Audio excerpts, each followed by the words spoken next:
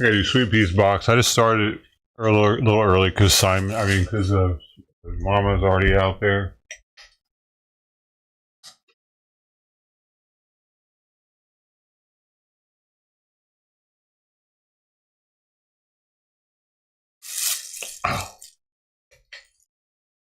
Oh my goodness.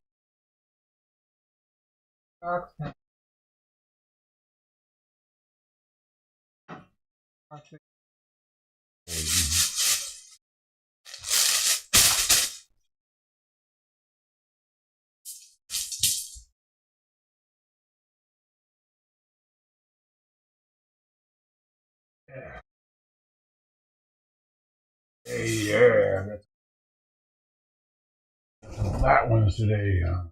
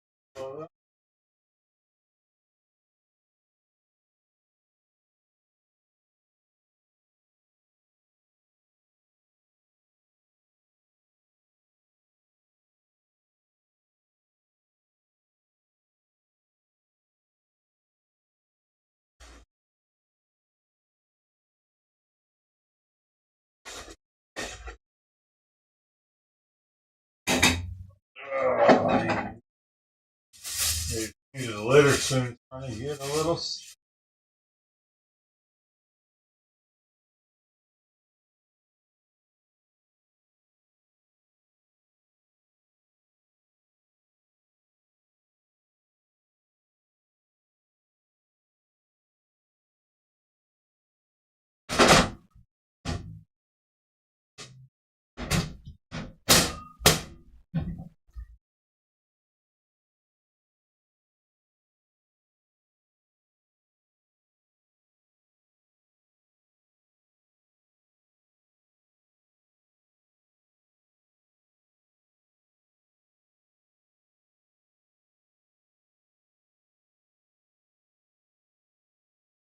Oh, thanks, man. Got it on sale. It's definitely helps with Simon not using it. They help with keeping the smell down a little bit too. It's a convertible. This top part actually comes off, so it can have sides only. You know.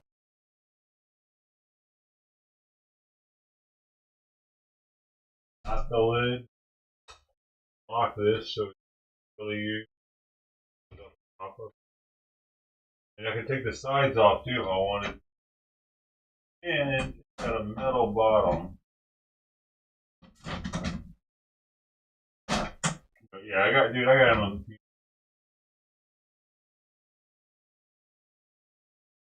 Rocket.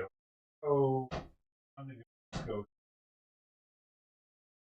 better than Simon's. But it didn't. I'd like to have a metal one for. Okay, we got a cat litter entrance box. I guess.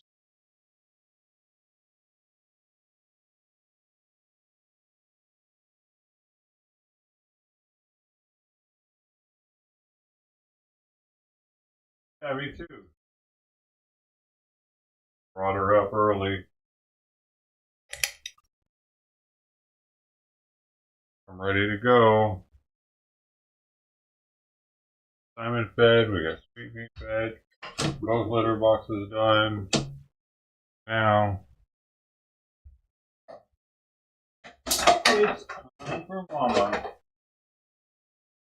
I have a feeling Tux is going to come running out from underneath the house. So, here we go.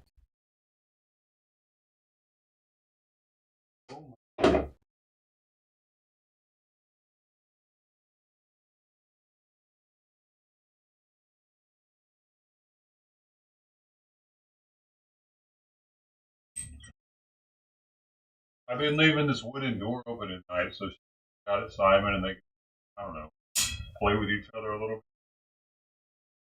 Bro, happier.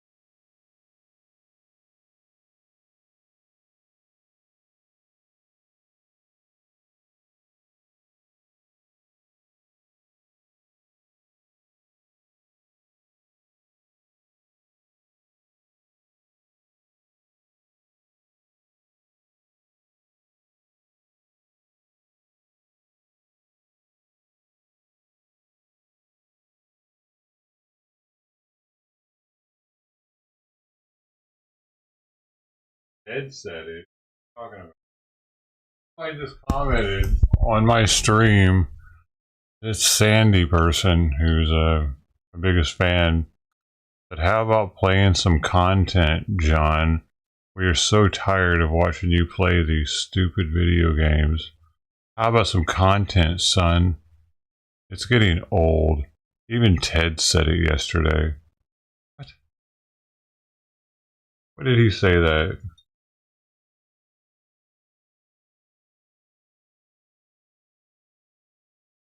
Ted said it's getting old yesterday? I didn't see that comment.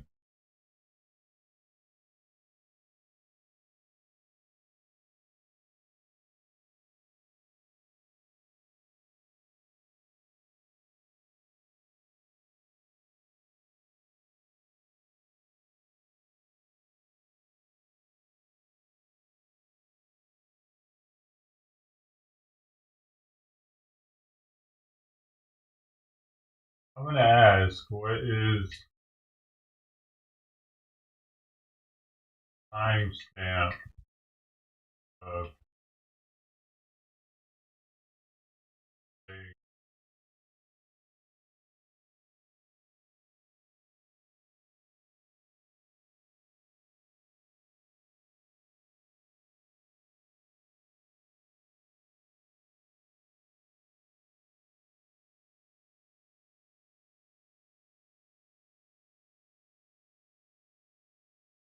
I'll just talking about?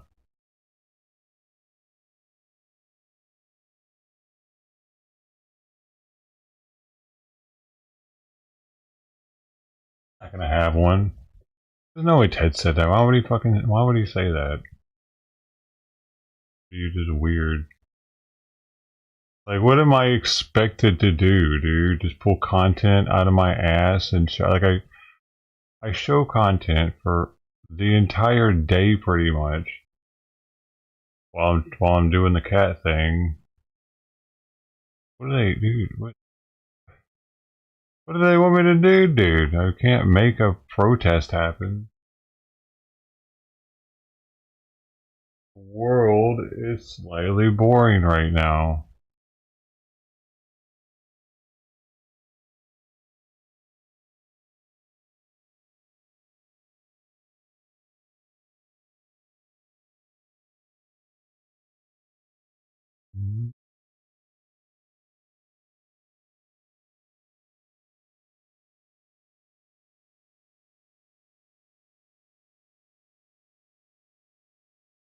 And what in the hell is Royce's problem?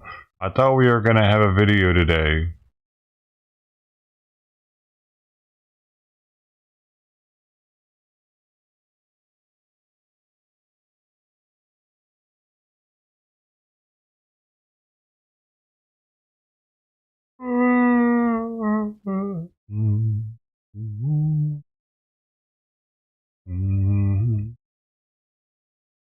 Just fucking ripped everybody off, man. All he's been doing, did you see today what it was? Like, I'm genuinely a little upset that he made this big deal about, he was doing uploads almost daily. At least every other day. And then he turns memberships on. Hell, we haven't gotten a video for 3 days, and that wasn't even eating. We haven't got an eating video in 6 days. And that was the Burger King one. The flaming menu one.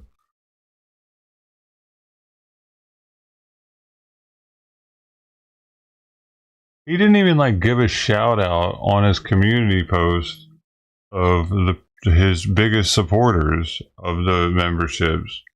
He could have done that, like, hey, shout out to all my top tier members. Thank you so much for believing me so much that you gave me $15.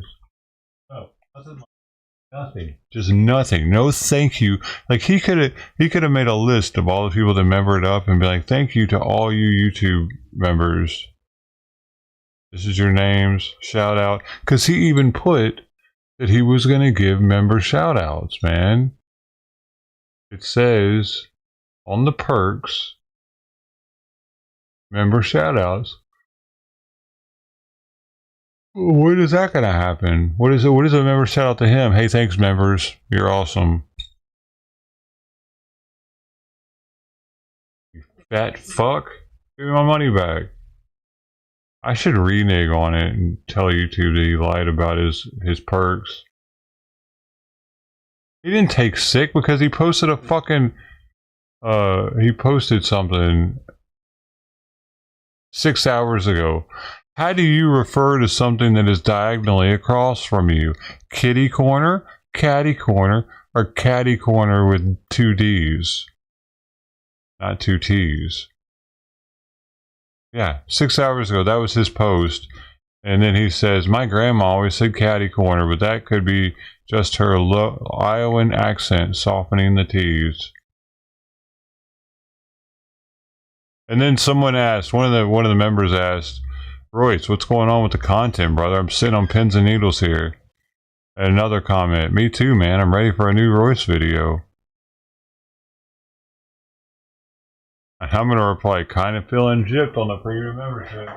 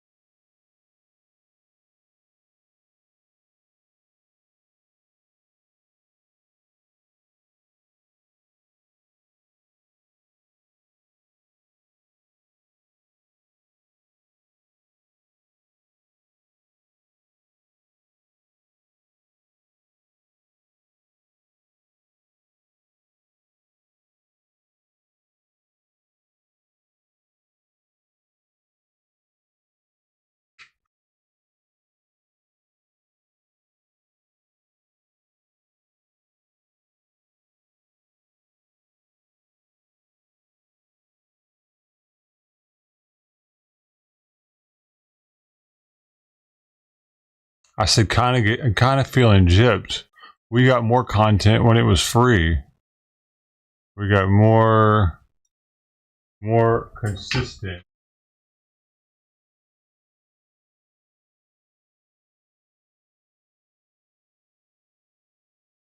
Is this a game to you, Royce?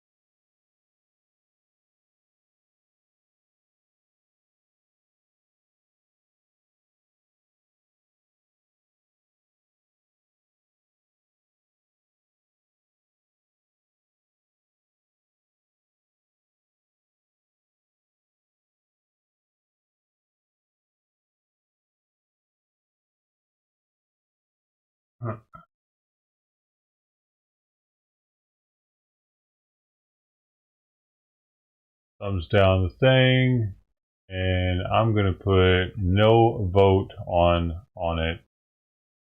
Oh, here I'll put kitty corner because I have the cat channel.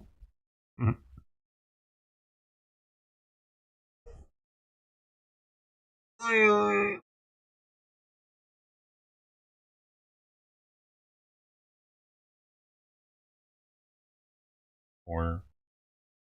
You know.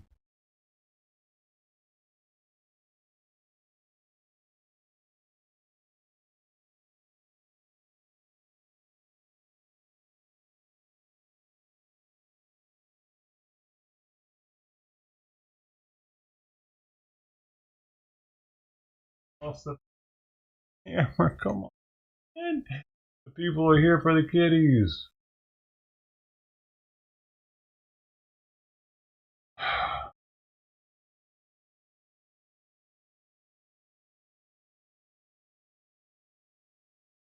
Dude, what the hell is Mama's problem?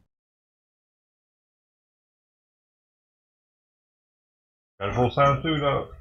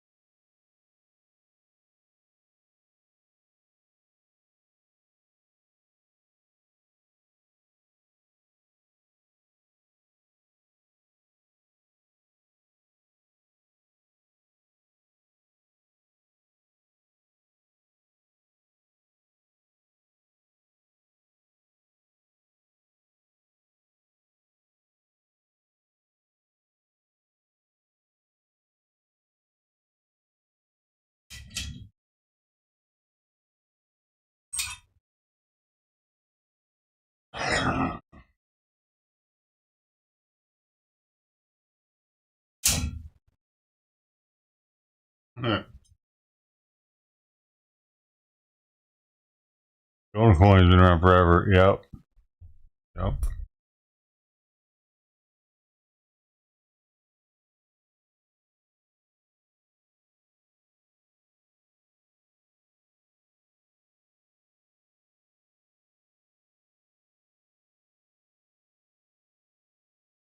A short while. Yeah.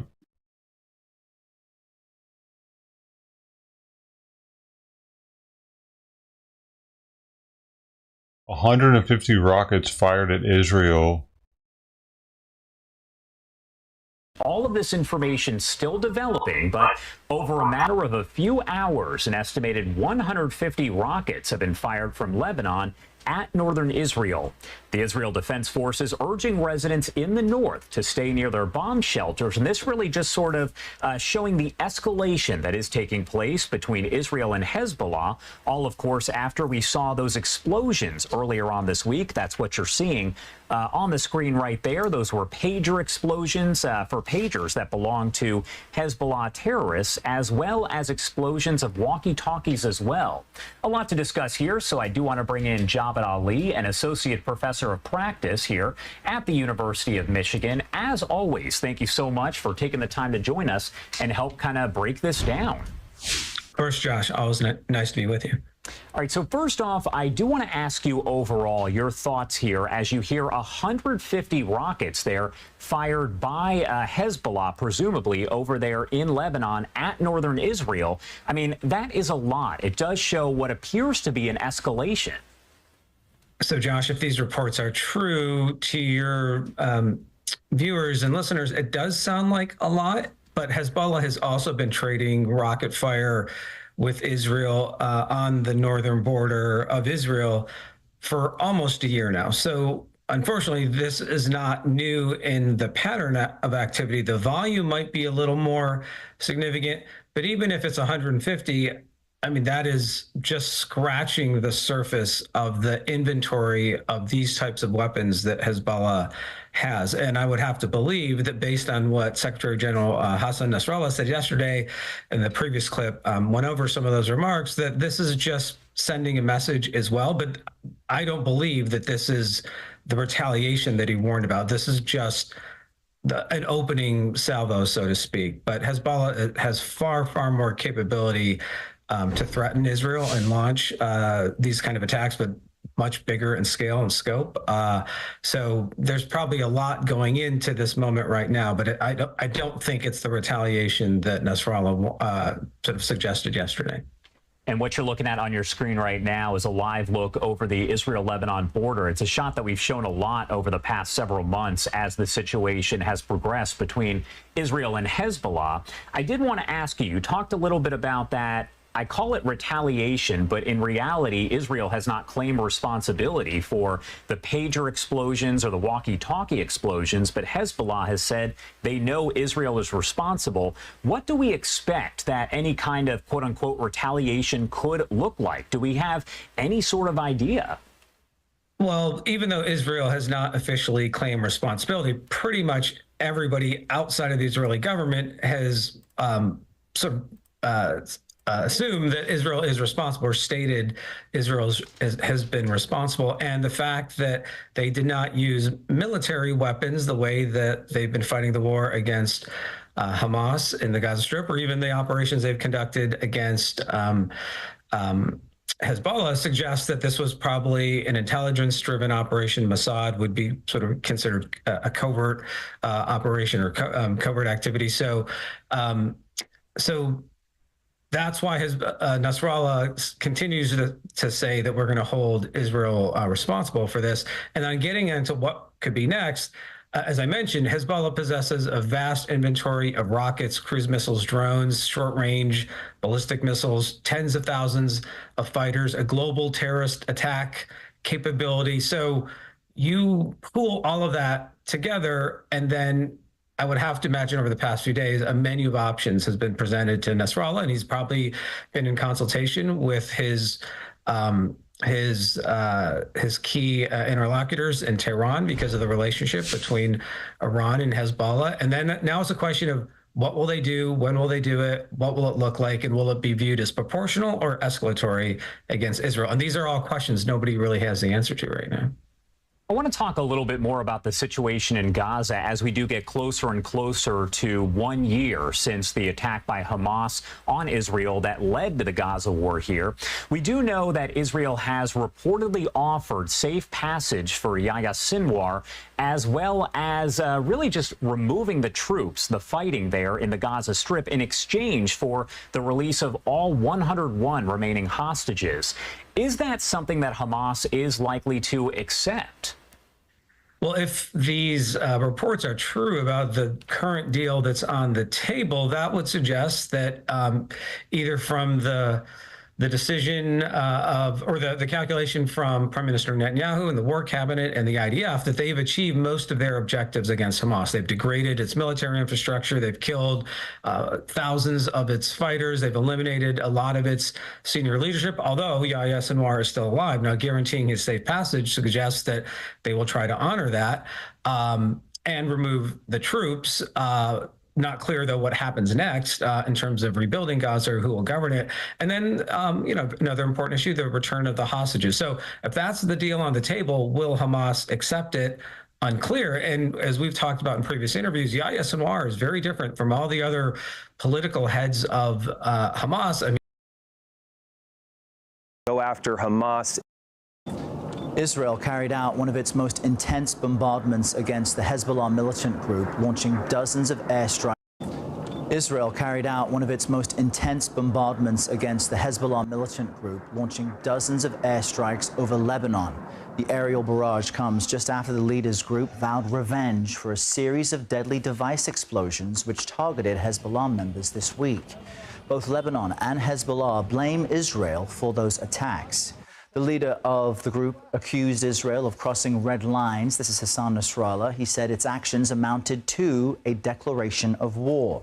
As tensions mount and fears of a wider regional conflict increase, the White House is warning against any further escalation. France and the United States are united in calling for restraint and urging de-escalation when it comes to the Middle East in general, and when it comes to Lebanon in particular. But Israel's defense minister says the country's forces will keep up its military action against Hezbollah. Our Chris Livesay joins us live from the Israeli border with Lebanon. This is where some of the military activity is happening. That's why you're wearing protection. Chris, what's the latest? Hey, Errol, we're just a few hundred yards away from the border with Lebanon. That's where Hezbollah controls the territory on the Lebanese side of the border. And just within the last hour, we witnessed a barrage of Hezbollah rockets flying over to this side of the border. That's the Israeli side of the border. Just behind me, we could see what appeared to be Israel's Iron Dome defenses.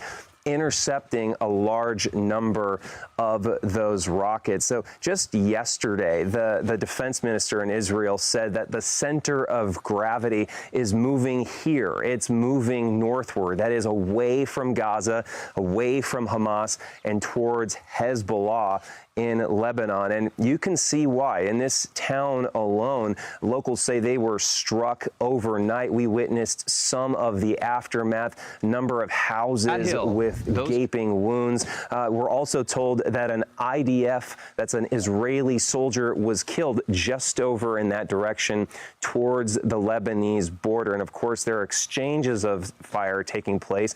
Israeli military says it struck dozens and dozens of Hezbollah targets, including weapons depots just on the Lebanese side of the border. Now, we haven't yet witnessed the same level of mobilization like we saw at the beginning of Israel's war to go after Hamas in Gaza. But bear in mind, the October 7 attacks, which sparked that war, were something that took Israel completely by surprise. Whereas now we're in a part of Israel that's been bracing for a head-on collision with Hezbollah for years. Errol?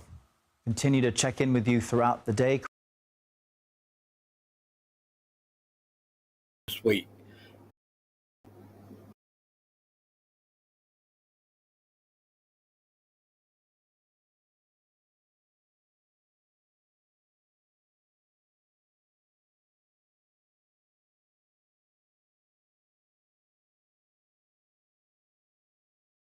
Hey everybody, this is James, Empty Pockets Garage.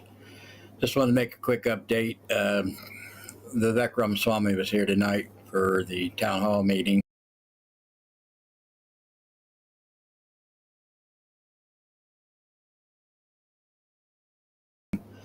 It seemed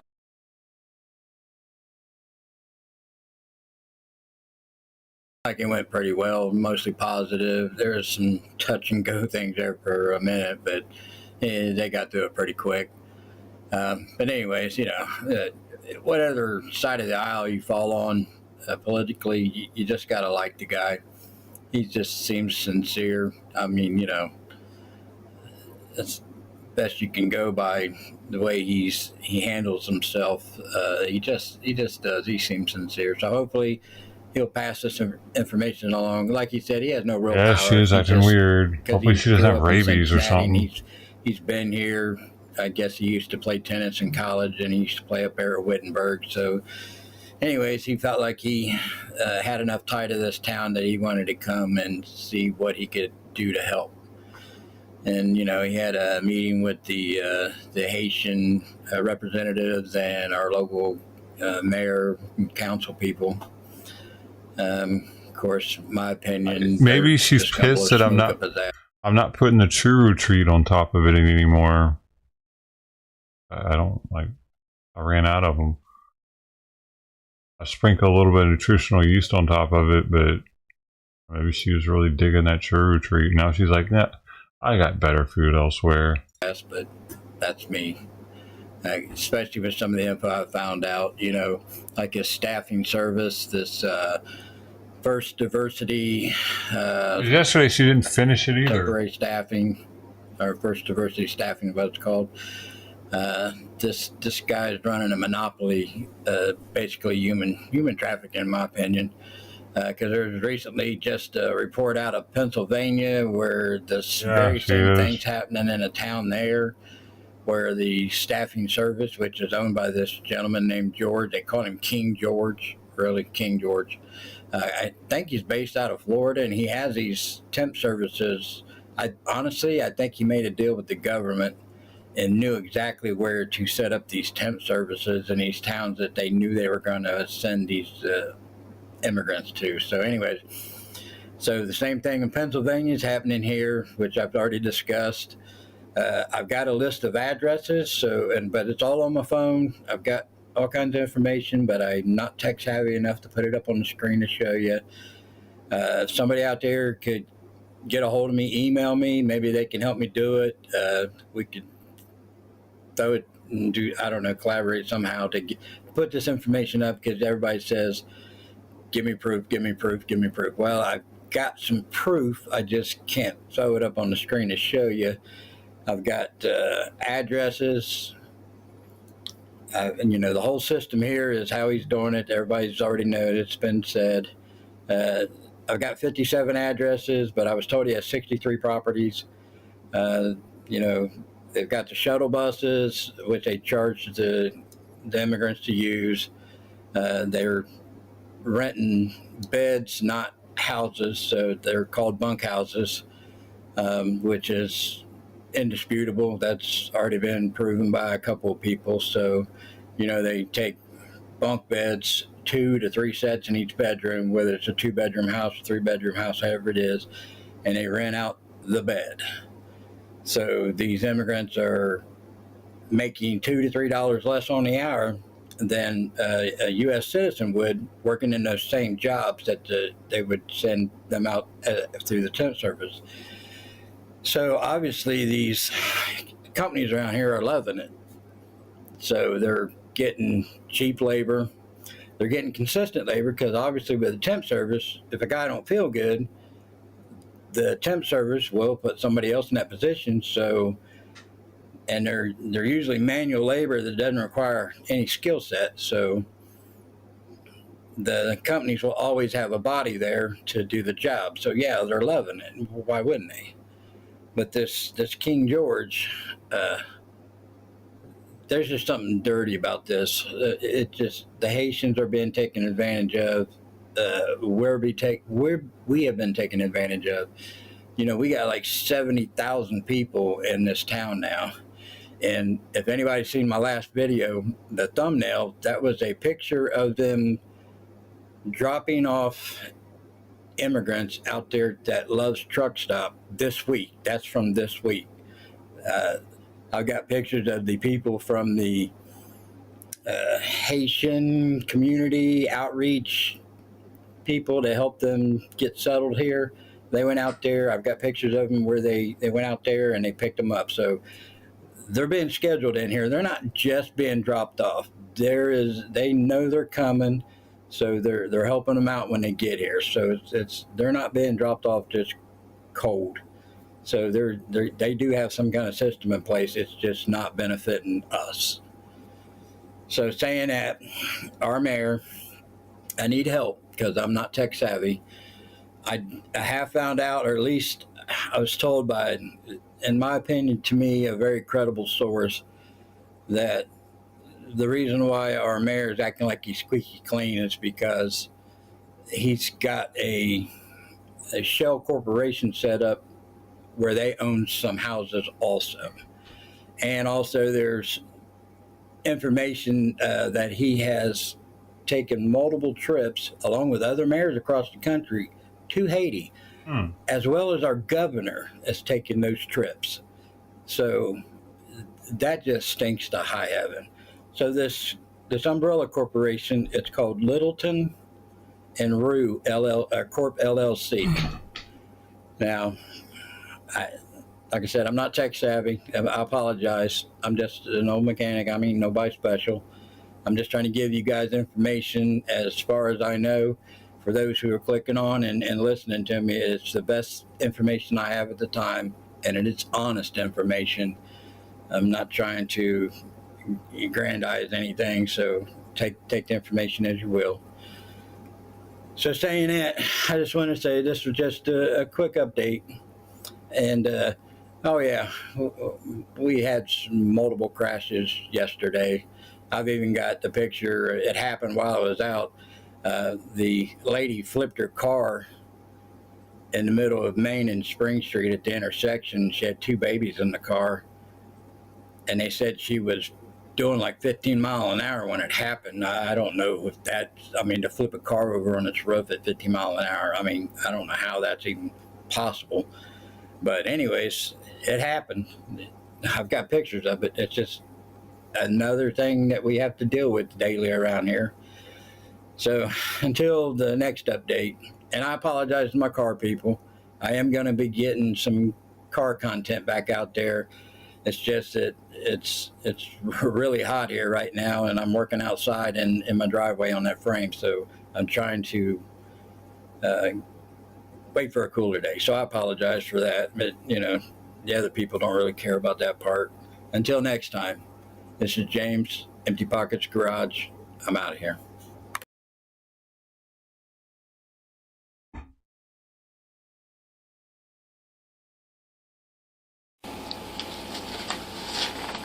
And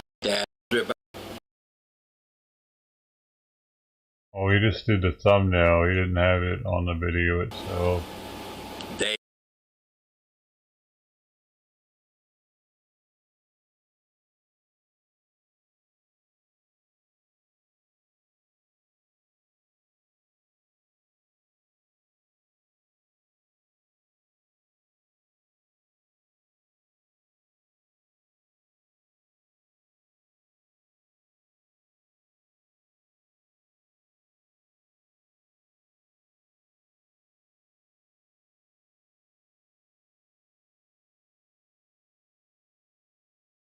I'm Libby. Libby, you agree to be videotaped? Yes, sir. Okay, thank you. And what were you? What is it that you do? So I no longer do it. I ended up leaving the job, but I used to work for a gun store in Springfield, Ohio. And how recently was that? This was last year. Dude, her It's been within lips the are last year. fucking Okay. blown out with Botox. That shit is hideous. Why do people do it? It look like they suck more dick or something. And you left them about. Dude, I remember when I was a kid, I would come home crying because I get made fun of because I have these big ass lips, and my mom would be like, "Son, people pay for those lips. You'll see when you get older, women are gonna love your lips." I'm like, well, they don't right now. Now look at the world. This is before everybody was Botox, and she was right, man. I love having big lips. Here, sometime in 24. It's been about 10 months since I left, so yes, 2023. Okay. And what were you telling us about gun sales to folks who were undocumented? So when I worked there, we would have about 10 to 15 Haitian men come in every day. Normally it was just one in the group that would try and purchase a firearm. Most of them did not have U.S. IDs. They had Mexican IDs, and other countries I'm not really sure, but the most popular was Mexican.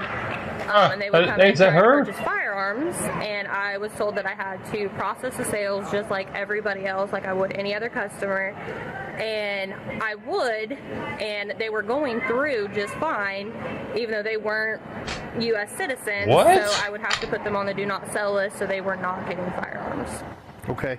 And so that's not supposed to happen. No, Right. no, because I was having U.S. citizens getting put on the do not sell list because they lived in a house that somebody who had lived there before had been on the do not sell list, so they were not allowed to purchase firearms.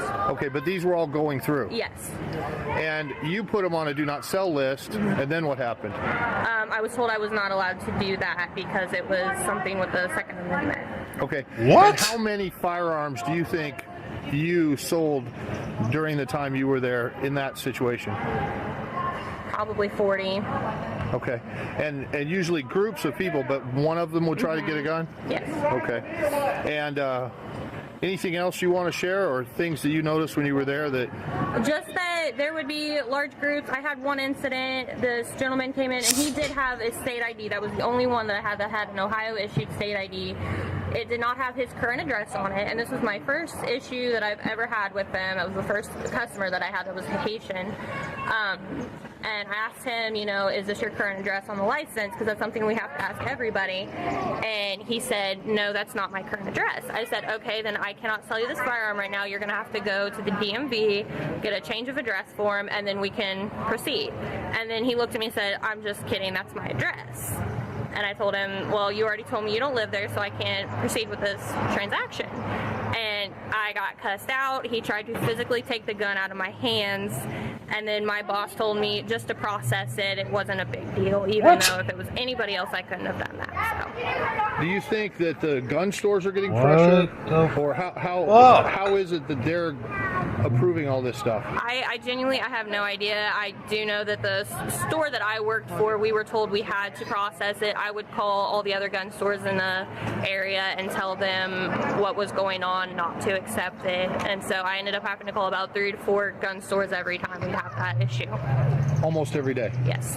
Wow. Okay, thank you so much. Is there anything else you want to say? I probably shouldn't. Okay. Thank you for sharing. We appreciate your honesty and willingness. And we'll get this out and let the word get out to folks. Thank you. Thank you. Dude, this has a lot of views too. 220,000 views from 3 days ago. The channel has 23,000 subs.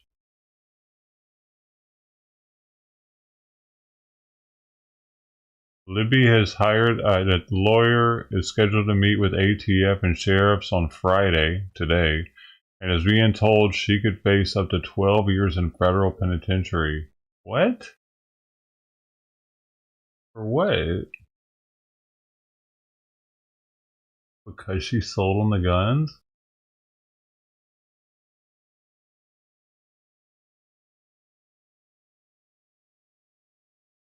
I'm Libby. Libby. I guess I should put I'm that. Libby, Immigration news on Yes, YouTube. sir. Okay, thank you. That's pretty crazy. I mean, on Discord.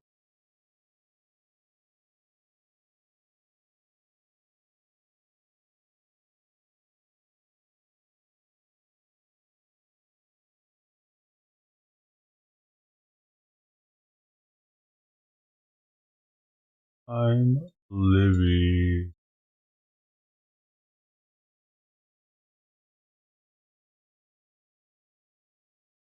Why did he finish it?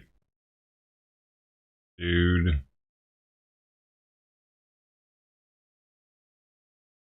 One can. This is gonna be a 1 can day or what?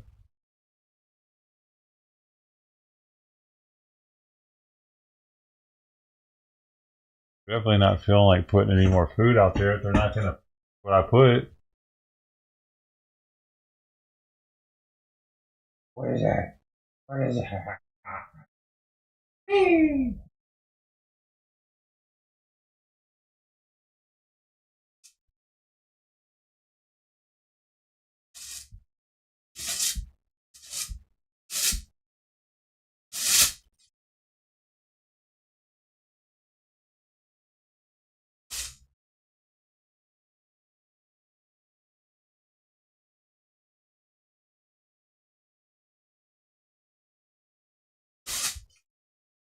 He likes running through it fast like Simon does. I guess she saw him do it a couple times and now she does that.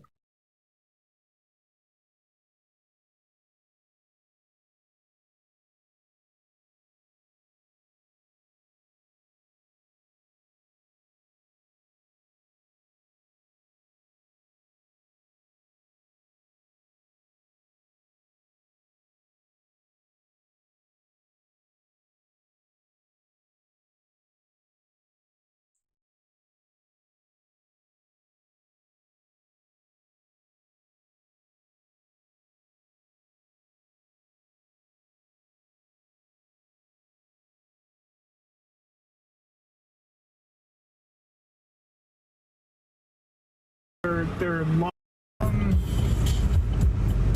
advance. Haitian migrants in Pennsylvania. This is from 3 days ago. Who are here? There's like a small section of a small group of Chinese. They have control over the vans, and so see it's Sunday, so they're not here today. But there'll be all these parking lots will be filled up. There'll be 20 vans here with that hold maybe 12 people, 15 people. Haitians. But mainly Haitians. There's other ones like Philippines, and there's some from. So thousands employed here. Yeah. Well, I don't know. Thousands from all three. There's Okay. 2 other plants in the other end of town, up in Spears. But this is why they came to your town. The big thing that's rubbing the residents of Charleroi is these illegals or these immigrants. They're not necessarily illegal. They were brought in through a program, a government program, but they're getting all these benefits. They're getting housing assistance. They're getting food assistance. They're getting all this so help. possibly thousands a month. Yeah, literally thousands of months. And so at first they were all walking. Now they've pulled their money together. They've accumulated enough where they're buying cars, and they're getting cars from Ohio and out of state. So you were saying that the accidents are incredible here. The accident rate has gone up immensely. People driving down the wrong way roads, flying through alleys. They actually just recently put in a bunch of speed bumps in alleys because they just use alleys like a drag strip. And, dude, they do the same shit here. miles an hour through an alley. They don't even have there's no stop signs because it's an alley, and so they just assume that they can keep on driving right through the main roads, and it causes accidents. So they started right there. I don't think there's no stop sign at the end of my alley either. In the main center of town. They stop. We'll drive through and I'll show you how all the businesses. There's probably 15 or 20 just along this road right here in the next couple blocks. But you see all the time, and the funny thing is you see people like walking around with a case of water on their head, just balanced on their head. Like, that's so unnatural. It's like a very African thing. But it's now it's all here. But you'll see where they start. Yeah, there's just all these people on foot, and they hang out. Like, they don't really stay inside a whole lot. They're much more gregarious than your average American. But you really should have dusted his dashboard off before giving a tour of the city. Maybe clean the car first. They had this one, but they moved down there. I think their rent was too high. And so we have that's a new one. The tax place. There's Western Union in it. Yeah. There's a salon there. Mini marts. African mini mart. The Viga by Western Union. That's for the Haitian. Everything's about sending money back to your family. So not benefiting the domestic population. Yeah, but absolutely not. They're straight getting money from the federal government, sending it home. That's crazy, dude. Vape. The International Unimart. We're helping to enrich other countries, is what we're doing, while providing labor, cheap labor, keeping our fucking, keeping our wages down. Queens. I had a delivery right next door. Look at that rice.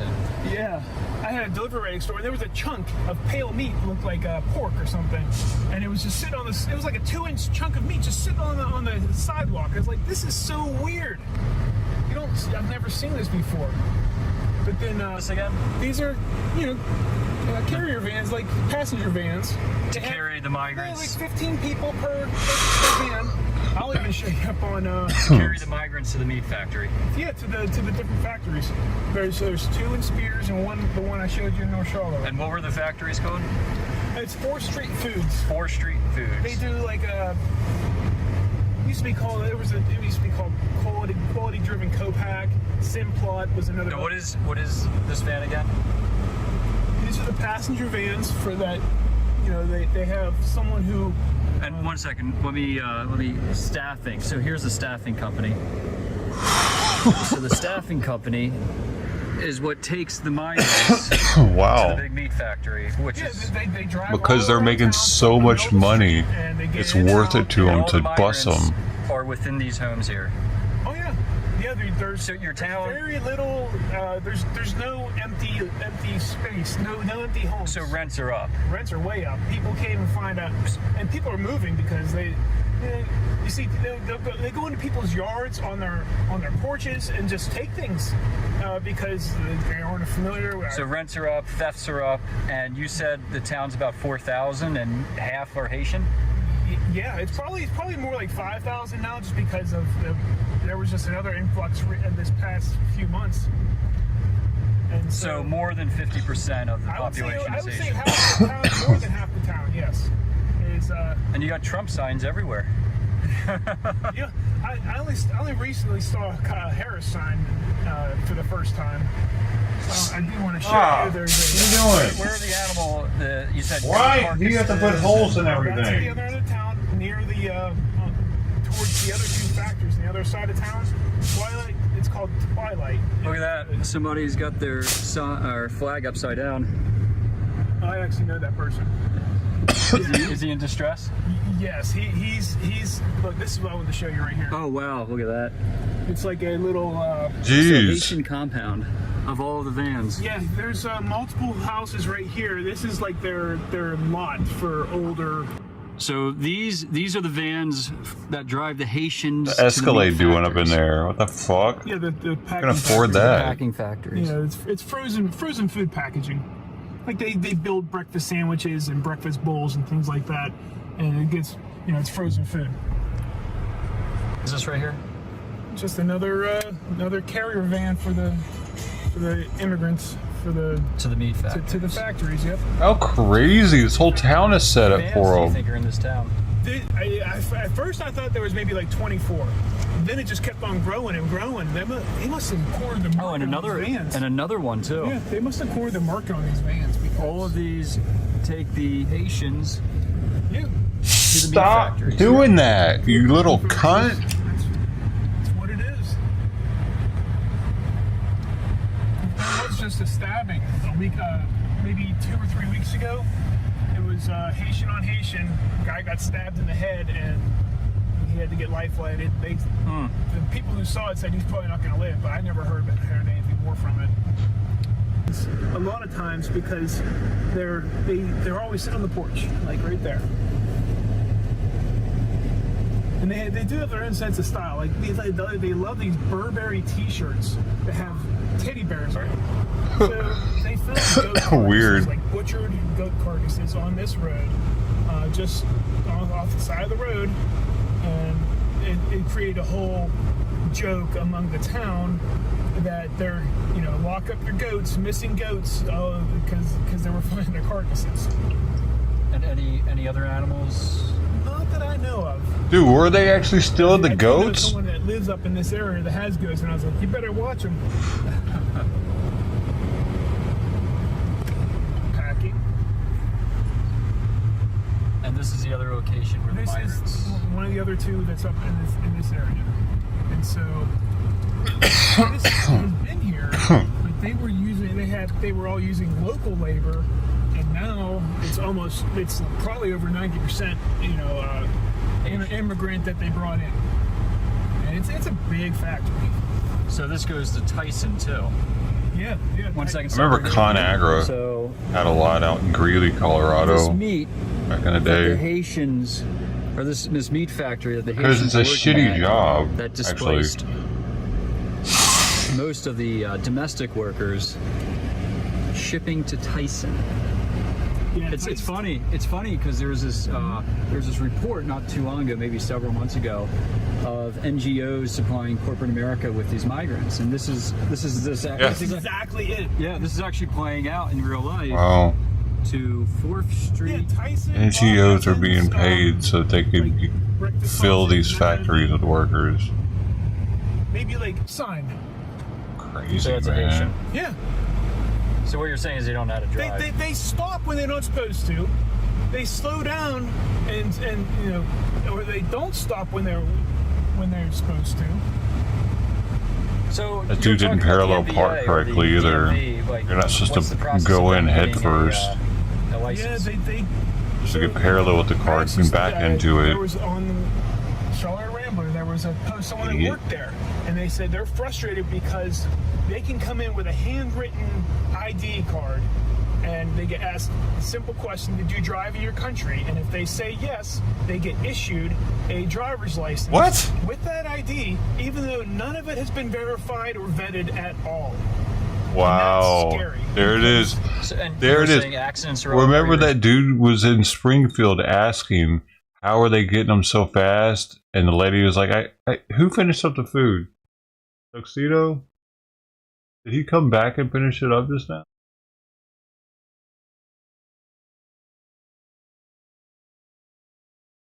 I guess so. I have another can out there. We got left on those. They're just giving it to him. Thanks, SG. They're coming from Mexico. What? Because the American who should. Oh, yeah. Yeah. I mean, to be fair, a lot of these areas out here have tasted a mess for a lot longer than fentanyl became a thing.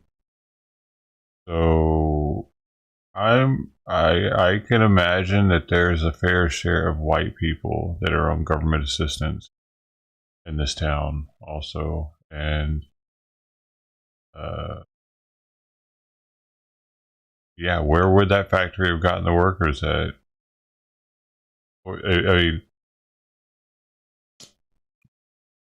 they're paying them less. Did they lay? I heard, I don't know if it's true or not, but I heard that the reason why our jobs numbers are good is because they've created jobs for illegals, supposedly. But they fired a bunch of Americans that were working in these positions. Tyson in particular, there was a bunch of news stories about it, how they fired American employees so that they could bring in illegals or migrants, because they're going to get like some sort of tax rebate, or you know what I mean, the government's going to give them something for doing that. Is this really all about our fertility rate, man? Because it seems like if the Dems are the ones that are doing this, if these government approvers for this shit are mostly Democratic, or the business owners are Democratic for the most part, then that is something. I don't know what the numbers are on that though. But they might be doing it to get more votes, to get more electoral votes, because the census count in these cities, and this is like, man, like this guy said just a second ago, the Trump flags everywhere, the American flag upside down. This was a red city, but with all these migrants in there, their census count's going to be different. They might not be able to vote, but they'll have more electoral votes because of the census. Possibly twice as many. If your population is doubled, don't you get twice as many electoral votes? He said it's double, maybe even more migrants there than Americans. Boom. So that gives them, I think, double the electoral votes. Maybe not this year. The census has to be counted first, which I don't know when the next census count is, but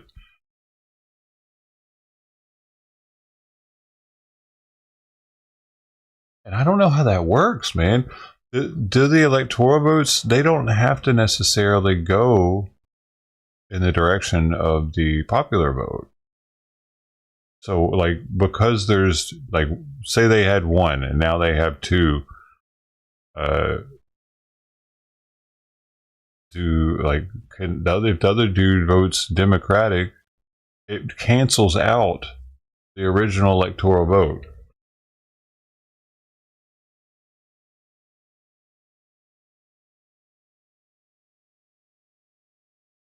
I need to know more about how electoral voting works, honestly, because I don't really understand. Are they partisan in the electoral college? And are they like, how is that done? Like, who votes for the voters? Who votes for the people that are voting for us? Who decides who they are? How do you become an electoral voter? I don't know either, do you? insurance rates up? Yes, people are complaining about their insurance rates because there's a bunch of people. They're driving into houses and they'll get a car, they'll get it insured for a month, and then they let it lapse and they're driving around uninsured. It's happened. Several people that I know have been. Dude, you know what that's going to do too? In that area, uninsured motorist coverage is going to go way up because the insurance companies are going to know there's a shit ton of uninsured motorists there. Like, there are probably more uninsured motorists in this small town per capita than there are in Long Beach. And trust, there got to be a lot here, but I think more people are going to have insurance here than not. Hit by Haitians who are uninsured even though they have an insurance card because they had it for 1 month, but it's not current. But it's I know the women feel more threatened than anything because they do get a lot of cat calls.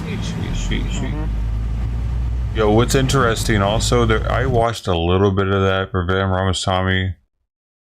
Vic Ramaswamy thing. It was really blurry, so it was kind of hard to, it was glitching, it was blurry, it was not, it was if they had some sort of signal jammer on that motherfucker inside.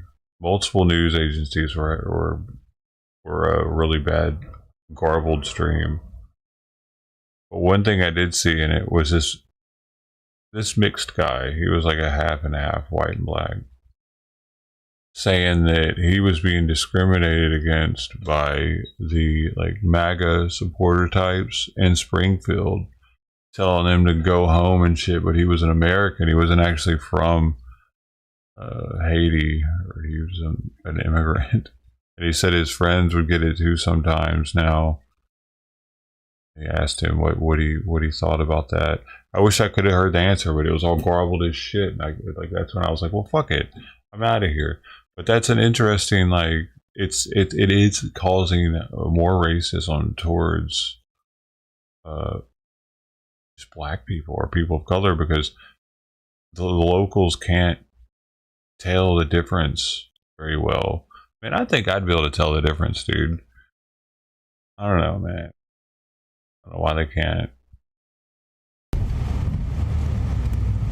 I think it'd be pretty obvious when one's a Haitian just from looking at them. Almost got into an accident. And this is all the time. Look at his car. So that's a Haitian right there who can't drive. Yeah. Dang.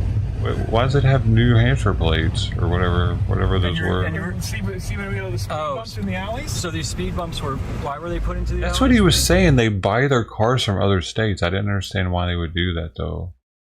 Easier to legally have a car if you buy it from out of state.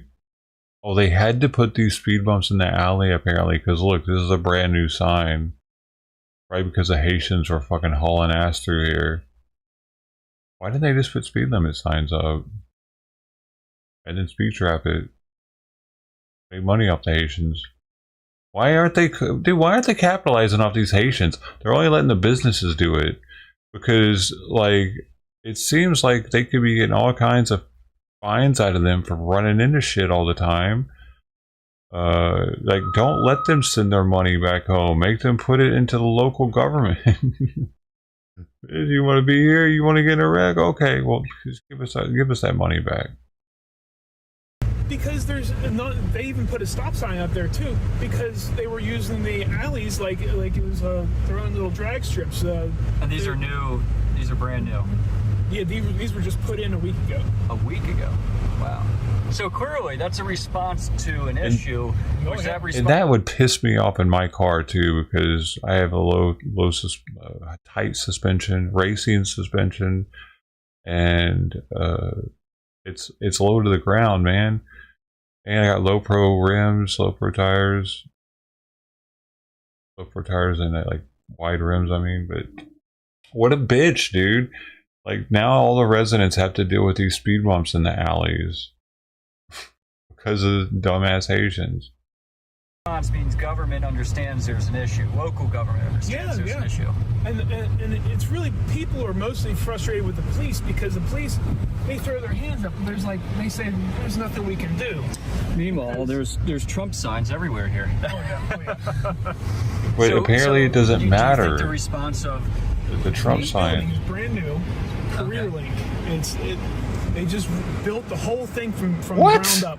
And this is for the Haitians. Unreal. Of course it's for the Haitians, man. Look at that, y'all. Pennsylvania Career Link. They just built a brand new building so that they can get Haitians into positions quicker. Because our birth rate in America is so low right now. Look, let's look at something. What do y'all think the birth rate is for Haitians? Factories. It's for anybody who needs a job, but it's here in Charleroi for a reason. Yes, but primarily when 50% of the population or more is Haitian, you have to. Oh wait. Total. No. I want to see Haitian. Why isn't Haitian in here?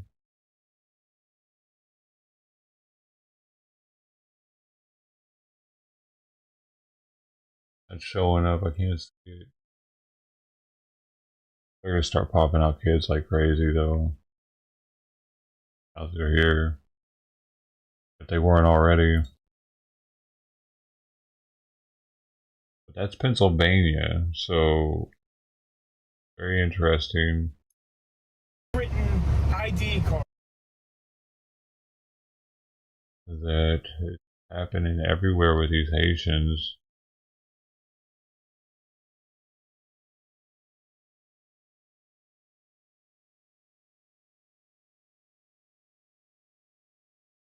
Yo, this dude's like an immigrant. Well, the search is on for the suspects wanted for a shocking pair of attacks targeting the elderly on the Upper West Side. That's right. Both incidents happened last Friday. In one case, a 77-year-old was punched in the face on West 77th Street. A short time later, an 81-year-old was sucker punched on 66th. It's the latest wave of violence targeting the elderly across the city. What's going on, man? Dude, New York needs a fucking superhero to live there or something. Like, what the, and the actual fuck, man. This is something that's been going on in New York for a while. Remember the dude that was punching women, and then there was like a copycat of it, just punching women, and then there was the all of a sudden black people were punching Asians everywhere. New York is, I don't know, man. I don't see the worth in living there. It's too damn expensive, and then you got to deal with all that. West Side with more on the incidents and LA what is being isn't that done to bad. protect some of the city's most vulnerable. Kendall. Like, you kind of know. Oh, I don't know. I mean, it can be, but it seems that New York City is worse than LA to me. That's all. I don't know. They can't keep handle on it for some reason. The same as well. They haven't had as many riots in New York. Probably they haven't dealt with all that. The race riots. Perhaps in LA are a little different. I don't know, man. Why can't they keep control of their people? This shit's crazy. Aren't there cameras everywhere out there? I mean, maybe that's a problem. Maybe, well, dude, these people are on camera doing it. So there you go. There's that. Like, what? Wow, it's like they're just like, fuck it. Hey, good evening, Stephen and Bianca. Who gives a shit? I'll be on the news. Talking about it. These are two elderly residents just outside of their homes, not too far from their homes, before they're randomly assaulted by two men. Okay, buddy. We spoke to some residents who tell us this could have easily been them. I'm out of them. As the search continues for a man behind the brutal assault of an 81-year-old woman sucker punched while walking her dog, police are now after another man behind a separate but similar attack the same day just hours before. It happened in front of 27 West 72nd Street on the Upper West Side on Friday afternoon, just before 2. Police say the man pictured here, carrying a bag over his shoulder, punched a 77-year-old woman in the left eye and then ran away. We have to be very cautious for wherever you go. It's really scary.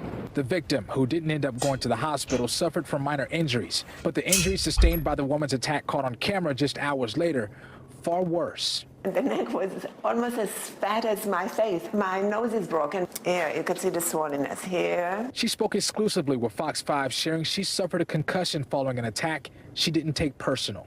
It was not against me.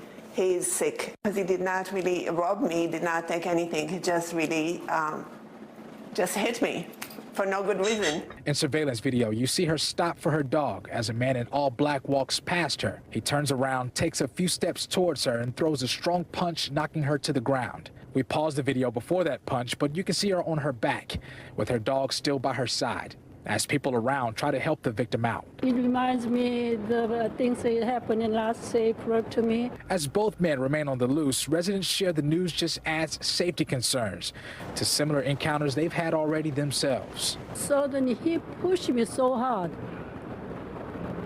I didn't prepare for those things, so I was almost to fall down, but the thing is, thank God there was a wall there so I can grab it. Like 2 years ago, I was walking down the street and somebody was walking this way, looked like he just got out of work and with a suit on and just punched me in the arm. I think I was like completely shocked. Those encounters, examples of a spike in misdemeanor assaults, up 9% from last year and 15% in the past 2 years, according to NYPD data, as residents adjust to what they're seeing happen too close to home.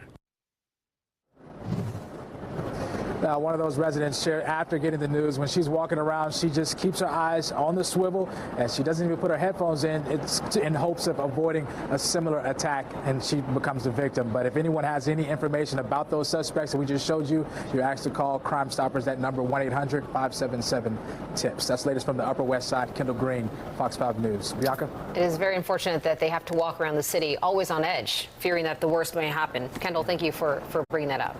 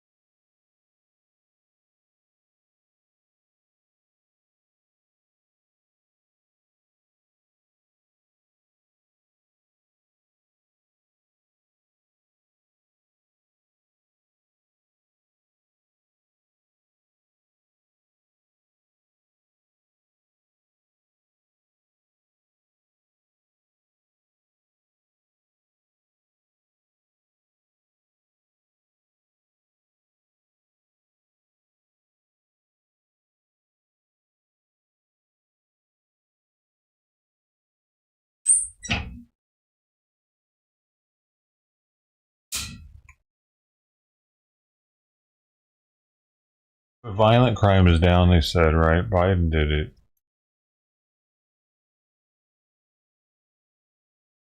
Made everything better.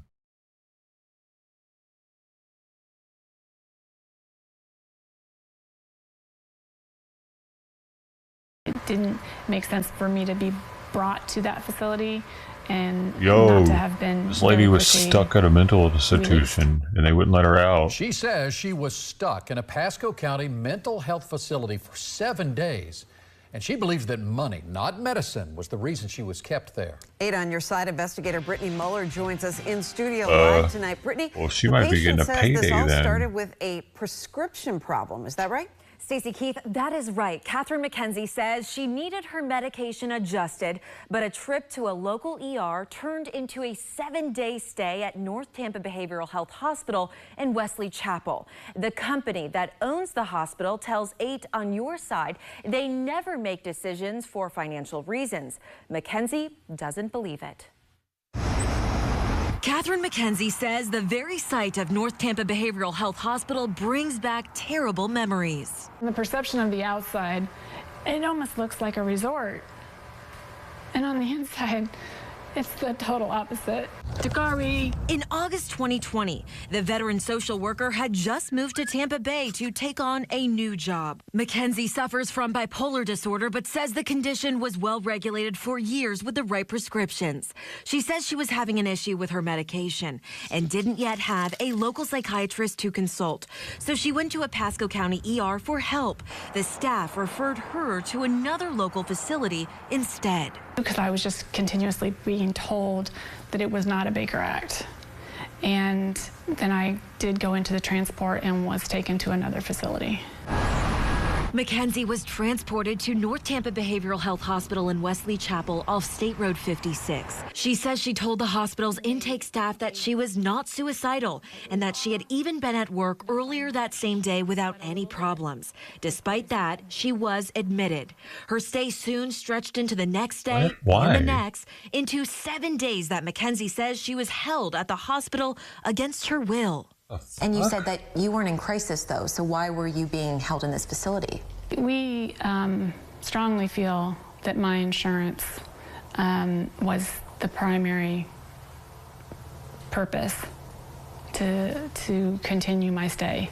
Records show the hospital billed McKenzie's insurance $2,300 per day.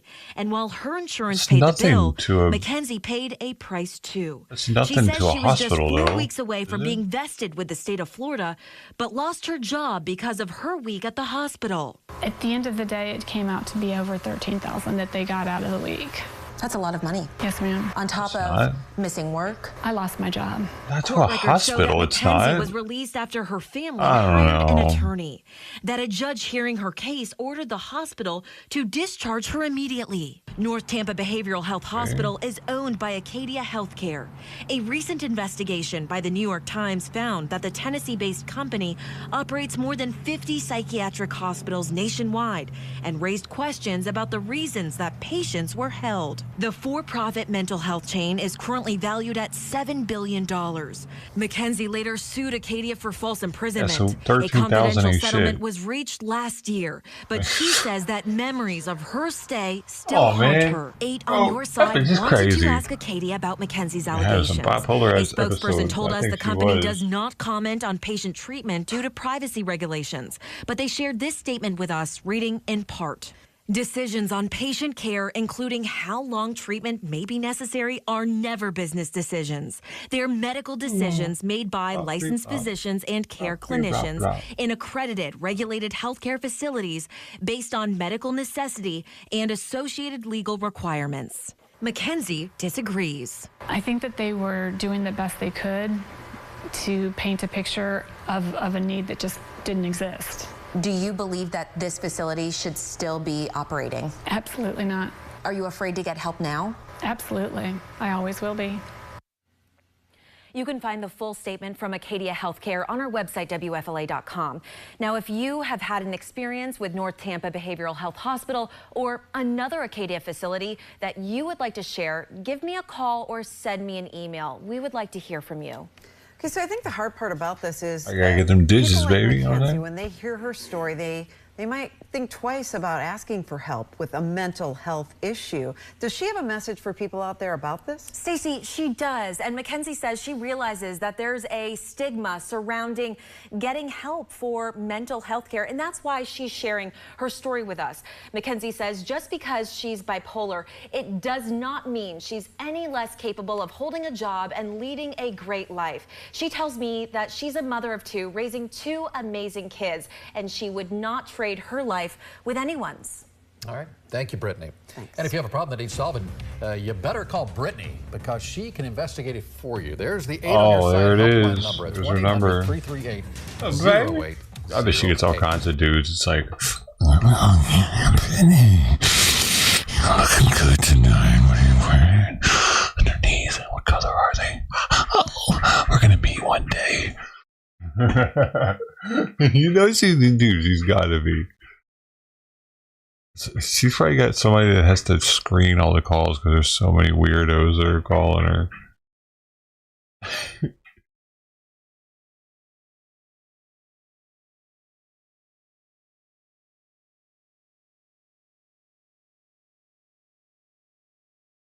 Somebody's hammering their ass off out there.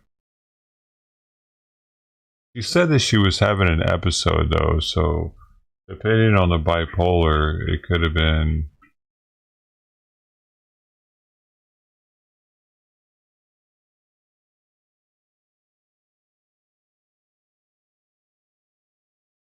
Could have been something going on there.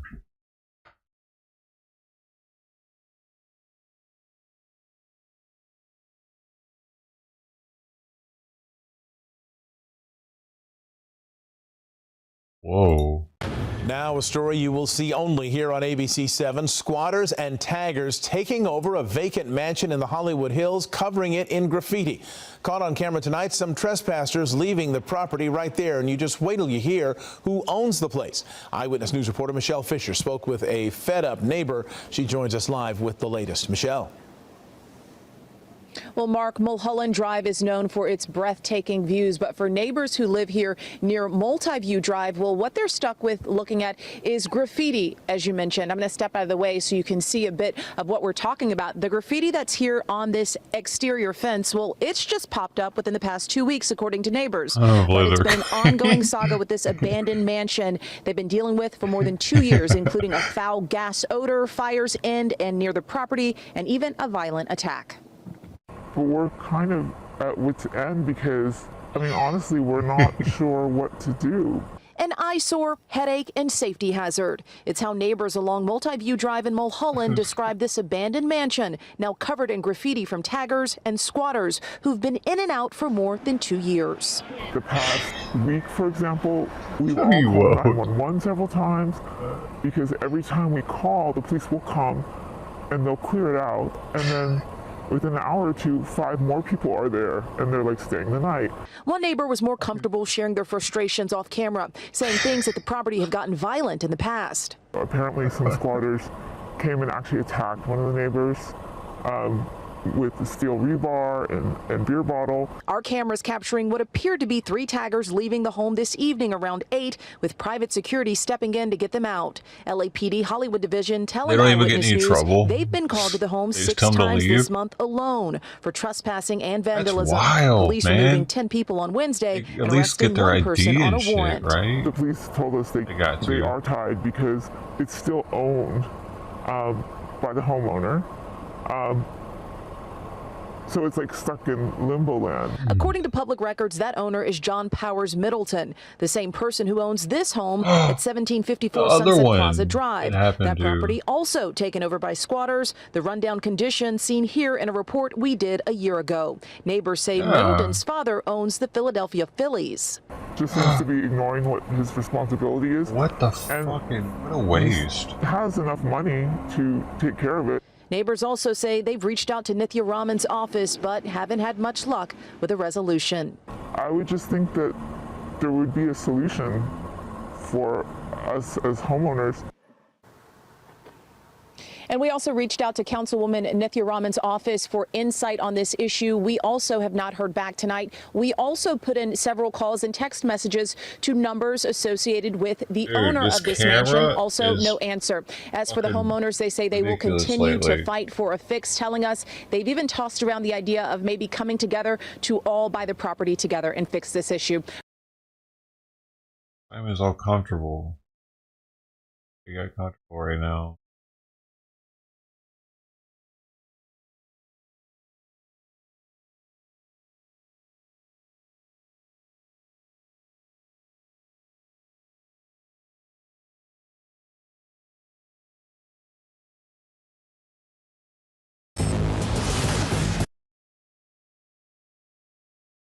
Please just come back up.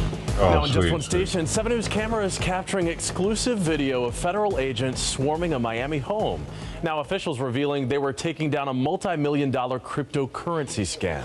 7's Alex Browning is live in Miami with the latest on the investigation and those suspects. Alex, good morning. Ethan, good morning. Yeah, it was a lavish life. At least one of the scammers was living here at this Miami rental property that caught the eye of neighbors, and apparently so did the feds. Lavish parties and luxury living all tied to a massive multi-million-dollar crypto scam.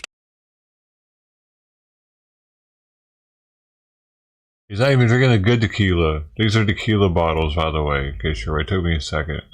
They got sparklers in them, apparently. But this stuff is, I don't know, expensive, but... Scam federal investigators are pinning to a 20-year-old from Singapore busted Wednesday living in Miami.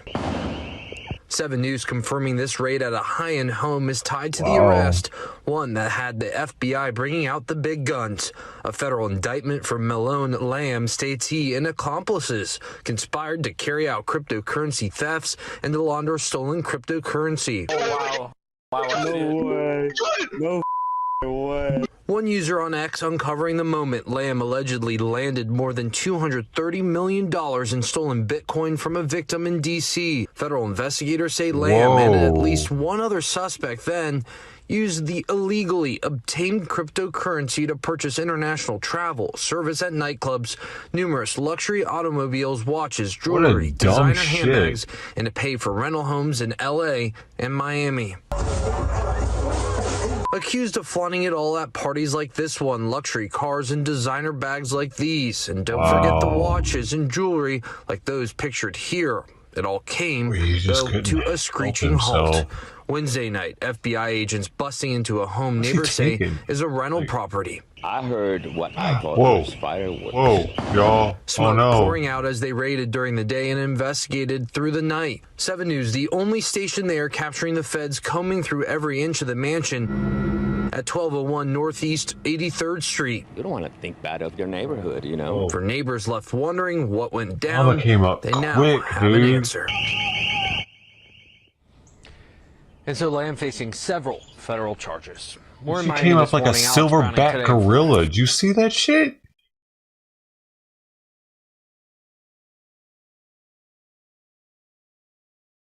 Oh. And... Ugh.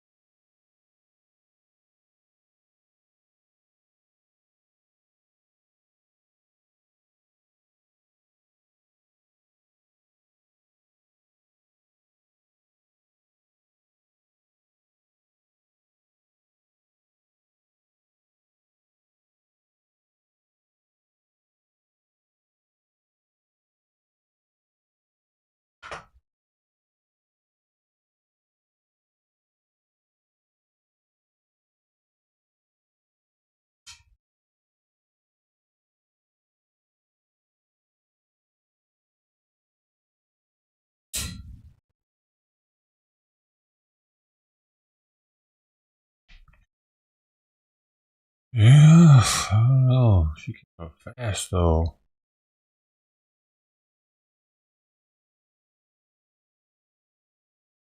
Replay it. Is a rental property. I heard those pictured here. It all came to a screeching halt. Wednesday night, FBI agents busting into a home. Tux was done too, acting like he wanted to. Acting like he wanted to cover it up. Neighbors say is a rental property. She didn't like that he was going to put the collars onto the food. Is a rental property. I heard what I thought was firewood. Y'all. Is a rental property. I heard what I thought. Agents busting into a home. Neighbors say is a rental property. I heard what I thought. He really came up fast, man. Running it all at part homes in LA and Miami. Accused of flaunting it all at parties like this one, luxury cars and designer bags like these. And don't forget the watches and jewelry like those pictured here. It all came to a screeching halt. Wednesday night, FBI agents busting into a home neighbors say is a rental property. I heard what I thought was firewood. Y'all. Smoke pouring out as they raided during the day and investigated through the night. 7 News, the only station there capturing the feds combing through every inch of the mansion at 1201 Northeast 83rd Street. You don't want to think bad of your neighborhood, you know. For neighbors left wondering what went down, they now have an answer. And so Lamb facing several federal charges. She came up like a silverback gorilla. Looks at the food and it pisses her off because it's all gone. Like most of it's gone. Oh. And he was hanging out in the backyard when I went back there.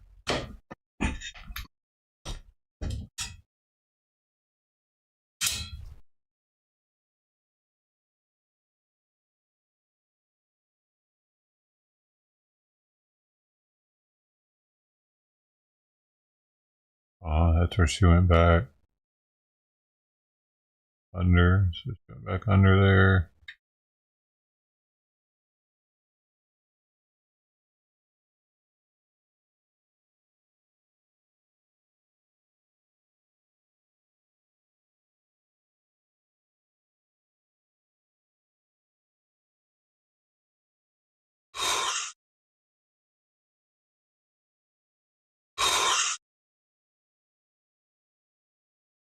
Now, I think he's underneath the house with her. Hey, Miss Bungle. I think he went under the house first. Under the house there's a lot of space under there. So, be on the corner hiding with the skunks. Yeah, it is weird. She doesn't want the food, but I want him to have it. Her deal, man.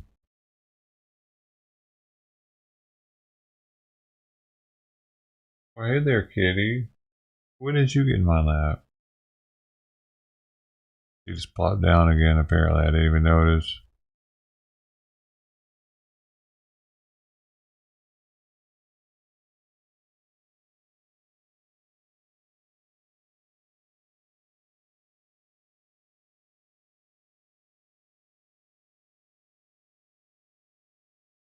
It's a bust that has a lot of people around Gulf Shores talking. The police department scratching their heads. Nearly 2,000 pounds of berries, police say, were illegally picked from plants on the Bon Secure National Wildlife Refuge. Yeah, this really is just a wild story. You don't hear about this every day. It was thanks to an alert passerby who saw men walking out of the woods with some sacks over their shoulders that brought all of this to light.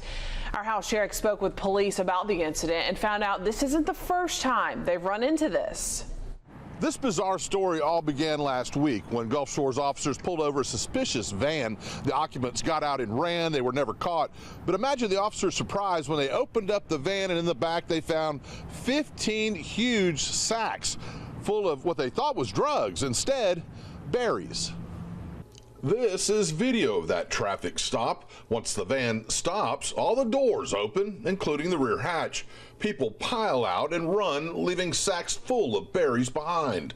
The vehicle was towed and the bags full of palmetto berries with it. They look like migrants, dude. It was just before dark. What the on fuck? Newberry Did you Road see when that? A tourist says they saw some men carrying similar sacks out of the Bon Secours National Wildlife Preserve. Concerned, they took this picture with their phone and called police. We're driving out and the guys were blocking the road, so we drove around them. We see one guy hooking a bag over his shoulder with something. It was a white bag, and then another guy like dove in the back of his truck, shut it really quick, and then another guy got out and was like wondering what we were doing. Police responded and stopped the truck on Fort Morgan Road.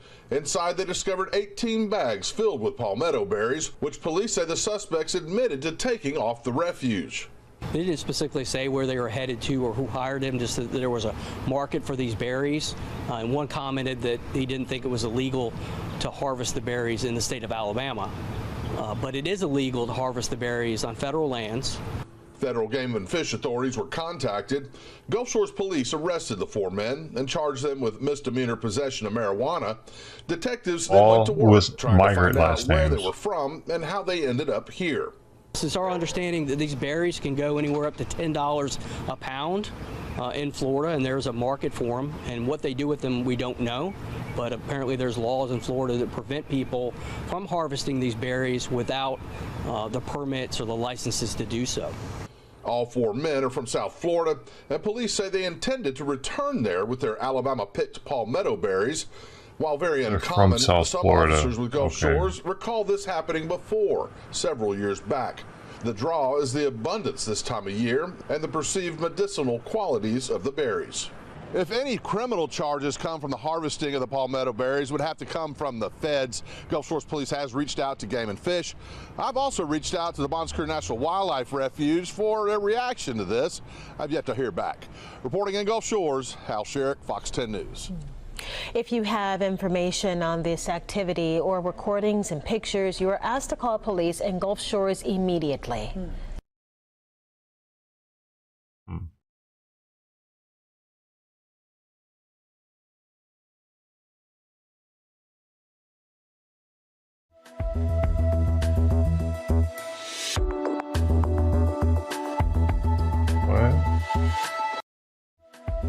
Migrant TikToker who encouraged others to squat in American homes is ordered deported. An immigration judge has ordered the removal of migrant influencer Leon Moreno, who infamously mocked U.S. taxpayers.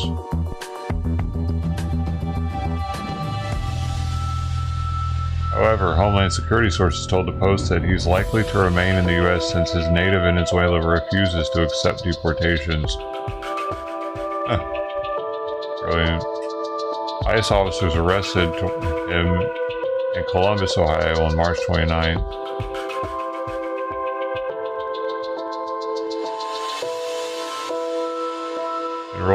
He was enrolled in the Alternatives to Detention program with tracking devices after he was released into the U.S. after crossing the border illegally. But was listed as an absconder after failing to show up for a check-in with authorities.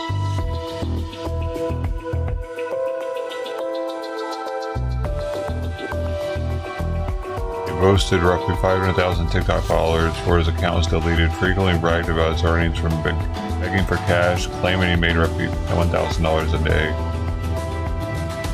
In one video, Moreno could be seen holding a Social Security card while laying in bed with his baby. He's getting fucking his hair bleached and shit. Can't we just give him to Mexico?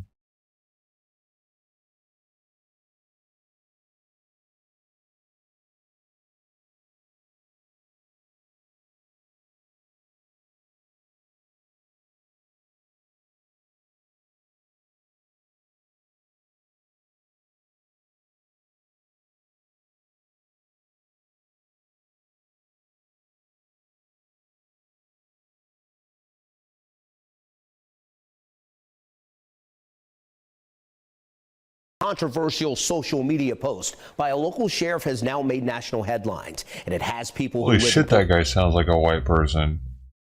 Dude, this is that NAACP meeting I showed last night that was like 99% white people were in there.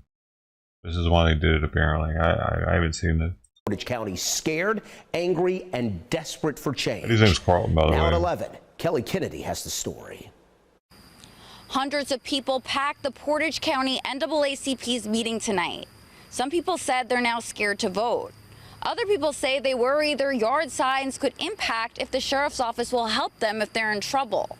Other people are angry, and they're calling for the immediate removal of Sheriff weird Bruce city. He is using fear and intimidation to tear us apart. We must use our grassroots skills, get together in He's wearing a petition, choker. and walk amongst one another to have him removed from office.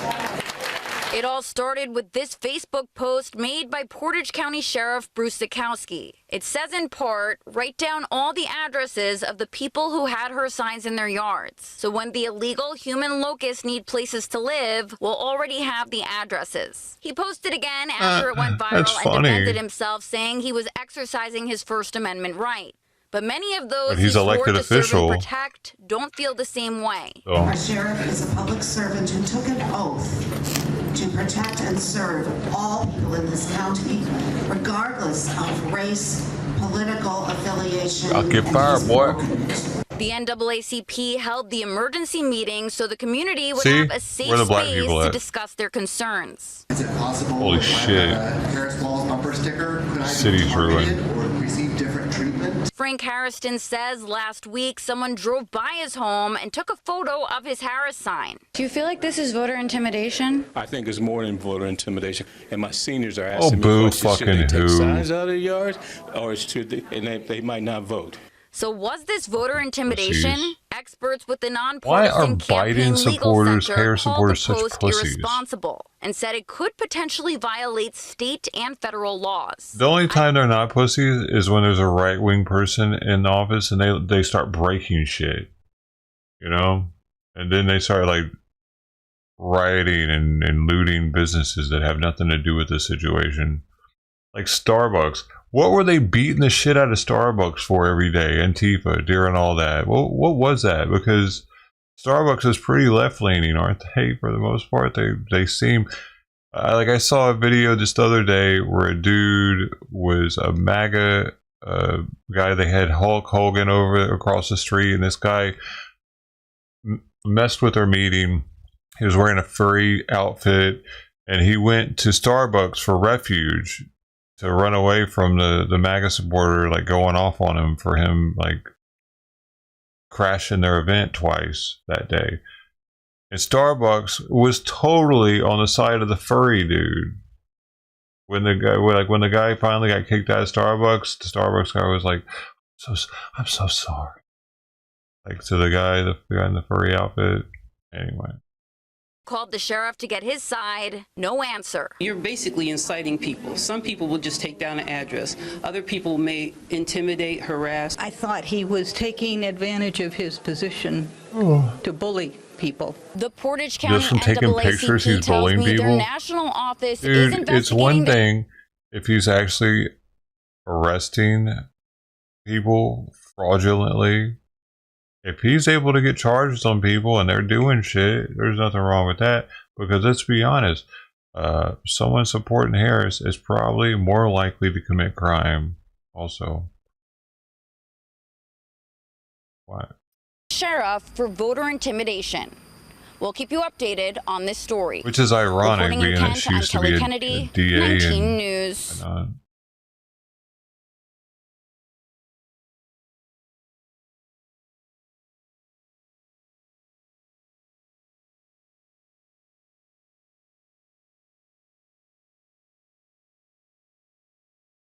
Both the cats are asleep. I wish Mama had a nice place to sleep. It wasn't all dirty and under the house.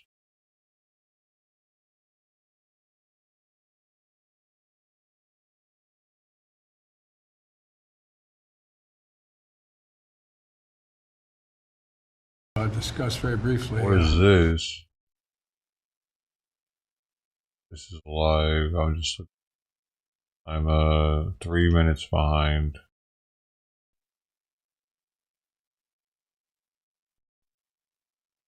Come on.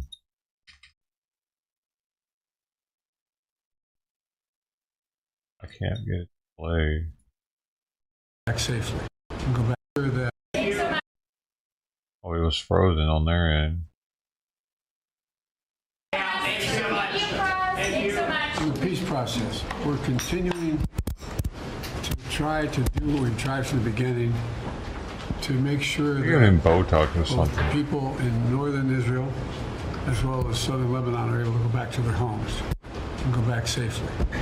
And the Secretary of State, the Secretary of Defense, our whole team is working in the intelligence community to try to get that done. We're going to keep at it till we get it done, but we've got a way to go. Thank you so much. Thank you so much. Thank you, everybody. We're moving this way. Can you believe that the Timcast crew didn't know who Anthony Blinken is? Can you believe that? And he's like a right-hand man, like quite literally right now, to Biden. Is it realistic to get to a ceasefire deal, or have too many bad things happen that make it difficult? If I ever said it's not realistic, we might as well leave. A lot of things don't look realistic until we get them done. We have to keep at it. Thank you. Thank you, Press. Thank you so much for making our way up. Thank you so much. Thank you, everybody. Thank you so much, Press. Let's go. Thanks, everyone. Thank you, Nancy. Thanks for moving.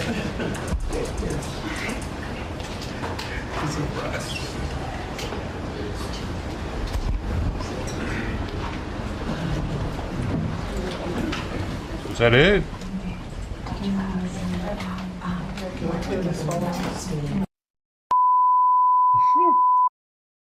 What the? I thought there was going to be something to it.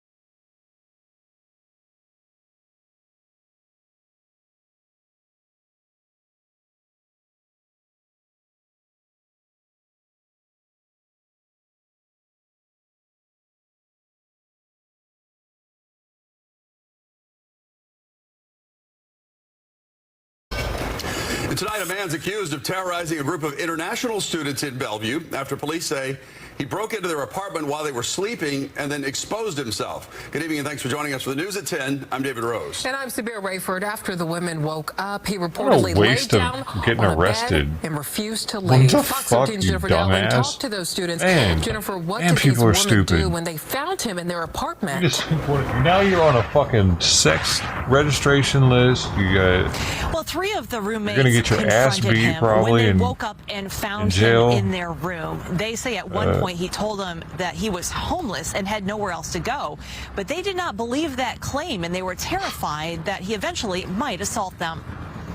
We didn't know this man at all. Adele and Seda are international students at Bellevue College. We thought maybe he had a gun or something that might hurt us. It was around 5:45 Got a weird accent, bro. What's he when look like? Stephen Malepay allegedly got into their apartment in this Eastern Europe, complex maybe. off of Southeast 14th Place while they slept. He acted like it's his house.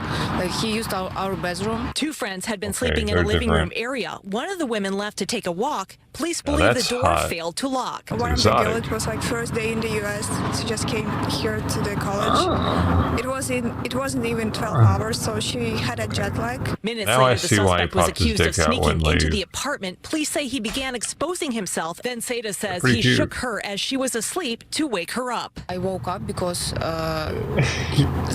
this man was waking me up and was shaking me. Adele said she ran to the balcony with her cell phone to call police so the man couldn't hear her, while the other two roommates tried to convince him to leave, telling him that if he left right away, police wouldn't have to get involved. However, he refused. We just were very scared that he might hurt us. The young women say he started smoking in the apartment, then went to the kitchen to get a drink before returning to the living room to lay down in one of the beds. Oh man, I want to know what kind of drink. Sticking around and smoking a cigarette and kind of making themselves at home, especially while there are people there. Police reported in court documents that the victims in the home were scared and described asking him to leave, which he responded by raising a clenched fist. This led to the victims to hide inside of a room. He doesn't want to leave, and so it's a show of oh my God, escalating his behavior towards them. Officers also reported while in the room they saw him drink beverages from the fridge before he laid in a bed where law enforcement later found him apparently asleep. That's what we're still kind of looking into as to why, because it is a very common, it's not very something that we see where someone, breaks into a home or breaks into an apartment but then still sticks around. We want to thank you, the Bellevue police, because they reacted very fast. Oh, I knew he was in good shape. Court documents state that the man has around 10 prior warrants stemming from 2013 to 2023. Some of the most recent cases include accusations of lewd conduct and making false statements in Edmonds Municipal Court and criminal trespass in Linwood Municipal Court. Now, he's also charged with residential burglary in this case, and prosecutors have also asked that he not have contact with the victims. They're asking for sexual assault protection orders. Also, they've asked that he not be able to interact with minors if he is able to post bail. Reporting live in Bellevue, Jennifer Dowling, Fox 13 News. He's like 8 feet, 10 feet above the sidewalk right now. It's a trip seeing him so high up there. Over the sidewalk.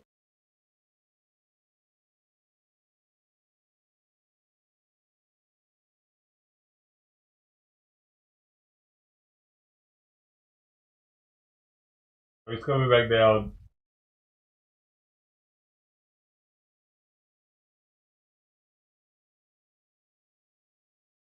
Oh, wow. He's a really good climber.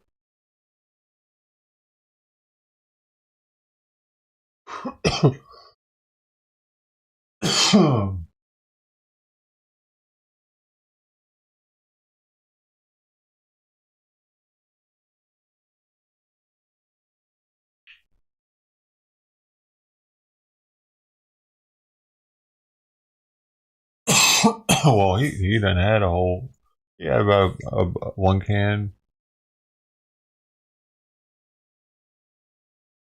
total, so he's probably pretty energetic now. Hey, I tell you what, he ain't nothing to play with as far as he's a scrapper. I think that's maybe what's wrong with his face. He just gets in so many fights because he's not scared of anything, like how he comes up to me. He's a little worried about Mama hurting him, though. I think she's able to get him. But he's small, but he's muscular. Like, he's dense. He's not a squishy kitty.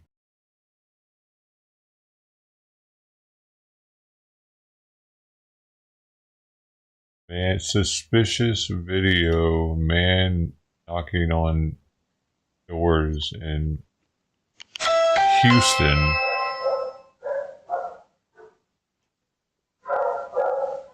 Anybody that shows up to your house with a vest on like that's suspicious nowadays. Like, they do it to try to do like the opposite, right? To look like they're some sort of worker. Hey, what's up, man? Okay. All right, cool. Well, I was gonna come by and let y'all know I'm neighborhood security. I'll be walking around. It's all over the place. Sometimes I'm jumping fences, mainly in the middle of the night because you got all sorts of crazy people around here doing some crazy things. So if you see me, usually I'll be wearing my vest. But yeah, that's basically it.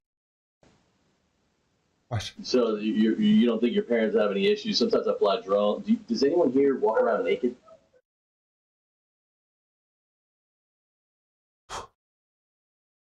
So he probably does walk around naked. you don't think he would. But he might. Okay, well that's good to know, because then I make note of that. Like I said, I'm security, so I'm sometimes I'll be inside houses, outside houses, just all over the place without people knowing. So that way I introduce myself. If they see me, then it's like, oh, it's you. But are you looking to? How long are you gonna be in town? Oh man, because I'm hired. Yeah. Okay. You wouldn't want to go into business with me. What do you go to college for? Well, 4 or 5 years from now, I do plan on it growing.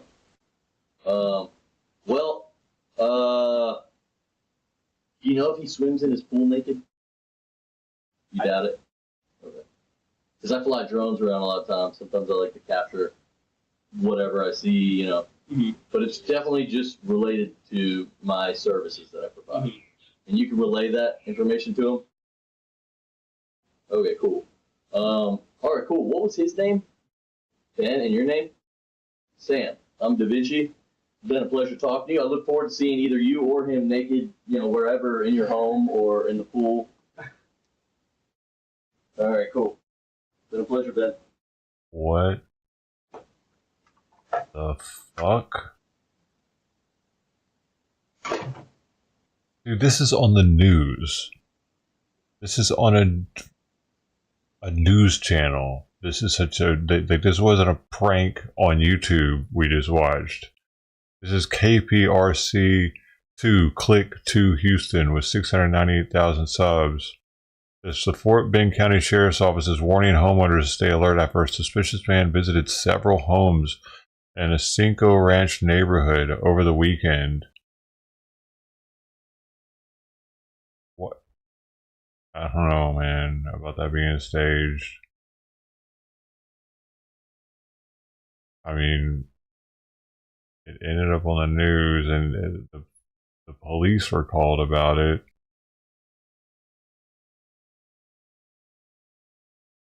And I don't know. I don't see it blowing up any channel. It's a different one. Now to Fort Bend County, where authorities are asking residents to be on the lookout for a suspicious person. They say a man, possibly posing as a security guard, has been knocking on doors in the Cinco Ranch subdivision. Yeah, one homeowner says the man came to his door, started asking some questions, then says the conversation quickly turned creepy. Katira Winfrey live in Cinco Ranch with what authorities want you to know. Katira? Oh, maybe, like, but where's the channel that's going to be like, haha, just kidding. He immediately saw red flags and called authorities. And when he spoke to his fellow neighbors, he quickly realized they had also experienced a similar encounter. This quiet Cinco Ranch community is sounding the alarm, letting people nearby know to be on the lookout. Obviously concerning as well that now we have a pattern. Ben Simiski says this man the Fort Bend County Sheriff's Office is looking for is the same man who showed up on his doorstep Saturday claiming to be neighborhood security. And what he's doing, he's skirting on the edge of the law. Technically, he hasn't done anything to break the law just yet. Simiski says his teenage son answered. He says the man told his son as neighborhood security he uses drones and may need to jump fences or be in people's yards and homes without their knowledge, often in the middle of the night. But that was only part of the problem. I mean, then it took kind of a sexual perverted turn. So he started asking, he said, do your parents walk around the house naked ever? Simiski says he went to the door to speak to the man, but he was gone. Concerned someone may have let him in their home, he contacted the Fort Bend County Sheriff's Office and shared his story with neighbors. Don't take the law into your own hands.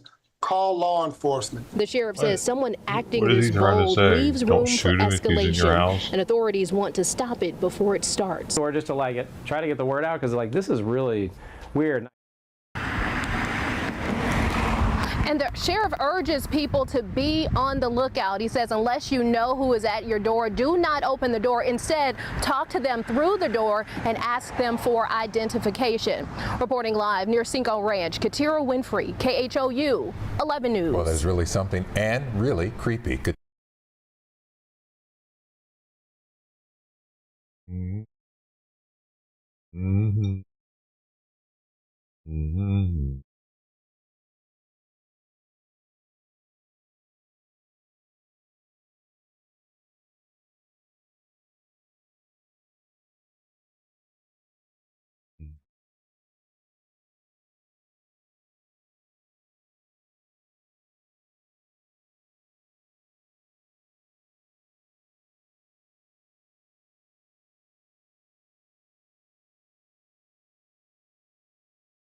Hussein Braveheart,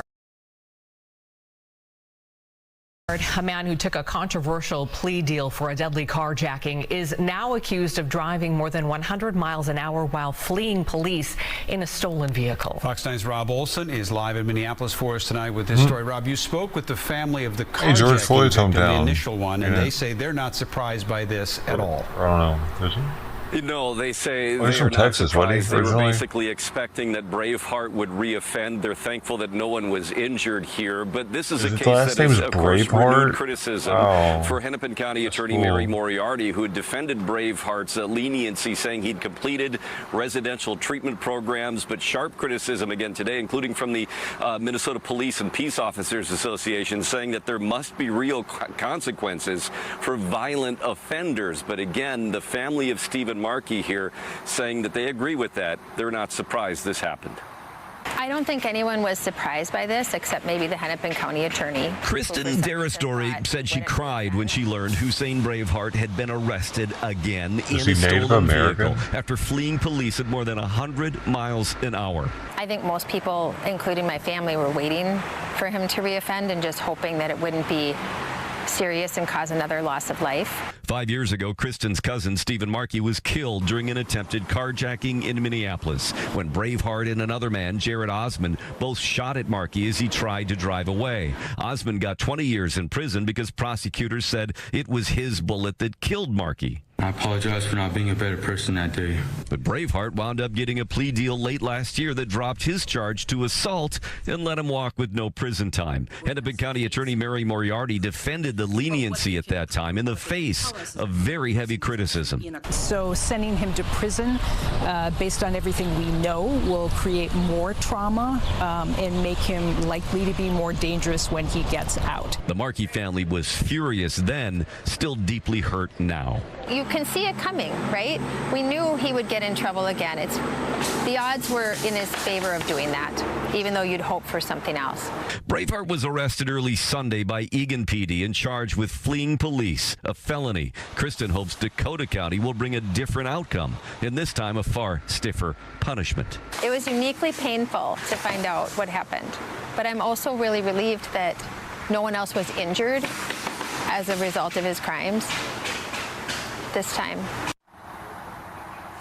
Reaction from the Hennepin County Attorney's Office today in a very short statement saying that we are aware of the situation in Dakota County. If the allegations are true, Mr. Braveheart will be held accountable. He's still in custody in Hastings, appears in court again in October. Live in Minneapolis, Rob Olson, Fox 9. All right, Rob, thank you.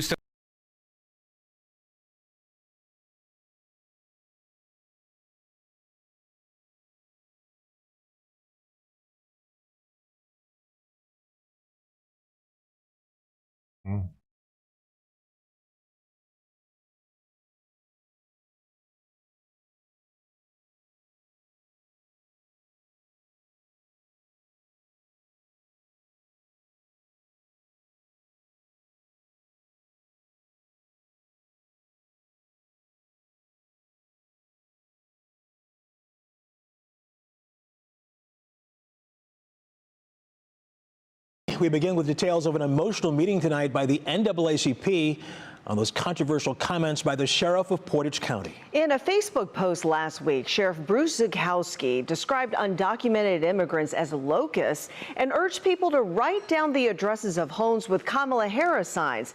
Giovanni Ligi is in Portage County tonight with the story. At a community meeting hosted by the Portage County NAACP, dozens of people voiced their concerns about this Facebook post. Those are the only two black where people Portage there. County Sheriff Bruce Zukowski recommended people keep track of Kamala Harris supporters. I have intentionally not put up signs in front of my house. I've intentionally not put it on my car. I have them. but I'm scared. As an indigenous person who is brown and very, very percentage-wise. Check this out. I am too. I'm not putting a fucking Trump sign out in front of my house in the middle of Long Beach, California. You know why? Because I don't want a rock to come through my windshield. I don't want my car to get fucked up. So, bitch, please, miss me with that shit. So scared. Fuck out of here. Live with it. It's how the world works. You gotta worry about shit happening to you for your beliefs. I don't know. It sucks, but that's how it is. It's always been like that since the beginning of time. How could we stop that?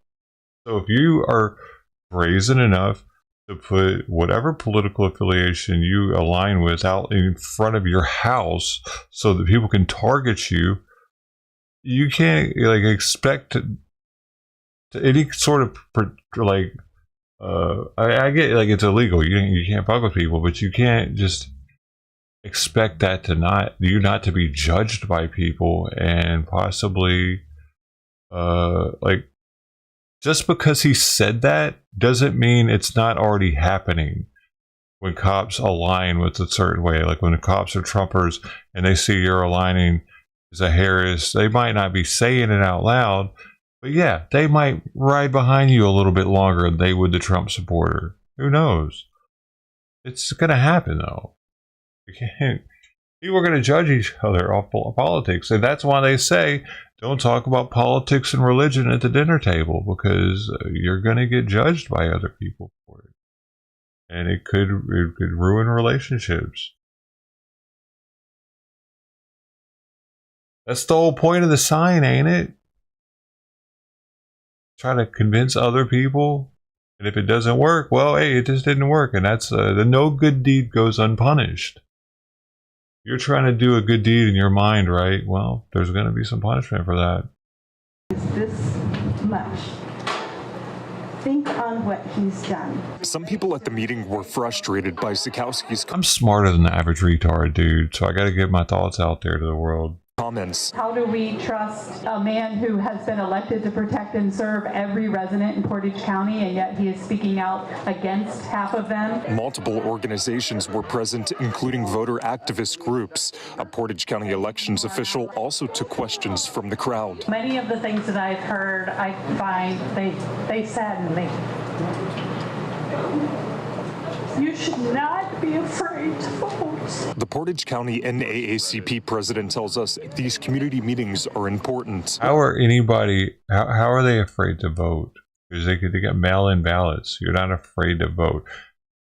You're afraid to put out your Biden-Harris sign.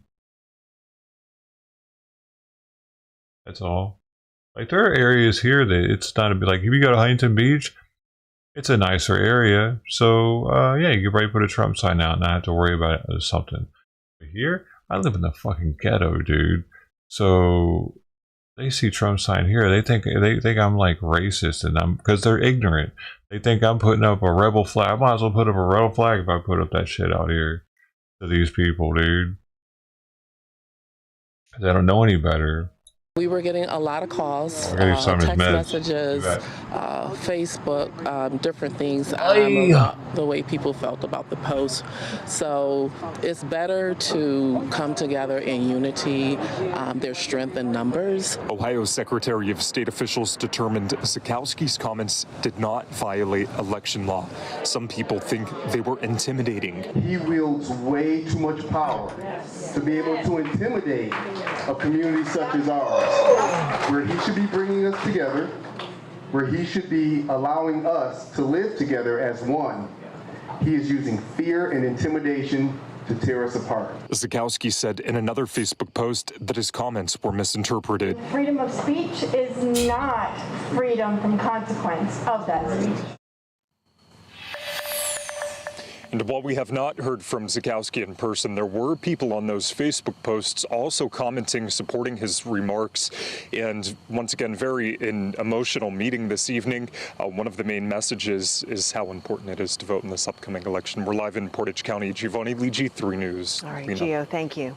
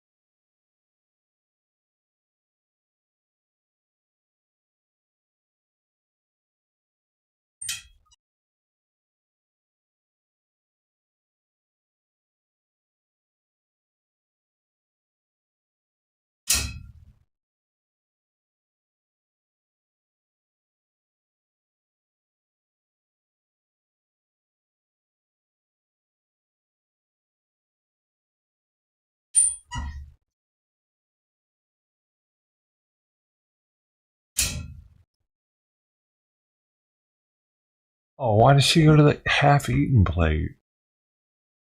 Oh, wow.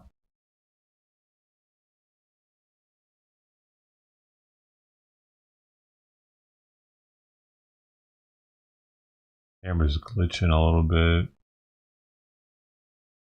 Doesn't have a good signal.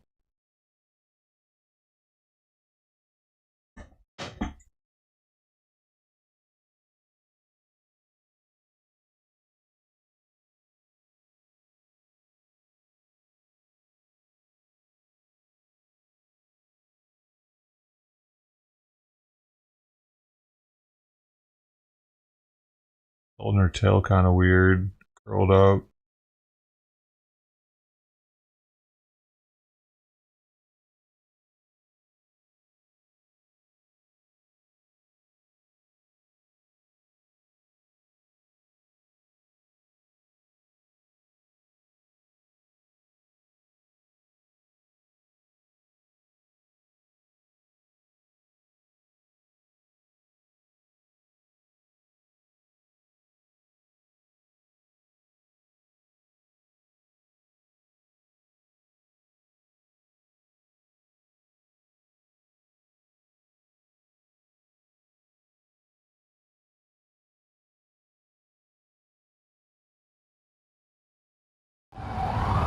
Widespread attacks on Hezbollah communication devices in Lebanon this week have turned the spotlight on Israel's secretive Unit 8200.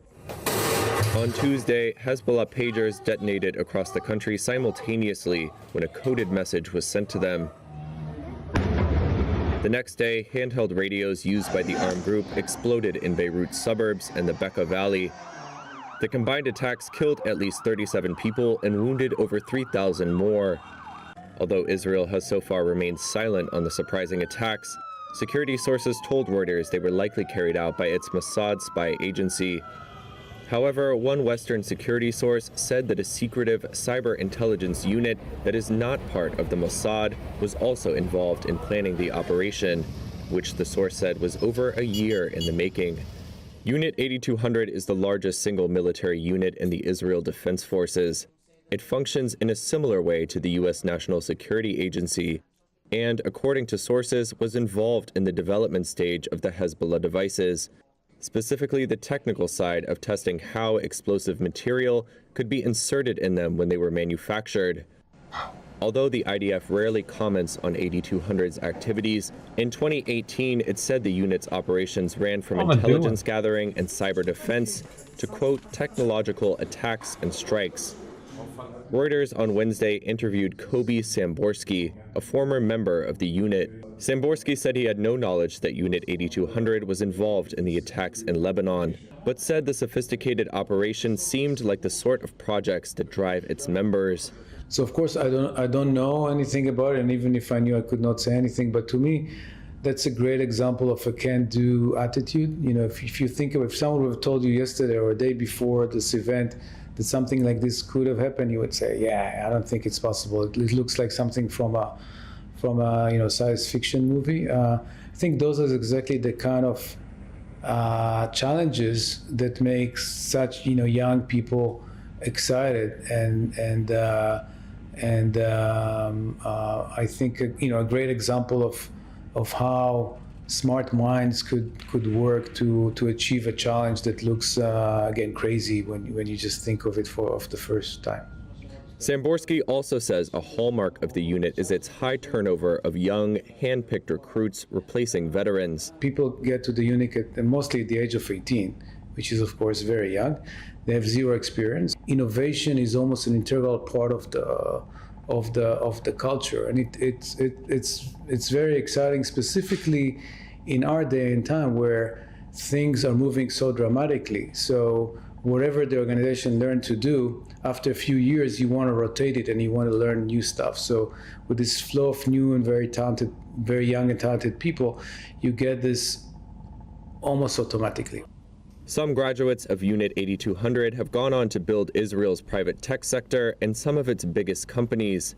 Samborsky himself is now a managing partner at an early-stage fund investing in cybersecurity and artificial intelligence. Unit 8200 also handles signals intelligence and effectively functions as Israel's early warning system. As such, it shouldered some of the blame for failing to detect Hamas's October 7th assault on southern Israel. Last week, the unit's commander said he was stepping down. In his resignation letter, carried by Israeli media, he said he hadn't fulfilled his mission. Yeah, he fucked up. I think they let it happen, though. They wanted it to happen.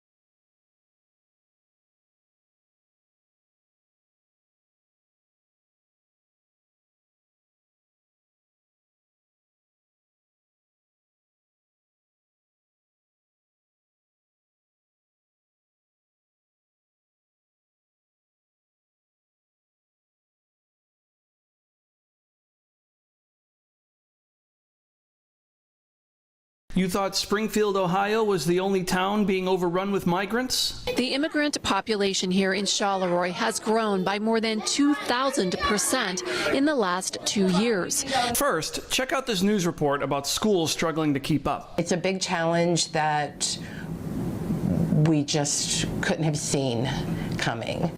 These are the faces of children who don't speak English and often endured dangerous, traumatic journeys to reach the U.S., who now attend Charleroi Elementary School. In addition to language barriers, there is a lack of familiarity with American culture, American education, and American ideals. Some of these kids have not been in school at all. The district has already had to hire more ELL teachers, an ELL coach for the teachers, and an interpreter that cost over $400,000. And with the growth expected to continue, the district projects spending another $300,000 next school year. But while the struggles are inevitable, the district says they embrace the change and welcome the diversity to the community. Of course, that is their greatest strength after all. Now let's take a look at this article from the Mon Valley Independent. Out-of-control car causes damage in Charleroi. A car crashed into the porch of one home and nearly hit another Monday afternoon in Charleroi. Somehow, for some reason, the car veered off to the left and it went through a yard, through a neighbor's porch, knocked out one of the supports, ran over another small embankment, and came close to nearly hitting another house. Witten said the incident could have been much worse, especially due to the time of the accident and its proximity to a school bus stop. It's not the first time and likely won't be the last time first responders have to help at the scene of a vehicle into a structure. Witten said his department handles similar calls all the time and he doesn't understand why. I have never seen a town respond to so many of these calls, Witten said. Our response area has more vehicles into buildings than anywhere else.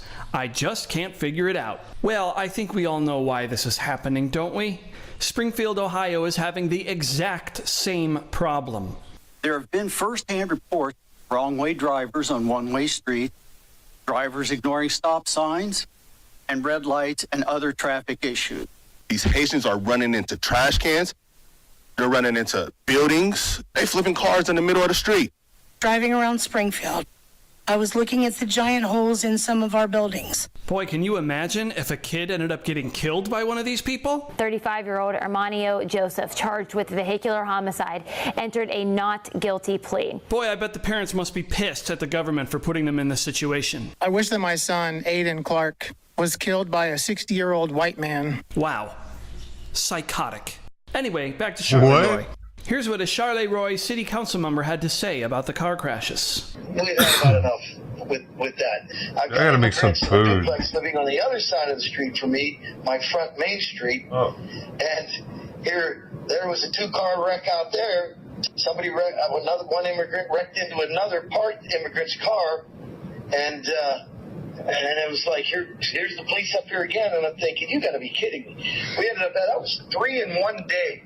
Our speed limit is like 25 miles an hour. It's probably 15 going through our alleyways. How the heck can you wreck? I brought this up at our last meeting. I had it on the agenda. We need to, we put that out there with our signage because of all these automobile accidents. The federal government, state government, I don't give a crap who's it. They need to pay for all new signs for our town and the in American language, in English, and then If it has to be Creole, if that's the dominant second race that's in town, then Creole. So they can understand what the hell to do when they get behind the wheel of a car. I expect you will be hearing more about Charleroi very soon.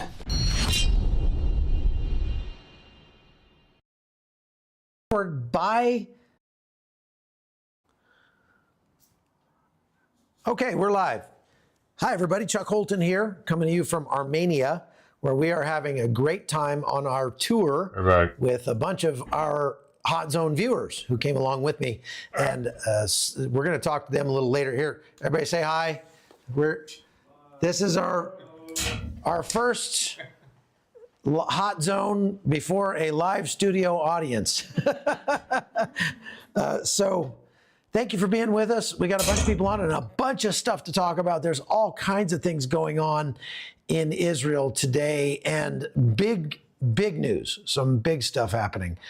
So let's get right into it.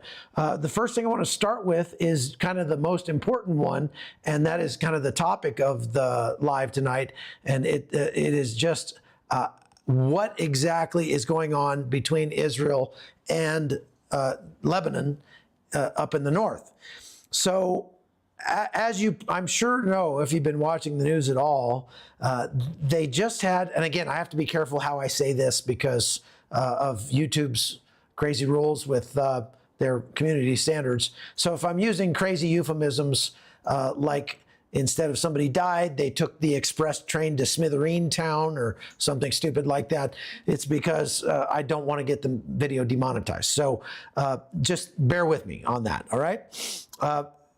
Right now, Israel is starting what we call in the military shaping operations for an upcoming invasion into Lebanon. They have already set the stage. They have set the stage diplomatically, set the stage legally inside Israel. They have talked to, we can say reincarnated instead of died. They have updated their war objectives to include returning people to their homes in the north. They have authorized, the war cabinet has authorized Benjamin Netanyahu to give the go-ahead to the IDF without having to come back for further permission. They have set the stage, and they are kinetically shaping the battlefield by what we saw over the last several days with this incredible coup of the Mossad causing all of these electronic devices to do their best impression of a firework, which is very exciting if it happens to be in your pocket. And so they had been calling it Operation Below the Belt. I see now some people are calling it the Grim Beeper. So the Grim Beeper operation has been very successful. As a matter of fact, all of these electronic devices that have been spontaneously combusting inside Lebanon have made it so that Hezbollah is not just Hezbollah, everybody in Lebanon is absolutely terrified of what might happen if they step on a scale, use their toaster, open their refrigerator, get in their car. Can you imagine if you own a Tesla in Lebanon right now? That would be pretty horrific. I mean, I just read an article on a side note. I don't know if you saw the news item about the Chechen warlord who got a Tesla Cybertruck, brought it over to Chechnya, bolted a gigantic weapon to the bed of this thing, and said that he was going to take it to Ukraine and use it in the war there. The only thing is, because it's a Cybertruck, Elon Musk dialed up the number of that Cybertruck and hit the smite button, and it went boo and turned into a giant paperweight. So it's no longer any good. And now that that warlord in Chechnya is pretty upset about the fact that his Cybertruck no longer wants to do any cybering or trucking, either one. So can you imagine if you're in Lebanon and it's kind of hot in here, maybe we should turn on the air conditioner. No, let's just open a window. That kind of thing. I mean, the people are absolutely terrified to use anything electronic because it wasn't just beepers and walkie-talkies that were, just going into spontaneous disassembly, spontaneous rapid disassembly. They were having, barbecues spontaneously out of everything from, blenders, the little door locks that you swipe like on the hotel room door. Those things were going off. Solar panels, they say, were going off. All kinds of stuff. And if you read the New York Times article about this operation, some of the information is coming out about how it was planned. It appears that the Mossad has been planning this operation for more than 15 years. They've been salting these devices that were booby-trapped into the society in Lebanon. And when, I guess, apparently they had to make the decision to activate all of these devices a little earlier than they had planned. The idea was to activate them in the case of the breakout of a all-out war with Lebanon. And I've been doing some reading about that. I want to talk more about something called the Dahia Doctrine. But they had all of these things in place, and they had been putting them in place for many years. Now, you heard me talk about the fact that throughout their history, the Mossad has been known for taking everyday devices and making them just want to go boom. That's the sound of freedom in in Mossad speak. They've used office chairs, they've used cars, they've used bicycles, they've used telephone handsets, they've used desks, all kinds of stuff that they've snuck in. And even before the digital age, before the advent of hacking and cyber warfare, they had been making a habit of making everyday items suddenly decide to erupt in flame over there in Lebanon, but never on this scale. Now, according to some of the information that's now coming out, the official head count of people who have actually met their maker because of these devices going off was like in the mid-30s. Again, 2 waves of these that have gone off, and something like 3,000 plus that were wounded.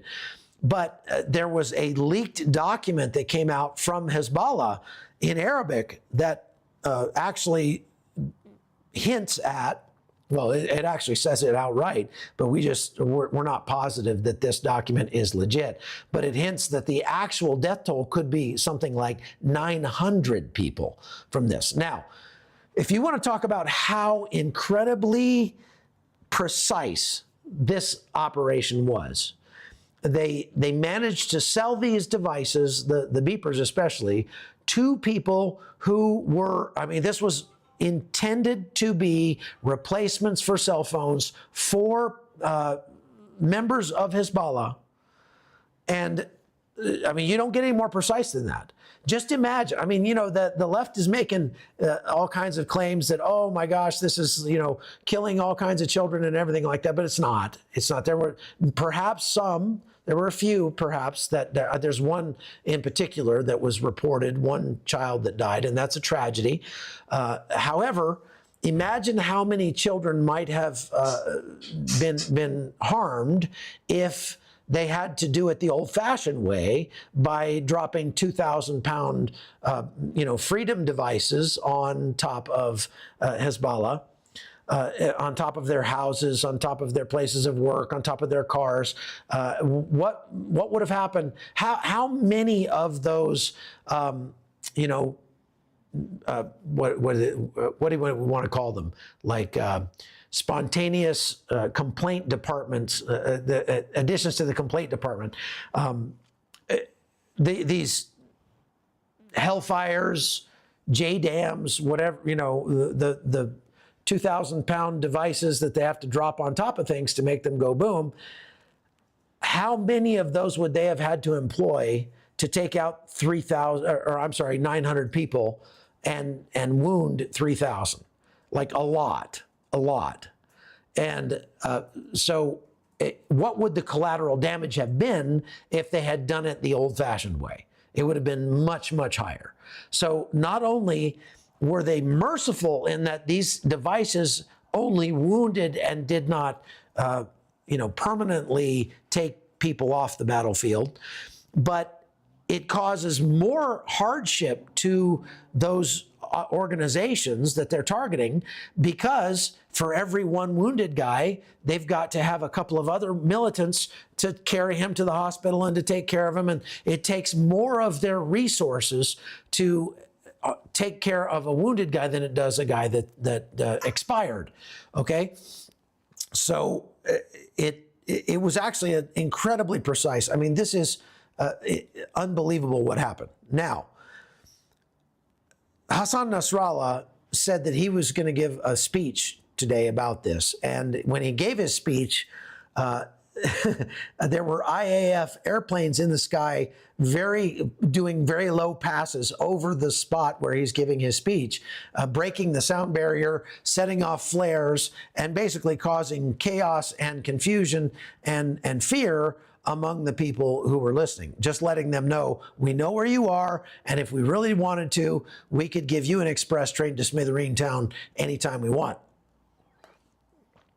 They, again, as I have said in the last couple of days, if the IDF does not take advantage of this chaos, Hezbollah is in total disarray. They are completely in the dark with each other. They're resorting to smoke signals and carrier pigeons and all kinds of stuff to try to communicate with each other at this point. I mean, it's going to have to be literally guys on bicycles riding, courier style to deliver messages now, because they're afraid of every electronic conveyance. And that is going to desperately slow down Hezbollah's response. Hassan Nasrallah came out and said, look, this is a declaration of war. This has crossed all red lines, and we will respond in kind. Well, good luck with that. All of this has caused the United States to put out a statement today urging all American citizens to leave the state of Lebanon post haste. To which I say, thank you very much, Captain Obvious. Like, we really needed the embassy to tell us it's time to leave to leave Israel at this point. But not only are they saying that, but the UK is getting all their citizens out. I mean, this document that was leaked that claimed that 900 guys met their maker because of this operation, like 160 of those were apparently from the Islamic Revolutionary Guard Corps from Iran. And there were a lot of high-ranking people that apparently had one of those pagers. So they, not only did they take those guys off the battlefield completely, but there were a lot of people that don't have trigger fingers left. There were a lot of people who don't have, their shooting eye left either. And so this is, talk about a psychological operation. This is the epitome of, asymmetric warfare. Asymmetric warfare being warfare by other means rather than sending in tanks and troops. But the tanks and troops are on their way. So the IDF put out today, Yoav Gallant made a statement that the primary focus of the war now has shifted as of today from Gaza to the north. They, as I mentioned the other day, they pulled out the 96th Brigade out of Gaza and they sent them up to join the, I forget what other brigade is up there. And so they've got 2 brigades at least in the north now. They are moving lots of armor into place. And there are some unconfirmed reports of actual cross-border skirmishes happening between Lebanon and Israel now. That would be the precursor to tanks rolling across the border and going in there. And according to reports that we're seeing, the War Cabinet has said that they believe that what most Israelis believe, and that is that it will require a buffer zone to be established inside Lebanon and held for in perpetuity at this point by IDF troops in order to make it safe enough for people to return to their homes in the north. Now, to add insult to injury, Hezbollah decided to respond last night with a very large volley of, as again, we call those freedom tubes or, complaints, a very large volley of tubular complaints, let's say, into Israel. And Israel apparently they've still got people on the inside of Hezbollah. This is what's amazing. After all of that, you would think that Israel would have given up a lot of its ability to track Hezbollah and figure out where they are and what they're going to do. But no, because as Hezbollah was about to fire these tubular complaints at Israel, IAF aircraft came in and smoked those guys and took out another 100 or so tubes, which, as I mentioned before, you remember back a couple of weeks ago when Israel managed to preemptively strike Hezbollah and take out like thousands, they said 6,000 rockets on their tubes, right? What I said back then, and I'll say it again, is that they say that Hezbollah has something like 100 to 150,000 of these tubular complaints that they can send into Israel. And the problem is they don't have 150,000 tubes to fire them out of. And each one of those things requires a certain kind of launcher. Well, if they're taking out the launchers, if they've got 150,000 rockets, they probably have, I don't know, maybe it's probably 20 or 40 to 1 in terms of those things to launchers. So if they take out 100 launchers, they're really taking out something like the ability of 2,000 of the tubular complaints to be able to fly toward Israel. And the more launchers they take out, the less they have to worry about the rest, because that they can't shoot them without the launchers. So today they took out, they said, another 100 launchers that were primed and ready to fire. But in the last 48 hours, not only that, they have also taken out a very large dump, an ammo dump, that had a whole bunch of the tubular complaints stored in it. So they've sent those up in smoke as well. So they are rapidly degrading Hezbollah's ability to prosecute violence against Israel. And that's exactly what they would want to do in advance of a movement into the country. So let me just see how many people we've got. We got almost 5,000 people online right now. So please hit the like button and share this. We've only got 889 likes. So let's get that number up, and that'll tell YouTube that a bunch of other people need to be hearing this information, and we'll get the word out. Denise asks when I'm going to Israel. I'll be there. I'll be in Israel, I know for sure, Lord willing, on October 5th. That's the soonest that I will be there right now. But also, as you know, because of the community standards problems and all that, getting videos demonetized and everything, it's not just about the money. It's about, if I get too many of strikes like that, they will just take the entire channel off the air, and we don't want that to happen. So it's not. I'm not just focusing on the money here, but the problem is, if I show you any video of the kind of things that I'm talking about, it will demonetize and get me in trouble with YouTube. So what I do is I take videos that show what I'm talking about, and I put them up over at chuckholton.com. So you can go over there and you can sign up for free, and you can see those videos on my chuckholton.com page. It's at Locals. Don't freak out if it asks you to sign up for Rumble, because Rumble owns Locals, and that's why, okay? But that's why I have to do it that way. we put them up over there, and that way you can see what I'm talking about. And for now, that's the best way I know of to do this. I've actually reached out to a bunch of other content creators who are in the same space I am, and we're all having the same problems. So it's not just me. They're having to deal with the same issues as well. Anyway, please, hit that like. No, we're up to 1,600 likes already. That's great. Thank you very much. We got 10,000 people that have watched the video so far, so fantastic.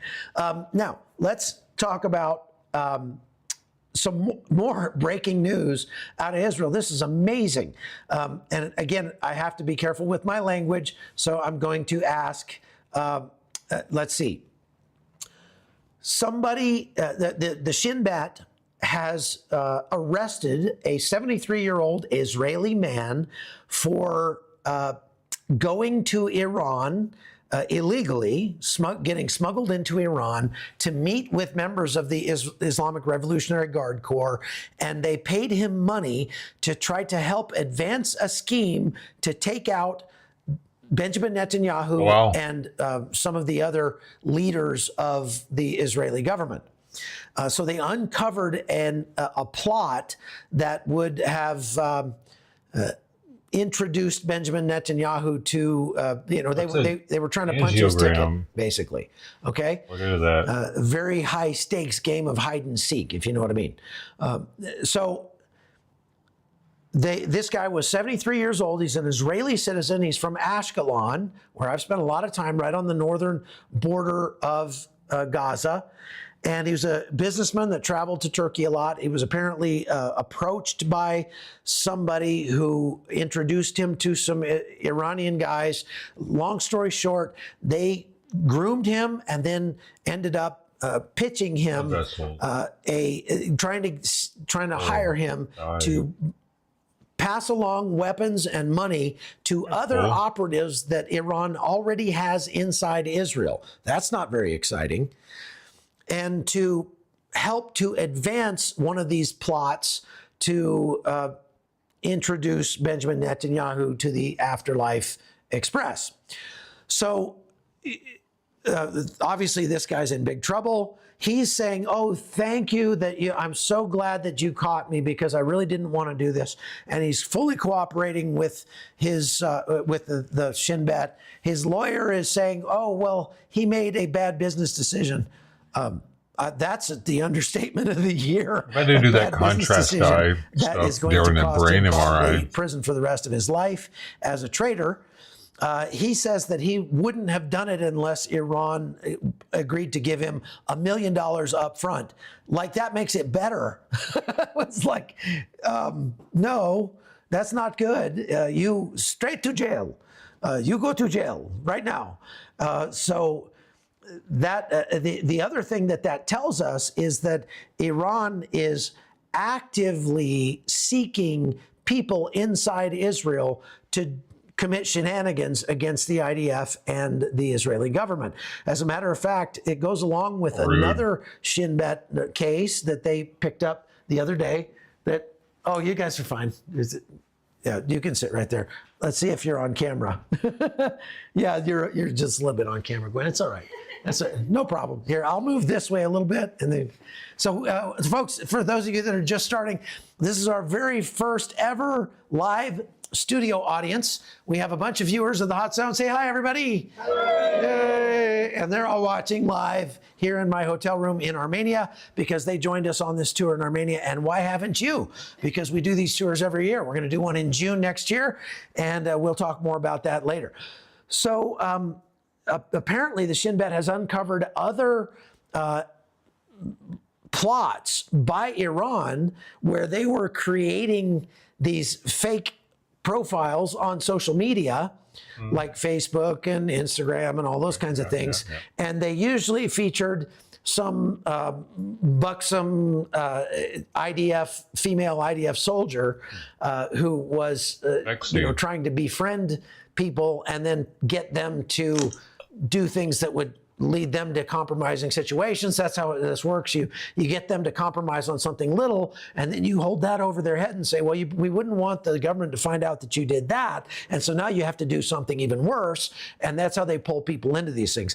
But they did sort of put a stop to one of those operations by Iran just recently, like back in July. And what that tells us is that Iran is very actively trying to recruit people, not just to take out, members of the government, but to take out Israeli citizens who are traveling overseas. So if you're an Israeli citizen, vacationing in Europe right now might be a little riskier than normal. And this is why I was really surprised when I came back to Israel, a month and a half ago, and I flew out of London on an El Al flight direct to Israel. The flight was full of families with kids. And this is right before they were saying that Iran was going to strike hard and have, the mother of all battles kind of thing. And I'm like, why are all these people bringing their kids back to Israel? And I started talking to some of them, and they said, it's more dangerous for us in London right now than it is in Israel. And because we're Jews, wow. and we just can't live there anymore. And so we've got to, they're all coming back to the land. So this is pretty amazing that they actually captured an Israeli citizen who was taking money to help advance some of these plots to hurt the Israeli government, the Israeli war effort, and Israeli citizens. So very bad. Now, wanted to talk about Israel's, so today, so last night, Hezbollah tried to fire hundreds of these, tubular complaints into Israel. And in the process, Israel found out, or knew ahead of time, bombed them all and preemptively struck and kept that from happening, and took out a whole bunch of Hezbollah's equipment. But today, they managed to successfully launch about 150 of these munitions into northern Israel from Jish, where I've spent a lot of time, and Mount Meron. The alarms went all the way across into the northern Golan Heights, and there were quite a few actually that got through because when they fire from the southeastern part of Lebanon, they're short-range rockets. It's much harder for the Iron Dome to shoot them down because they fly low, and these things, if they try to shoot them down when they're very low, there's a better likelihood of the Iron Dome munitions causing damage on the ground as well. So a lot of them made their way through and caused some significant damage, but not a lot of injuries. There was an event where an anti-tank guided missile was fired from inside Lebanon at an IDF patrol, and it harmed about, I think, 4 Israeli soldiers.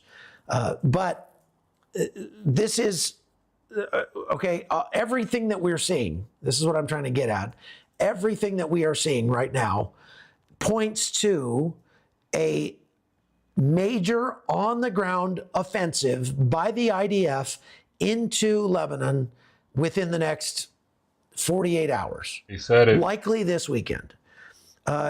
Lloyd Austin, the Defense Secretary of the United States, has canceled his planned visit to Israel. They apparently don't want to be seen as, being there when this thing goes off because they don't want to look like they're involved. That probably answers the question that many of you have on whether or not the United States will get involved kinetically if this happens. They probably won't. The United States will likely continue to help in terms of intelligence, signals intelligence, especially with satellites and drones and things like that, helping Israel find threats and, find and fix threats so that they can eliminate them. They'll probably help with that, but you're not going to see American F-35s dropping, freedom fireworks on positions inside Lebanon. That's not going to happen.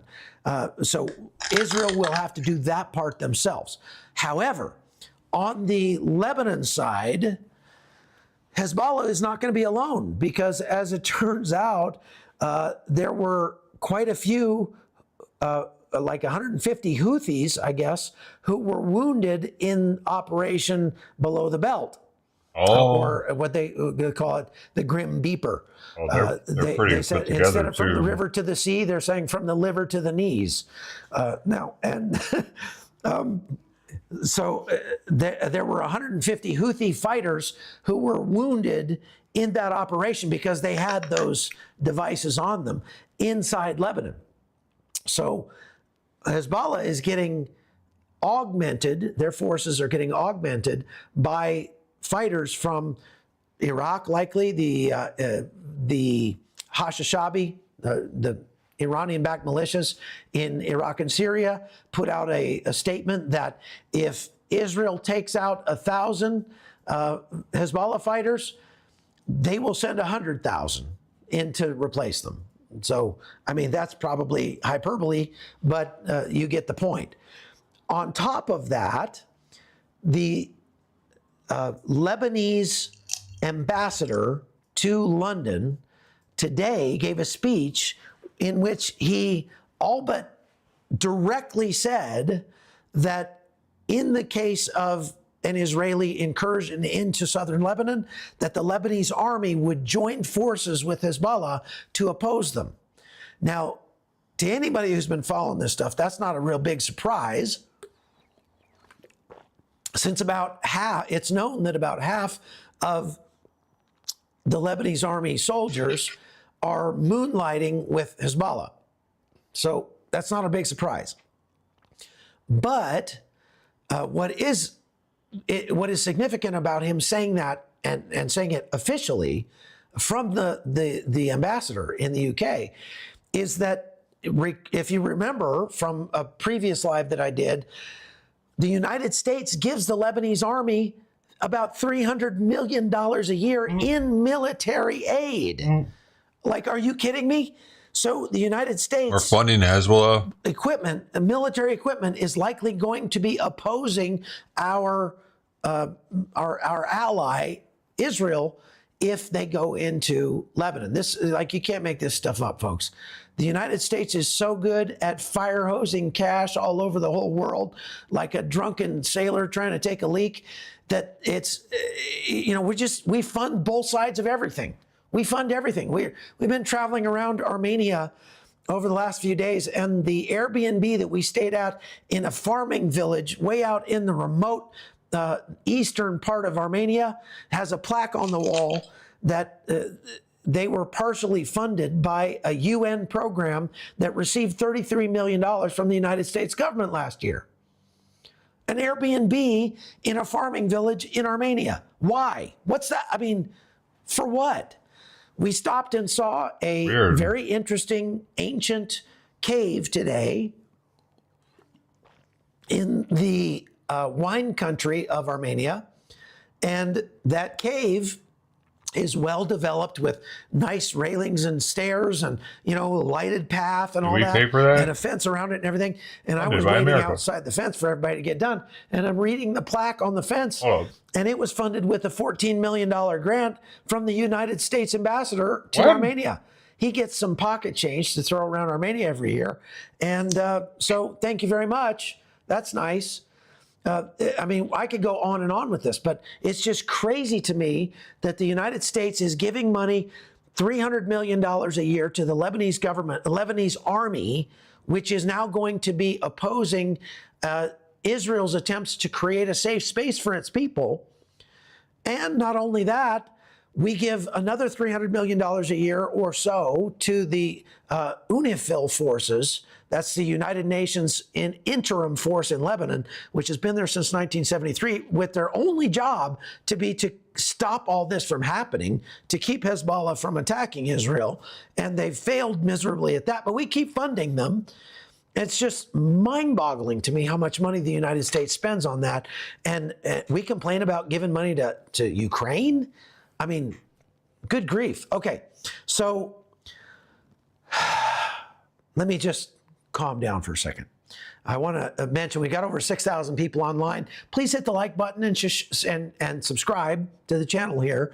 That makes a big difference, and it helps keep us on the air, and it doesn't cost you anything. Just take your little finger and go over there and just hit that little subscribe button, hit the notification bell, and then you won't miss any of these lives.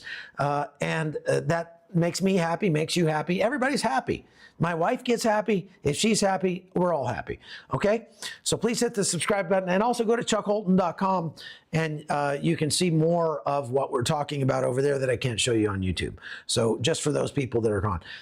Maybe you can. Now, this is the most egregious thing I want to talk about in today's live. This is the thing that really, really makes my blood boil, and I think it should make yours boil as well.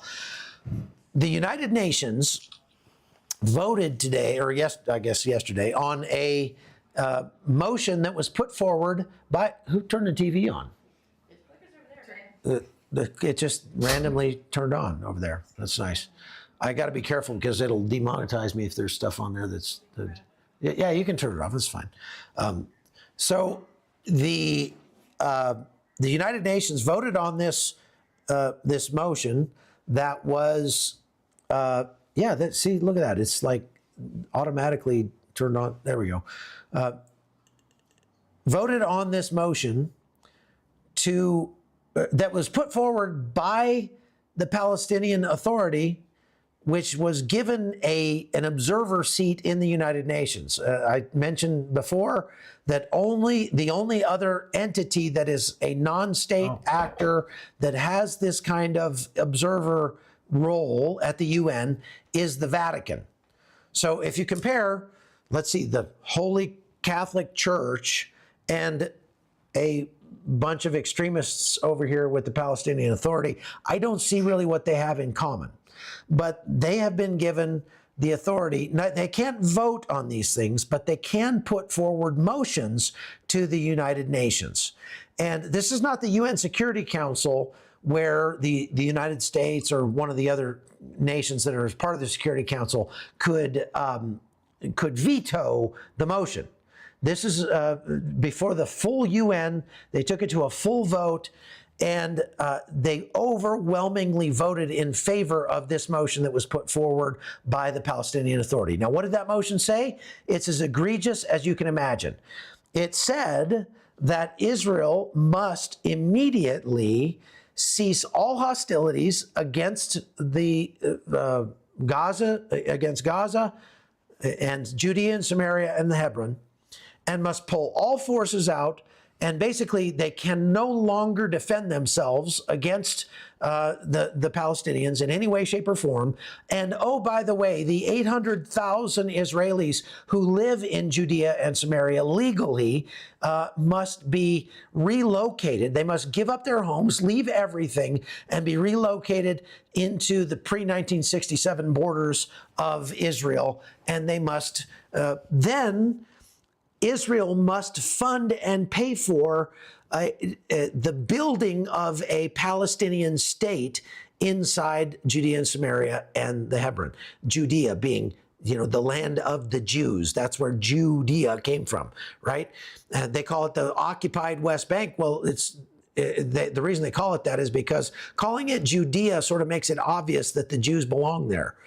And like I say, there are 800,000 Jews who live in Judea, Samaria, and Hebron legally. And again, legally according to the laws of the country that they're in, which is Israel. And they're not illegally occupying that area. They're legally there. The United Nations says that they're there illegally.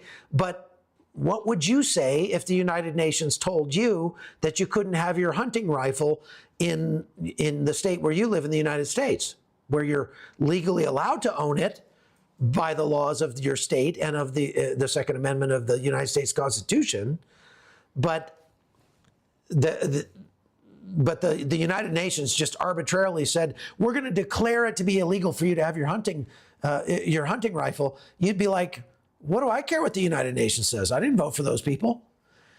And that's exactly what this is in Judea, Samaria, and the Hebron, is this unelected body that has nothing to do with making laws inside Israel is arbitrarily declaring that the 800,000 Jews who live in those regions are there illegally. And therefore, the media jumps on that and calls it the illegally occupied West Bank.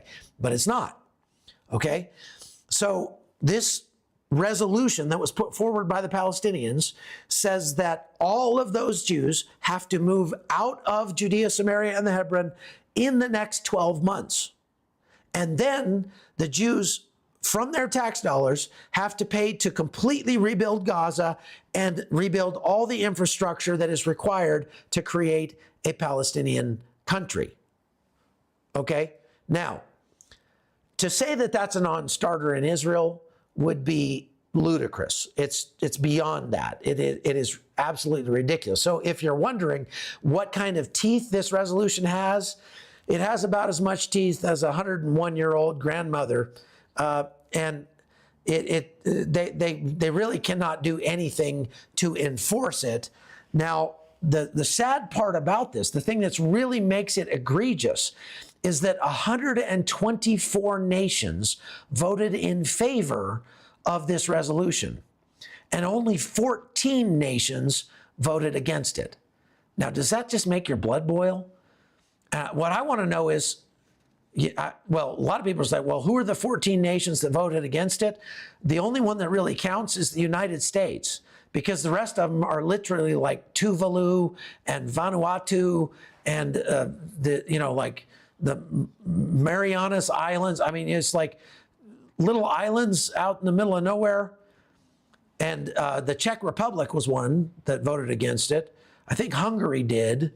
But as a matter of fact, I have the list here. Let's pull that up. Thank you, Brian, for putting the list up on the chat so I could pull it up quick. Let's see where it is here. I'll just go through the ones that voted against it. So Argentina, Czech Republic, Fiji, Hungary, Israel, of course, duh, Malawi, Micronesia, Nauru, Palau, Papua New Guinea. You see why I say, like, what in the world? Like, why all these? I'm very glad that all these tiny little islands out in the middle of the Pacific support Israel, but why don't the rest of them? Paraguay, that one's more significant. Tonga, Tuvalu, and the United States. That's it. Those are the only ones that voted against it. Now, 43, I think, nations abstained, which is a pretty cowardly thing to do. Panama is one of those. I'm very disappointed in the country where I live.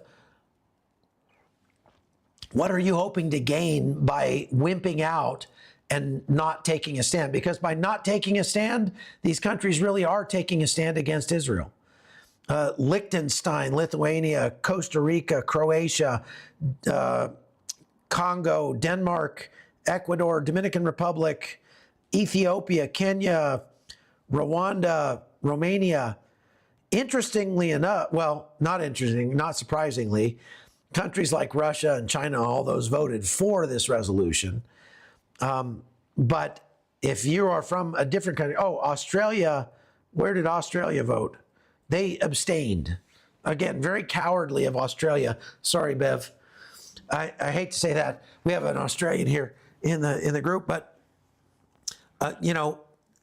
it just makes my blood boil that, number one, they would give this unelected group, the non-state actors, they're just like the poster children of spoiled, rotten brats who have gotten nothing but free money from the world body, billions of dollars a year, a lot of that coming from the United States taxpayer, and they've used it only to foment their hatred against Israel. They have not used it to improve the lives of their own people in any way, shape, or form, and they are given a seat where they can bring forward these ridiculous motions to the absolutely toothless United Nations. And it just lets you know how far the United Nations has fallen. You know that United Nations was instrumental in the creation of the State of Israel. And now look how far they've fallen. It's just sickening. It's absolutely sickening. Okay, so I'm going to go answer a few questions. And so if you have questions, please put them in the chat box. Put the word question and then write your question in all caps. That'll make it easier for me to see. If I can scroll through these real quick and see if I can find a few. Was that one? We'll agree WHO proposals Oh, it's election year. That's why. Yeah. Okay. At least now, somebody asked today. This is a real good question that one of the people in our group asked. Why does the United States stand by Israel in the United Nations, but then throw Israel under the bus every other chance it gets? Very good question. And the best answer I can come up with is because in reality, the current administration in the United States does not like Israel, and they desperately want this conflict to be over so that they can take credit for it before the election. They want to use it as a campaigning tool to try to get reelected. And they're very upset that Israel has not gone along with them and used the United States method of ending a war by just losing it, by just pulling out and saying we're going to leave our toys and go home. And Israel said, no, that doesn't work for us. And so they're very angry about that. So they really would not support Israel, except for the fact that 40% of the donations that come into the Democratic Party come from Jews, come from American Israelis. And they can't afford to alienate all those people. Now they are, it appears, some of the recent polling that's coming out shows that there are many, many Jews who are starting to move away from the Democratic Party because they're so sickened by watching them flip-flop on this and do everything they can to keep Israel from being able to do what it has to do to finish the conflict, to end the suffering of its people and the people in Gaza, by the way. And they have, not said anything about the other conflicts around the globe, but they continue to bash Israel for everything it does to try to make its people safe. All the while, it's pretending to stand by Israel in the United Nations. That's the best answer I can come up with for that question. Okay, all right. So I'm going to Operation No Fingers. Do you think that this will lead to the fulfilling of the destruction of Damascus prophecy? I don't know. I'm not that good on prophecy, so I'm going to leave that to other, other pundits. There's lots of YouTube channels out there that can tell you about prophecy. But I do want to talk about they struck today and took out several Hezbollah leaders in a Hezbollah stronghold known as Dahia, sorry. It's a suburb of Beirut. And Dahia actually goes all the way back to the history there. It's kind of a slum in southern Beirut that has been a Hezbollah stronghold for many years. And it gained notoriety during the 2006 Lebanon war when Israeli forces implemented what they called the Dahia Doctrine. And that is that if we are getting attacked by somebody out of that area, then we are going to go in and destroy infrastructure in that area to make it harder for them to attack us out of that. And they were roundly criticized for that because it's got pretty severe humanitarian implications if you go in and start destroying buildings and taking out bridges and power infrastructure and stuff like that. But it does kind of make sense from a tactical standpoint that if you're being attacked out of this neighborhood, that you should go in there and ruin a few things in that neighborhood to maybe, dissuade them, maybe make them think twice about, using that as a base of operations.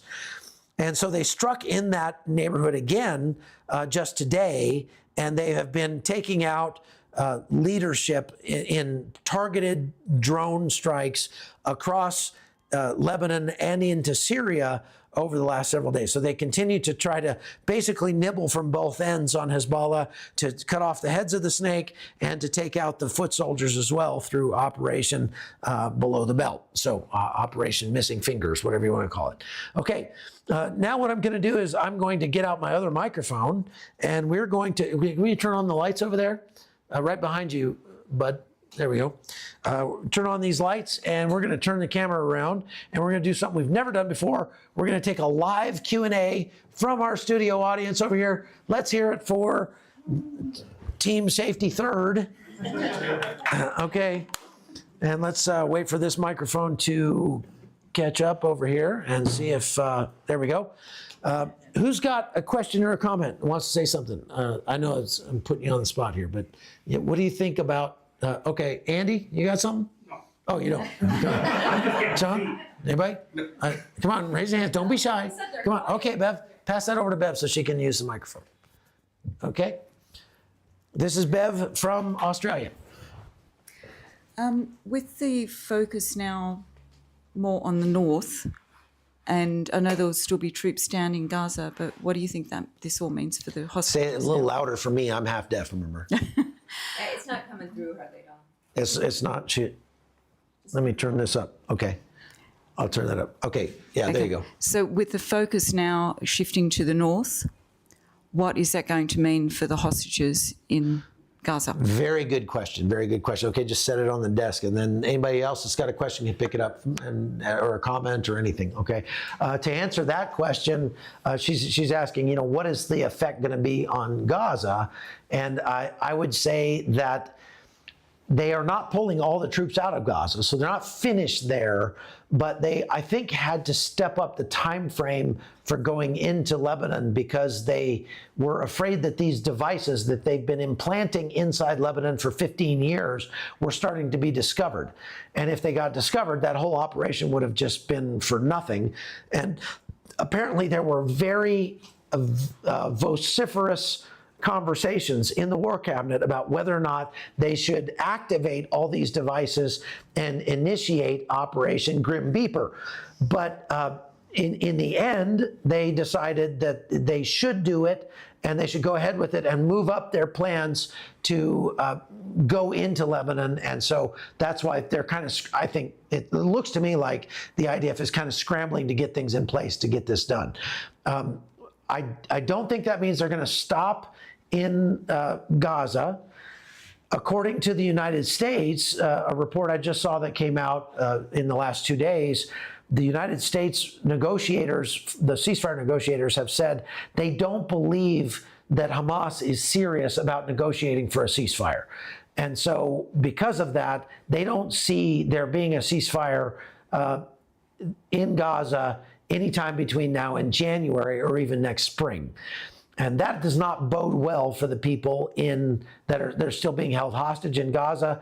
But as I have been saying all along, those people did not stand a very good chance to begin with. And I think Israel is trying to be pragmatic about the fact that if we don't deter this and deter it but good from ever happening again, these hostages, if we give up in order to get back these hostages, we are dooming a lot of other Israelis to become hostages in the future. And so while we don't want to leave anybody behind, and it is important to us to get those people out, maybe taking the pressure off of Gaza just a little bit will enable us to, we have found out, Bev, that the IDF has been placing a lot of sensors all over Gaza in these operations. And then when they pull out of those locations with their troops and the Palestinians come back in, they are able to glean a lot more information out of that than they were before. And so what they're probably hoping, this is a guess on my part, what's that light? It's somebody, I think it's the that thing there. No? It's I don't know, a light is flashing. Anyway, what I hope that means is that they are taking the pressure off of Gaza a little bit so that they can gather more information and possibly find the locations of some of these hostages in order to send in, rescue teams and try to do it that way. Because the conventional approach is not going to work. That's what they found with this most recent tragedy where 6 of the hostages lost their lives because conventional forces got too close to them and they just took them out. And so to try a different tack is smart, and let's hope that it is effective. But that's a guess on my part. I'm not sure. Anybody else have a comment? Yes, go ahead, Amy. Take the microphone there. And Kate, hold it real close here, okay? Amy over here on the floor, okay? Well, I just was wondering if you could clarify on what they voted on today, because didn't quite understand. So the existing state of Israel, how would that affect what they're voting on? Are they asking them to give up that whole area? Yes, and they are. Okay, so put that back on the table. Just to clarify, the UN voted today on a resolution that was put forward by the Palestinian Authority, and that resolution stated that Israel must give up and completely leave all of the areas that they took in 1967. So they've had for 57 years, or 58 years. They have to give up Judea, Samaria, and Hebron, which is the West Bank. All of that is the West Bank. And they not only have to give it up, they have to move all of the Israelis who live there out of the area, and they have to pay to develop it into its own country. So, I mean, how ridiculous is that? I mean, Well, and that they won't, of course, they're not going to. She says, what if they don't? Nothing, because there is no enforcement mechanism. But what this also called upon the UN countries to do is to refrain from selling any weapons or technology to Israel that could be used against Palestinians. So basically, it forbade Israel from defending itself anymore, which is preposterous. I mean, it's insane. And so it's a non-starter, without a doubt, okay? Any other comments? Yeah, go ahead, bud, grab the mic. And you have to look for the little grill on there and talk into the grill. Don't push the yellow button. But. Okay, just a quick question. In your opinion, do you think that the U.S. will follow that UN agreement by not providing weapons that could kill? Okay, good question. Good question. But no, I don't think that the U.S. will adhere to that agreement because the U.S. voted against it. So the U.S. won't, their stance won't be affected by this, except for it will likely be used by members of the squad who, obviously they're going to latch onto anything that will give them the opportunity to bash Israel. And it'll be latched onto by other leftist, liberal members of the government to call for the United States government to divest from, not only, this is not just divesting from selling them weapons, but divest from buying anything from Israel that they might use the funds for to defend themselves. So it's part of that BDS movement, the boycott, divest, and sanctions movement that's been pushed on liberal like Jesus crackers agendas, campuses, college campuses, and stuff like that for many years. Those are going to be worth $100 a box. Has been around for a long time. So it's just another statement by that. Anybody else? Andy? Yeah, I guess this is more primary. How can the UN even assume to supersede the sovereignty of a nation? It's a really good question. Well, they don't supersede the sovereignty of a nation, obviously, but they would love to. And here's what I see happening with this. The United Nations passes all these resolutions, and they don't get adhered to. People ignore them. And then the UN is going to use that as an excuse to call for the UN to be given more power to actually enforce these things. And this is in my opinion, a straight line path to the end times, the one world government, the one world currency, and all that kind of stuff. To me, it looks like if you extrapolate the direction that these organizations are heading, where they are, putting into place like the ICJ, the International Court of Justice, and they are trying to give themselves the ability to force nations to do things that they want them to do. They include all the rogue nations in the world practically. Russia and China and stuff, they all have a vote. It's insane.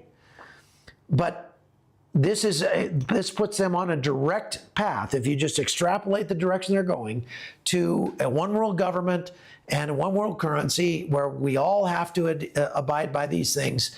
And obviously, if you vote for the wrong people in the United States, that could very well happen in the U.S., I think, if we are not careful. Okay? Anybody else? Go ahead, grab the mic there.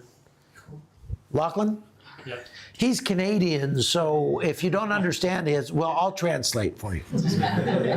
My question would be, how could we see Turkey being quite involved in the next few months, like causing more conflicts? Are you talking about involved kinetically or involved just in any way?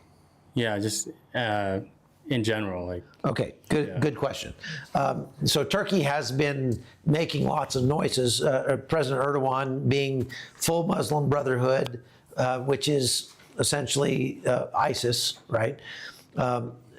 He has been calling for violence against Israel. He's been standing up and supporting the extremist networks that are opposing Israel, and has even been threatening to send Turkish troops to assist Hezbollah and Hamas and those organizations. Now, there's a reason why he probably won't follow through on those, and that's because they are a part of NATO. And that would potentially be a catalyst if the right person got into office in the United States for president next time. That could be a catalyst for opting to remove Turkey from NATO. Now, the United States couldn't do that unilaterally in theory, but in practice, all the United States would have to do would be to forbid any United States soldier, diplomat, anybody from having anything to do with Turkey, and to ostracize them in connection with with NATO. And it would essentially cut them off from NATO by doing that. So I doubt they will do anything, but they certainly have been talking like they would, or they would like to. Does that answer your question? Okay. Anybody else? Okay, let's have somebody tell us about the tour and how you've liked what we've seen so far, and give us, the people who might be interested in coming to Armenia, a sense of what the tour with us has been like. Anybody? Everybody's like, no, you don't want to know. Well, first of all, you got to realize Chuck's a ranger, so everything you're going to do is to the extreme. But this has been a fantastic experience. The people of Armenia are fantastic. That they have been a Soviet satellite and are now independent, and yet still depending on old reliances, and yet they're the earliest Christian nation in the world from 301. When you've put all that together and then you get to walk in these shoes, I mean, we were right at the foot of Mount Ararat today. And when you think of Noah and the flood, and then see all the flood evidence all throughout Armenia, it's just an amazing trip. And Chuck and Connie do a great job of putting it all together. We're all thankful for them for That's that. great, thank you. And the rest of their family that's here. It's been a great time. Yeah. I think I can speak for everybody in that this is life-changing in many different ways. So thank you. Great. Thank you. Well, it's been really fun having everybody, and it is kind of life-changing. I mean, has it given you a new sense of, like, if you support Israel for all the reasons that you should support Israel, that make you want to support Armenia as well, because they're facing many of the same issues. But surrounded by enemies, they're a small country. Everywhere they look is people that want to destroy them. And again, being a Christian nation, if you're a Christian, then we ought to support our brothers and sisters here. And it's really cool that we've been able to bring in people who have been directly affected by the wars and the aggression from Azerbaijan and Turkey here in Armenia, and let you get to know them personally, hear their stories, and even help them directly. And that's, to me, the coolest part about this. What do you guys think? Absolutely. Yeah. Anybody else have a comment or anything? Okay, Amy? I'm a little hesitant, but I just was struck by when Aram told us, in one of our conversations, he spoke about Turkey on one side, Azerbaijan on the other side, Iran, I think in the middle, kind of down below, and how they're trying to just, they've taken over portions of Armenia, and they really want to take it all out to make it just Muslim country all the way. And that's so tragic. Yeah, especially when you get to know these people personally. Oh, and the people are last beautiful. night we met, we stayed with a family and had dinner at their house in the eastern province of Syunik in Armenia. And they, the husband, Samber, was born in that house. His father was born there. His grandfather was born there. His family's been there for 150 years. And to get to know them and to see that history in the walls of their house, and then think that they might have to flee and leave everything behind, it really personalizes these conflicts, doesn't it? That's what the Muslims had to do, the Palestinians. Because they're just such sweet people. And to imagine them having to do that, there were a lot of people, as we were talking about it last night, that had tears in their eyes. So it was just really an emotional time. Anybody else? I had a couple things. I was going to say, this is the quietest this group's been. Yeah. There's Connie over there moderating. Just in addition to everything, I totally resonate with everything everybody else has said. But on top of that, this tour, the scenery here has just been incredible. We've gone to some amazing places. We've got to do some amazing hikes and treks up to some monasteries and remote places that I've never been on a tour or anything like this, and just really thank Chuck and Connie and their family. But you've been on tours before, right? Just not like absolutely. this tour. Yeah, it's like an Israel bus ride. Like you were saying, move this way. It's not like that with Chuck. It's fun. He has, as you know, a great sense of humor, and he keeps us going all the time, keeps us moving, and just been having a great time. Okay. Beans, too. Well, say again? Look, you shucked beans. Oh, yeah, you got to shuck beans last night and help out. I have no idea what's wrong with my camera and why it's flickering like that, but hopefully it's not too distracting. Let's see what kind of comments we got here. What do you guys think of our panel here? Okay, it's a Ranger tour. Somebody's laughing at that one. Question, did Armenia in fact vote in favor of the UN resolution that you were just speaking of? Did you guys see that? Yes, Armenia did. They voted in favor of the resolution. And let me explain that just a little bit, because Armenia has been very upset with Israel since the 2020 war here, because Armenia got attacked by Azerbaijan and by Turkey. And this was a very small country of 2.5 million, and being attacked by Azerbaijan, who has an army that's 5 times larger than theirs, and Turkey, which has the 8th largest military in the world. And so they lost, and lost badly. They had 5,000 men that lost their lives in that battle here in Armenia. It was like a whole generation of young men. And it's just tragic what happened. The Israelis did not support Armenia in that. As a matter of fact, they sold weapons to Azerbaijan.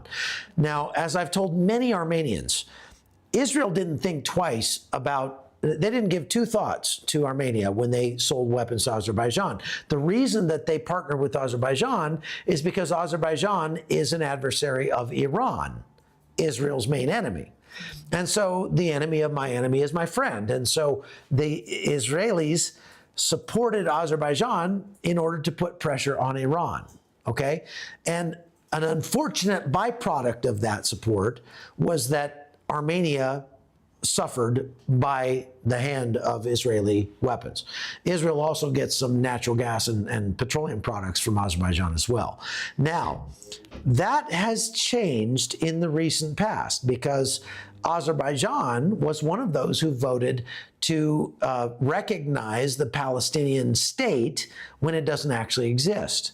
And so when that happened, Israel started to consider the error of their ways in supporting this extremist Muslim country who is every bit as brutal as Hamas or Hezbollah. At least has been in terms of what they've done to the Armenian people.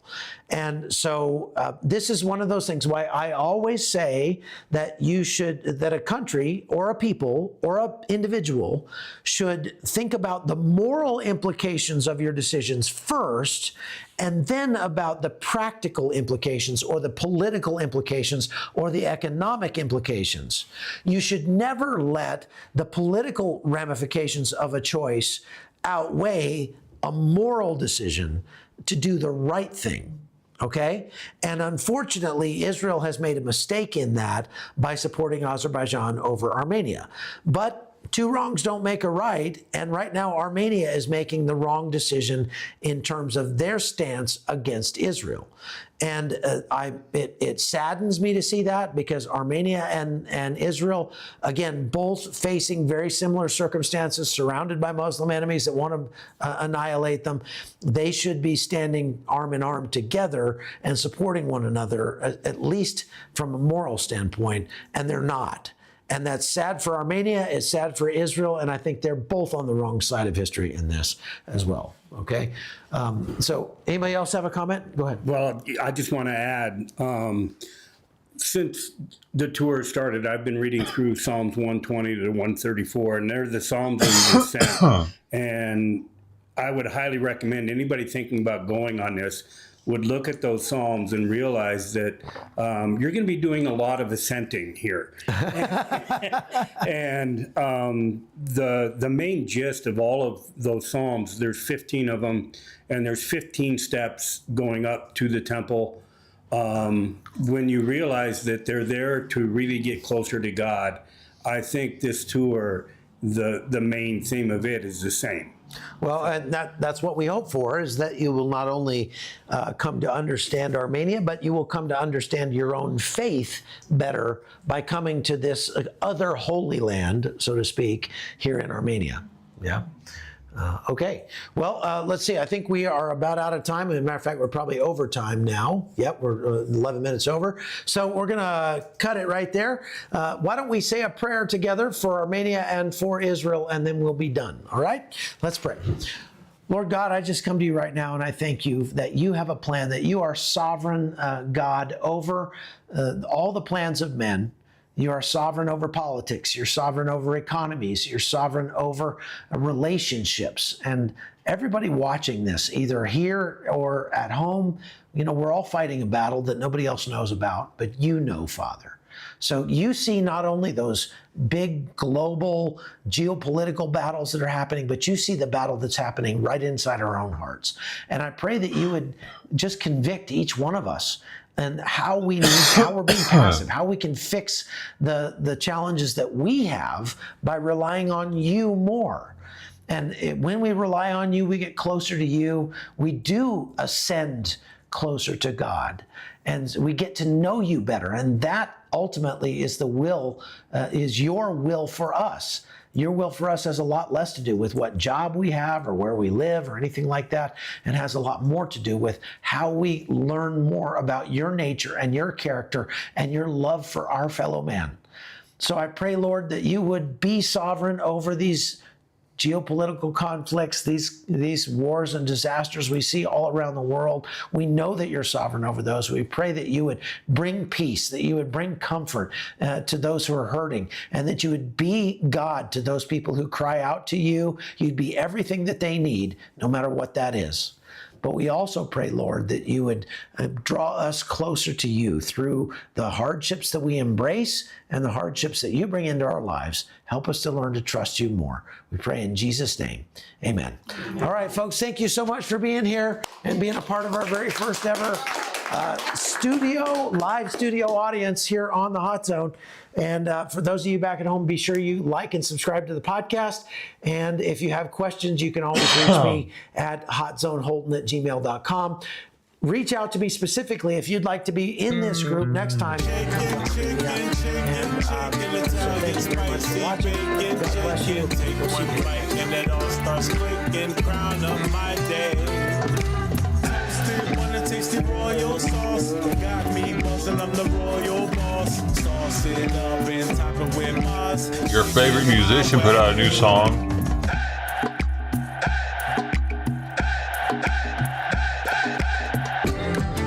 Chicken, Italian spicy bacon, chicken. Take one bite and it all starts cooking. Crown of my day. Toasted, wanna taste the royal sauce. I'm the royal boss. Sauce it up and top it with Mars. Chicken my way.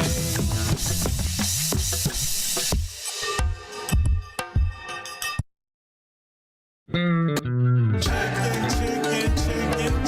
Italian spicy bacon, chicken. Take one bite and it all starts clicking. Crown of my day. Toasted, wanna taste the royal sauce. Got me buzzing, I'm the royal boss. Sauce it up and top it with Mars. Chicken my way.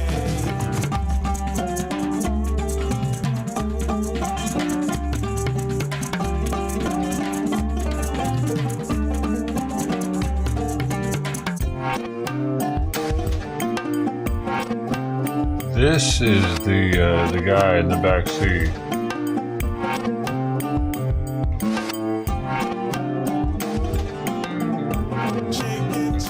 Chicken, Italian spicy bacon, chicken. Take one bite and it all starts clicking. Crown of my day. Toasted, wanna taste the royal sauce. Got me buzzing, I'm the royal boss. Sauce it up and top it with Mars. Chicken my way.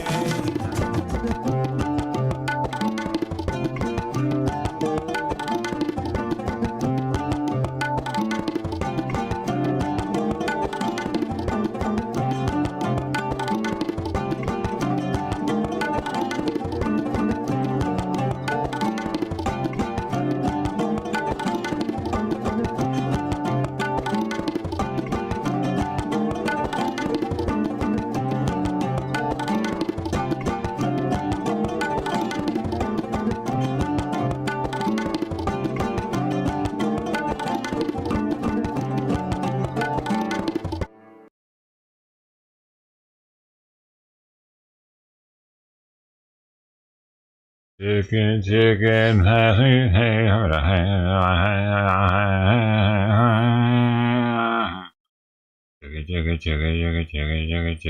train, train.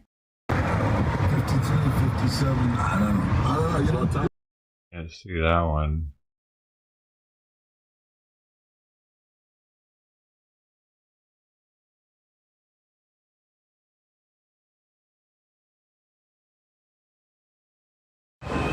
Just so much choice.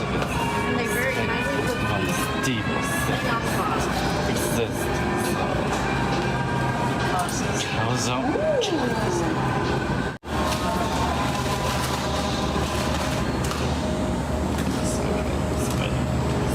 Yeah, I'm sorry about that. I even talked to the merchandise person. I'm like,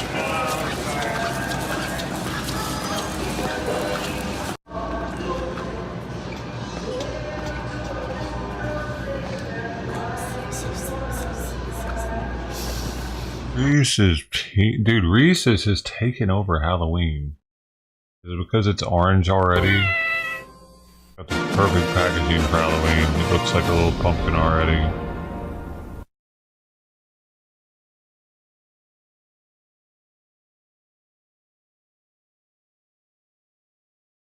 I gotta be real. I was never, I'll just say, I was always happy to see a Reese's Peanut Butter Cup in my bag. Hey, alright. Got the good stuff.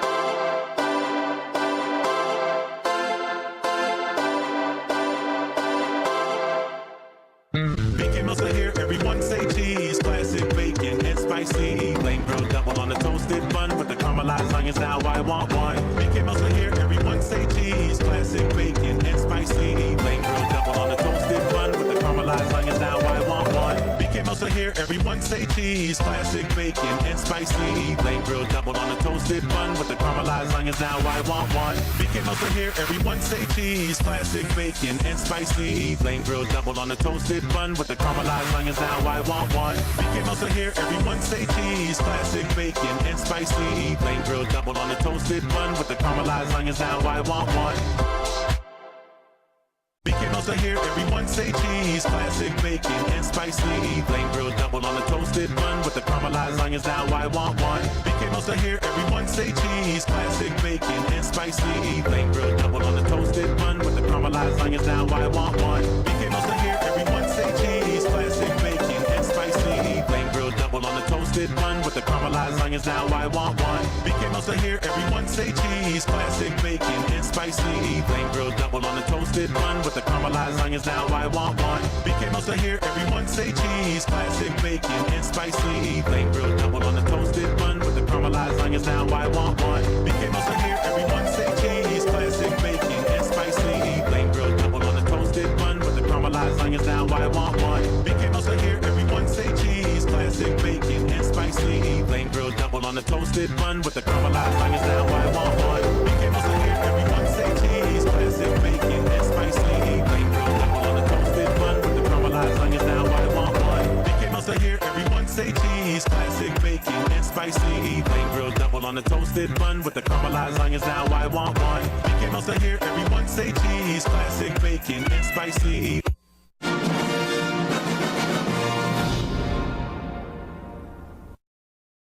He has not done a members video. We got this guy putting out more content.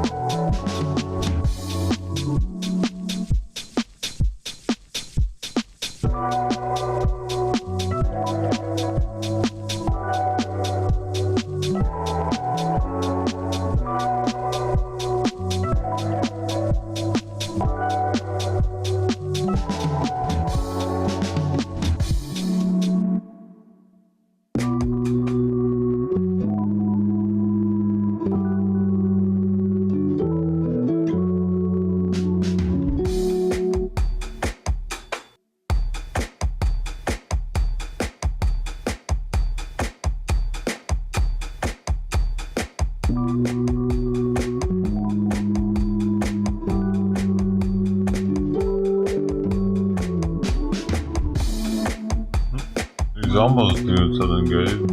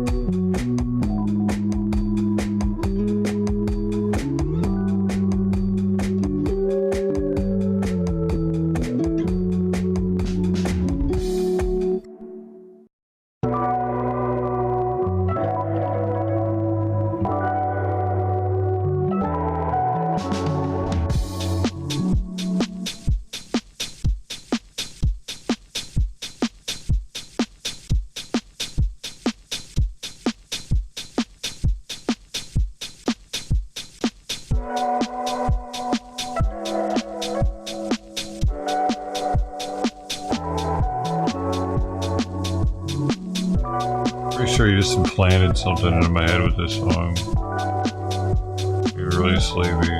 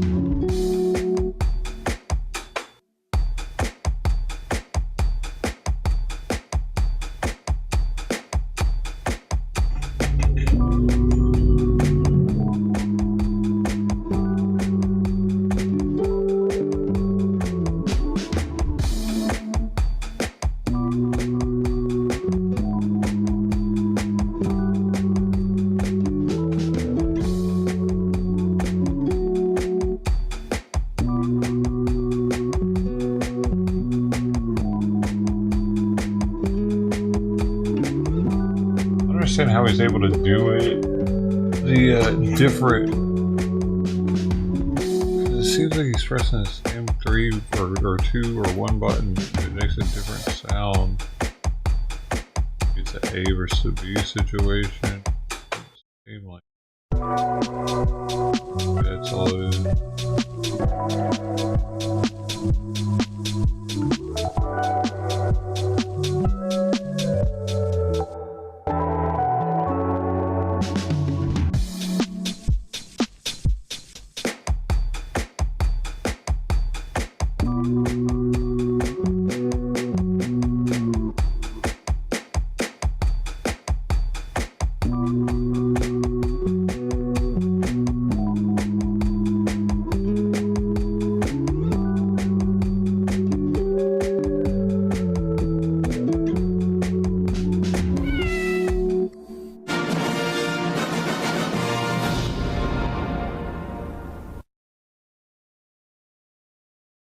It's stuck in your head forever now.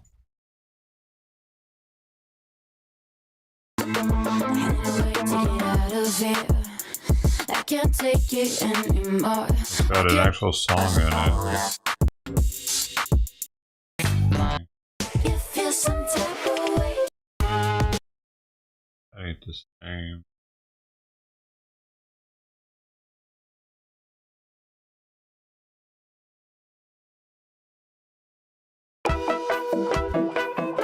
He's got a song called Reggae Nation.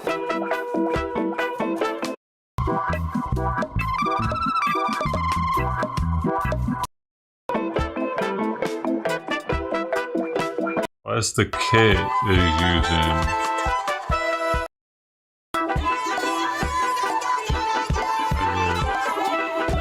Because I was like, he probably doesn't even know what reggae is.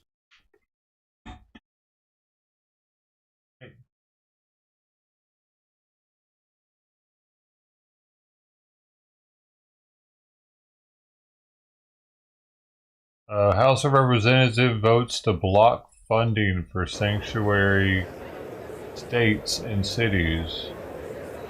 The No Bailout for Sanctuary Cities Act, which would make any state or city ineligible for any federal funds the jurisdiction intends to use the benefits for non-U.S. nationals.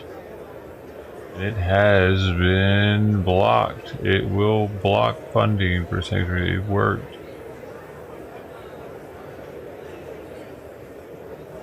Members of Congress speak on the House floor about it after it too.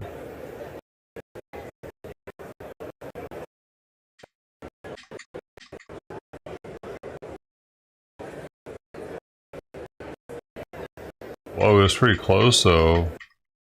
Them Democrats voting yay.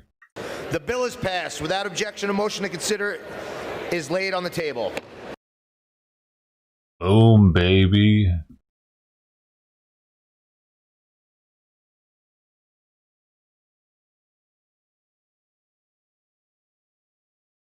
Cool. That's cool. Gotta be on Americans. Look at all this federal funding going to foreign nationals. Awesome. See, this is why I shouldn't go to the search is on for the laundromat. man accused of violently attacking a woman inside a Is that a migrant? laundromat, and the victim was taken to the hospital. Now police are trying to find who the person is, the Go guy, see if there's a bunch of before he flies on strikes the again. food. Bears Here's won't pick Steve it up. Keeley in Abington. I was pretty shocked because, you know, it's Abington. And Abington police are shocked too at the brutality of this attack, captured partly from across the street in this grainy video. It happened at this laundromat at 7 a.m. Wednesday.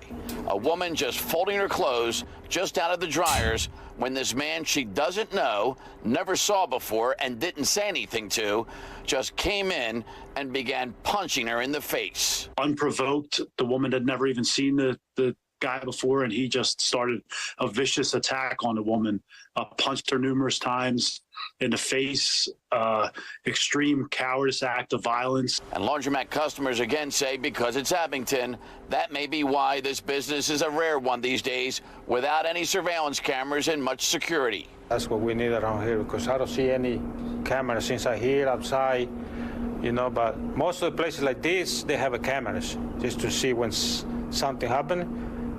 You know, we got to call the police right away. He did have his face covered in the surveillance photo that we have, but we're hoping that maybe somebody recognized him based on his clothing. We do believe that he frequents the Abington, Roslyn areas. We also believe that he's possibly homeless. So maybe somebody's seen him around, has seen where he stays. This is a very peaceful neighborhood. Nothing ever really happens here. I come to this laundromat at least once a week, and everyone just kind of minds their own business, and we're trying to do our laundry. Did he rob her or take anything from her? Oh, no, he didn't rob her, didn't take anything, didn't say anything. She did sustain some substantial injuries. She's been released from the hospital. A random act of violence like this against a defenseless woman, we need to get him off the streets. Do you ever think you'd have to be on guard while you're waiting for your clothes to dry? Not here. No. In Abington, Steve Keeley, Fox 29 News.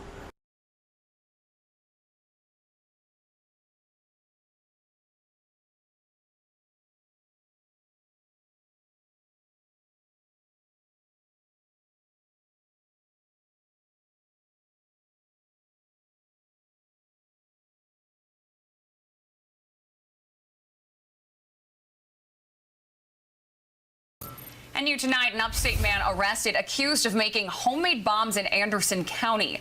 Anthony Kyle Jenkins is charged with 17 counts of possessing a destructive device. Fox County's Alexa Urbach is learning more about Jenkins and what detectives say they think is the reason for the bombs. What are the Carolina? An hours-long manhunt in Williamston on Thursday morning. after the Anderson County Sheriff's Office says they responded to an area along Highway 29 in regard to possible explosives. Deputies say when they got there, they found homemade devices behind the road and a suspect.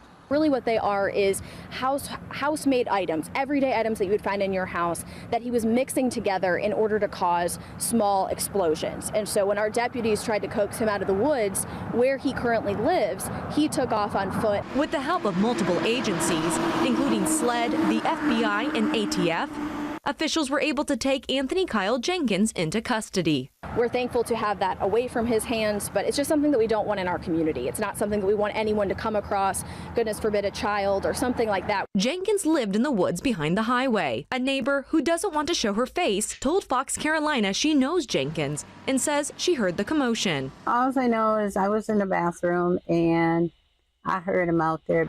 Then he said, shoot, I forgot something. And he started back and then he come back running. He was trucking fast. The neighbor, who calls him Kyle, says Jenkins had a temper at times, but was always kind to her. He always makes sure we have food. He always makes sure you got ice.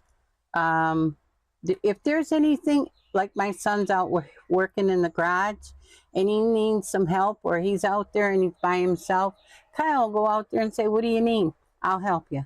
While the case remains under investigation, officials say they may know why Jenkins allegedly built the homemade explosives. It's our understanding right now that maybe he was trying to push other homeless individuals away from his area, and in order to scare them or have some form of his own security, if you will, he decided to make these explosives. Alexa Urbach, Fox Carolina News.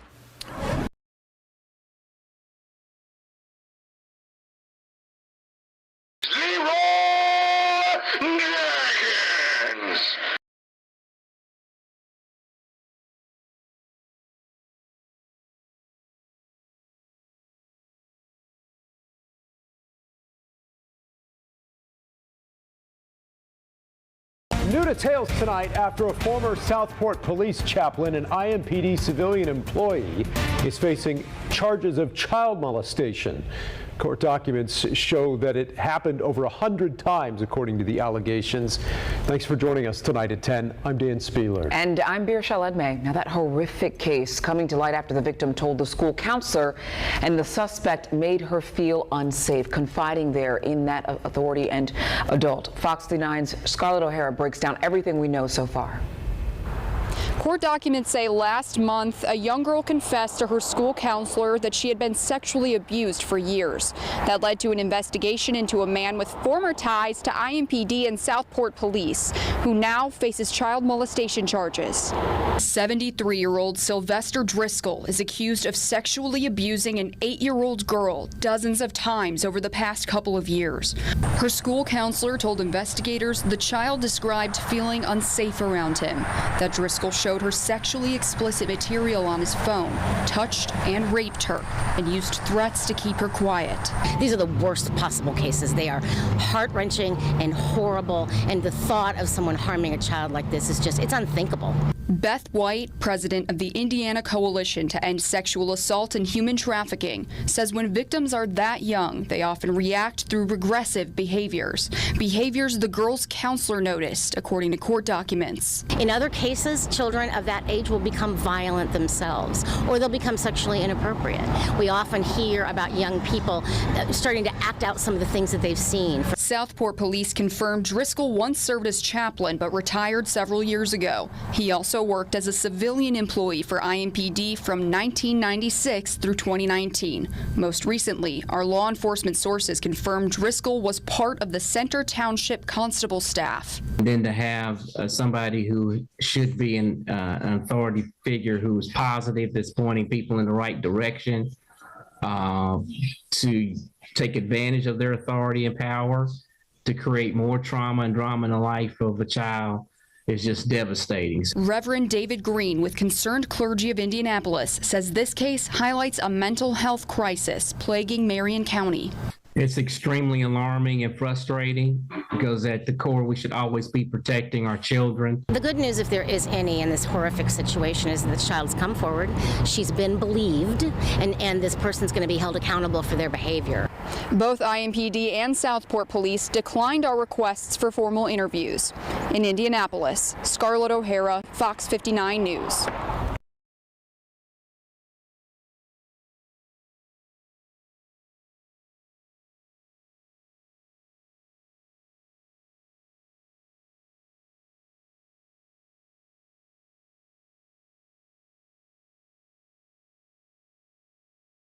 So he jumped in my lap when he was up here.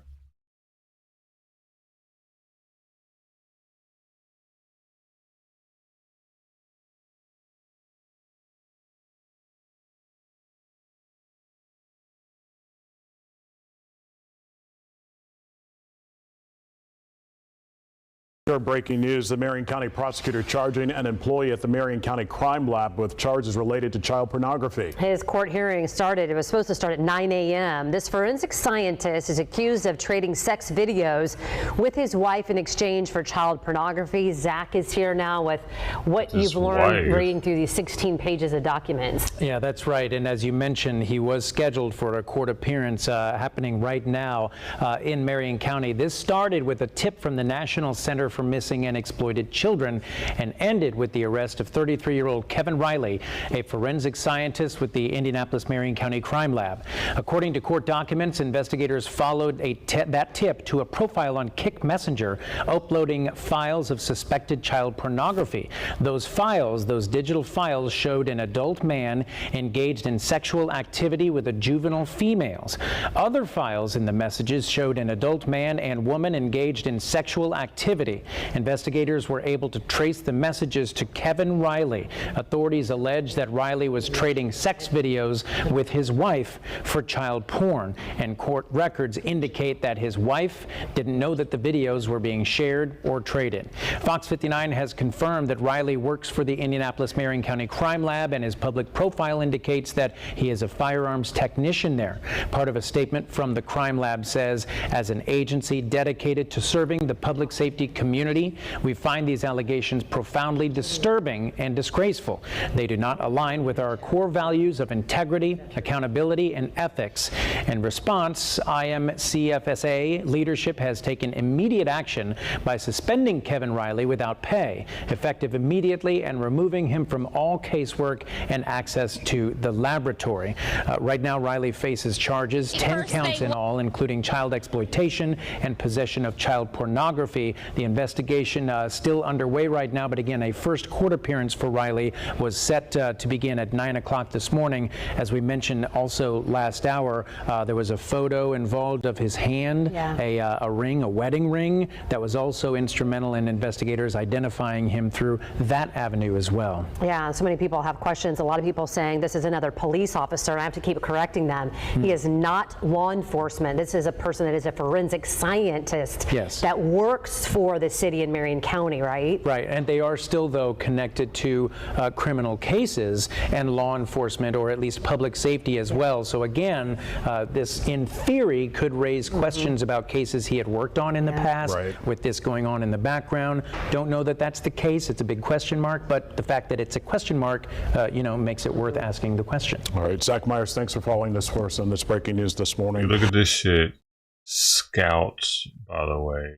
So they did away with the Boy Scouts, and these are the new Scouts. First thing Wednesday afternoon, and we've got girls Scouts from all over so weird seeing girls this is in really the cool. Boy It's part of Scouts. the Southern Sierra Council. We've got Jacob Oon, and then a lot of other Scouts showcasing all of their fantastic baked potatoes. Jacob, how long have you been doing Girl this? Scouts? I've been doing this about 3 years, maybe 4. Hopefully. And I've been helping my brother do the news for 7 years. And what about scouting? How long have you been doing that? I've been doing that for 9 years, as far as I can remember. What do you love about it? I love going on the campouts. I love helping the community. I love hanging out with all my friends in Scouts. It's amazing. And talk a little bit about, this is not your first time to the fair doing the potato booth. This is one of the favorites. So many people look forward to the Boy Scouts potatoes every single year. And matter of fact, I know that sometimes the line can be long, which is great for you guys. Oh, he's only great. But talk a little bit about what it's like being part of this tradition that so many people in Kern County love. We just... Is super exciting? Yeah, it's super exciting working at the potato booth, cutting the potatoes open, filling them with the mac and cheese, the bacon, all the cilantro. And what's your favorite baked potato? My favorite is the mac and cheese potato. Yeah, that sounds pretty good. Can you talk to us about all the different ones we have here? Because we have a couple different kinds, right? Yeah, I'm not sure all the ones that we have, but we have chili verde. Nice. We have baked potato, Scout, which is just... Look, it says BSA. Okay. We have the works. It actually says BSA on his shirt. Boy Scouts of America. That's very interesting. The Weebelo.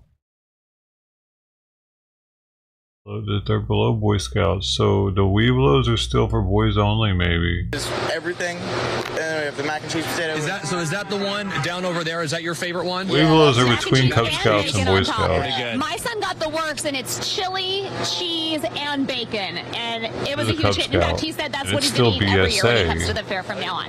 Oh yeah, it's the best kind. I also have to put a shout out in for the sweet potato, because that's my favorite. But all right, what do you want people to know in Kern County about why they should come out and what does this money do? What does it help you guys do?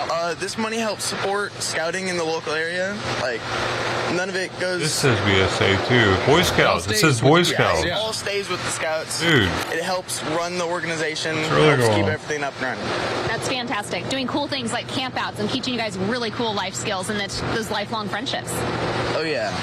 All right. Well, Jacob, thanks so much. And thank you all for coming out here. Thank you so much for coming out. You look so great in your uniforms, and those potatoes look fantastic. And talk to the girls. Why not? Yep. Can you say it? Ready? On three, okay? 1, 2, 3. Good morning! All right, a staple here at the Kern County Fairs, the Scouts Potato Booth. You can't miss it, of course. Right when you walk in, you will see it. Thanks so much for coming out this morning. Thank you, Appreciate it. Are they Boy Scouts or Girl Scouts?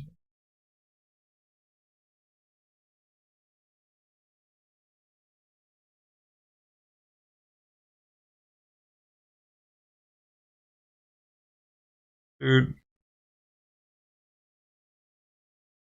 Simon still got fleas. Something seems to have bit me right there that itches.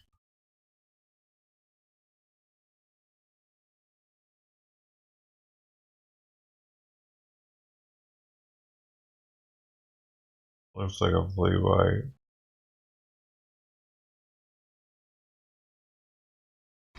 Maybe you still got them.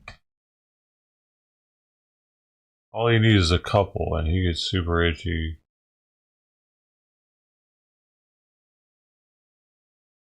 He looked like he was a pretty low rank. Riley, a Thorn statement from the crime lab says as you guys do. This money helps support one. Yeah, that's mac and cheese. Mac and cheese potato.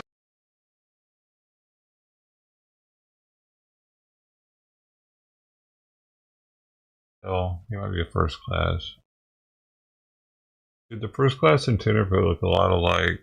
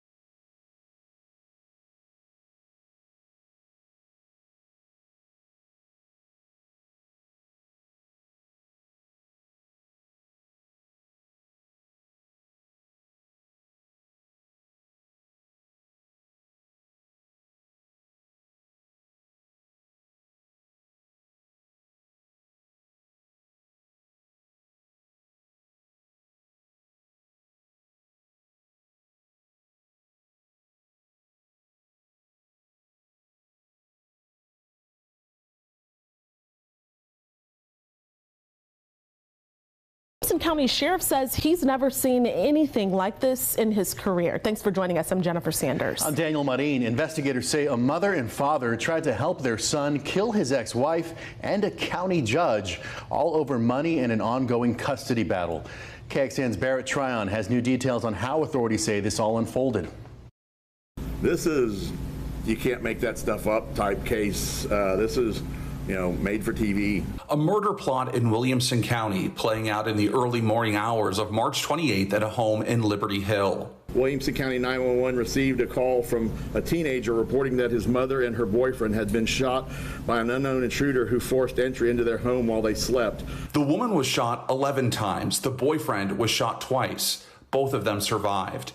Investigators say that intruder turned out to be the woman's ex-husband. He's been identified as Clinton Harmon. Female victim and Harmon were in the midst of a child custody dispute in Williamson County over the custody of their 7-year-old child, who was not home at the time of the shooting. Deputies say in July they received a call from Harmon's ex-girlfriend. She recalled a family meeting in Bastrop County in July of 2023 where Harmon, his mother Teresa, and his adopted father Matt discussed ways to murder the victim, as well as the judge presiding over the custody case. The sheriff says Matt Harmon went a step further with the plans. Matt Harmon remarked, quote, "I'm just telling you, I'll do 10 to 20 to get that grandbaby." They discussed using fentanyl to drug the victim, obtaining her license plate number, and hiring quote-unquote thugs from Austin to carry out the crime. The sheriff says Clinton Harmon went as far as driving from Bastrop to Liberty Hill, carefully planning his route to make sure he did not pass any cameras or use any toll roads. So he could gain his anonymity and say that he was at home all night and his car had never left. Except there was a major crack in the case when detectives found out Clinton's car had a tracker on it, something that had been put on the car by his lender when Harmon bought it. A subpoena for the vehicle location on the day of the attempted murder confirmed that the vehicle was just 0.4 miles from the crime scene. September 8th, authorities arrested Harmon for attempted capital murder as he tried to board a plane in Louisiana. Detectives arrested his parents Monday in Bastrop County. They're charged with offensive retaliation for the threats to the judge. In Williamson County, Barrett Tryon, KXAN News. Clinton Harmon is expected to be sent back to Texas soon. He has a $2 million bond. His parents are both being held on a $1 million bond. None of them had a criminal history. Deputies said there could be more arrests as this investigation unfolds. And going in depth on this, in 2017, the Texas legislature passed the Judge Julie Kucerik Judicial and Courthouse Security Act. The act implemented changes to improve security for judges in both the courtroom and at home. Some of those changes included starting a court security division at the Office of Court Administration, authorizing commissioned police officers to provide judges personal security, and placing new requirements when it comes to certifying court security personnel. Now, this bill came after a man attempted to kill Travis County District Judge Julie Kucerik while she and her son were in front of their home in 2015. Furthermore, in just the last 2 weeks, U.S. Senator John Cornyn announced a federal bill that would establish a new resource center to specifically train personnel and monitor threats against state and local judges and also court workers.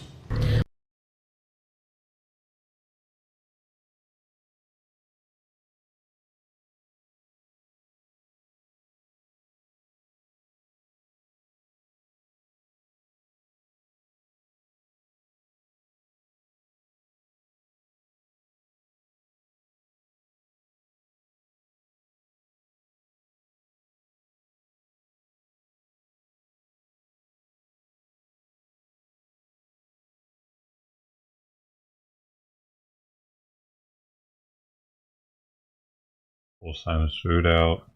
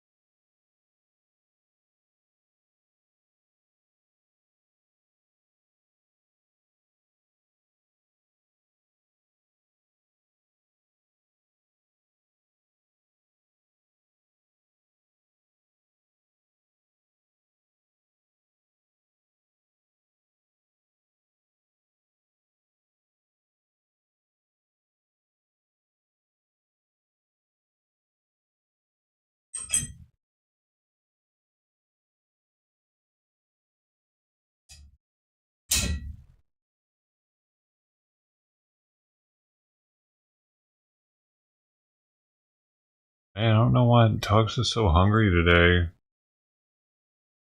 Why didn't he? He was just hanging out when I went out there.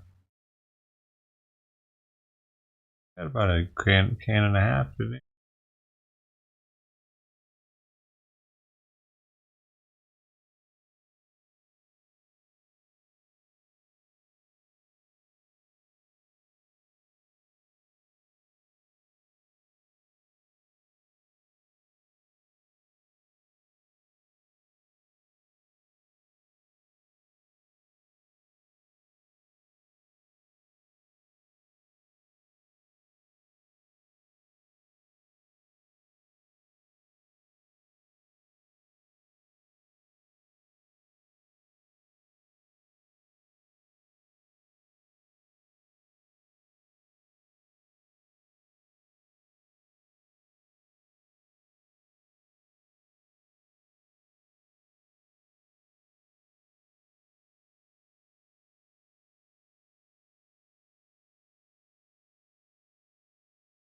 It's so hot. It's warm out there now, so that's when the flies really start to. They don't really lay eggs when it's not hot enough for them to put the eggs on it.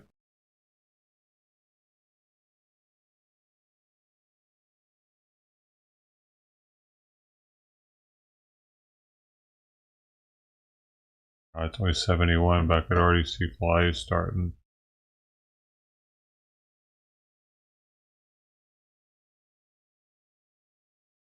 Usually this is too late to put it down because the sun's about to be beating down right there.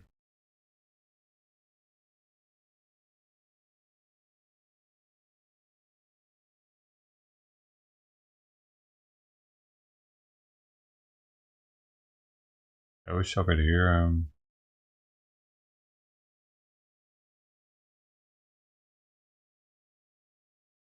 Maybe he's hanging out underneath my shirt behind me. And like, what are you doing? Hey, hey, hey, come on.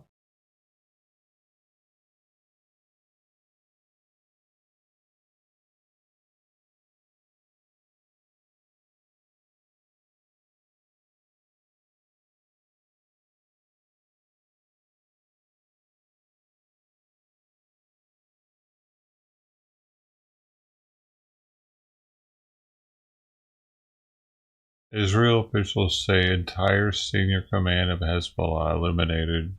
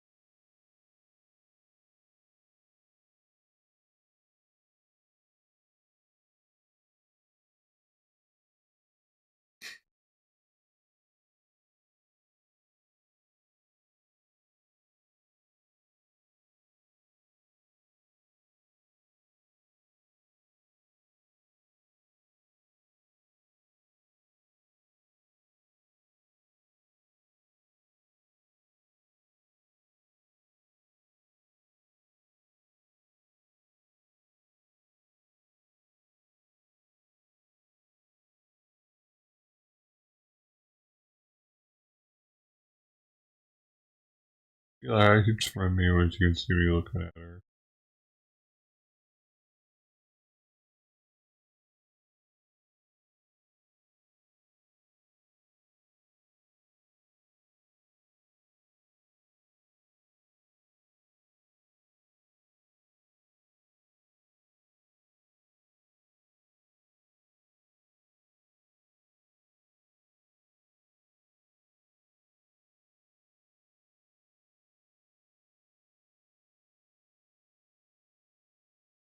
We're celebrating Hispanic Heritage Month by spotlighting locally owned businesses. There's one jewelry shop that's making its mark with its unique designs and creations. I was born in El Salvador.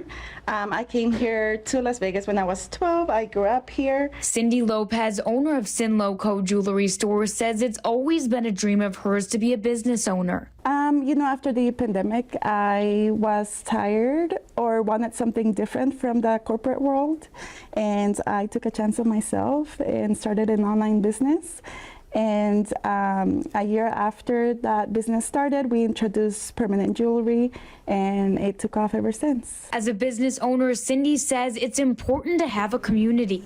She's sponsoring an event supporting local Hispanic business owners. It's a personal brand focus. So it's about bringing more of who you are into what you do. Adi Greenspun is hosting the BU Brand Conference next weekend. Being a Latina, you're being told constantly, like, cállate, or shut up, or like you need to be quiet, or you're too much. And truly the way we teach women to do business and what we are embracing at BU Brand Live is being you. For those interested in attending, visit our website, ktnv.com, for more information. Reporting in Las Vegas, I'm Isabella Martin.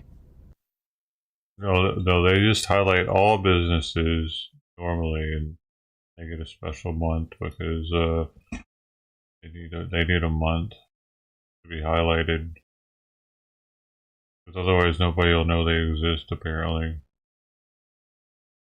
as if they don't highlight all the races, other races, shit, all the rest of the year. Funny, bro. They gotta get extra, makes them docile and don't start breaking shit.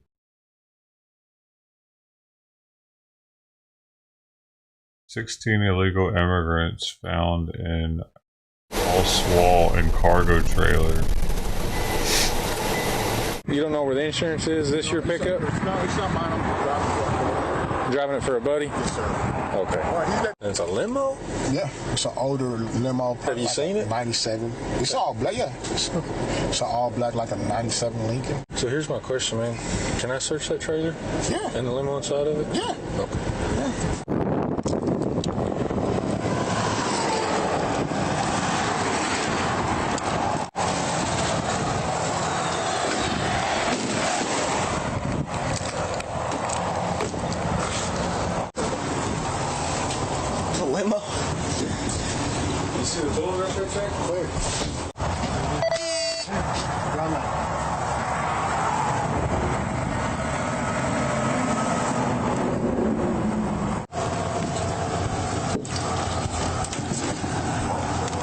Hey, bro, I need that square bit. You must have got a tip, dude.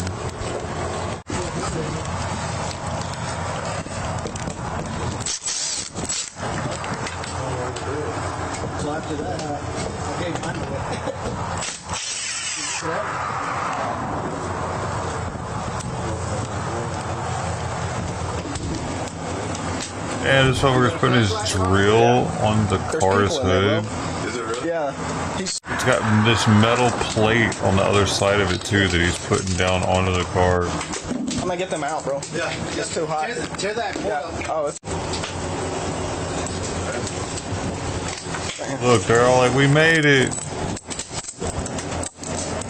Hey, shoot it up. Yeah. Say it's more than 10. We're Americans now. Sweet. No, this one.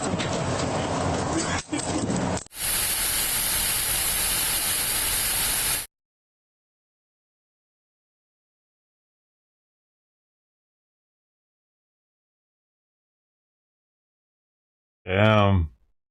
16 people were in there. Invaders, not immigrants. Thank you. Someone snitched. 81 upvotes.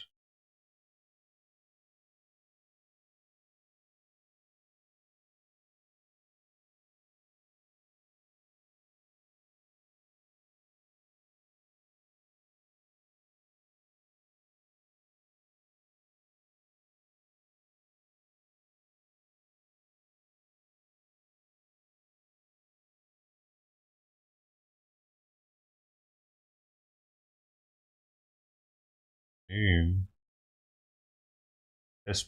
death times 16. What does that mean? Likelihood SBI for death times 16. What does that mean?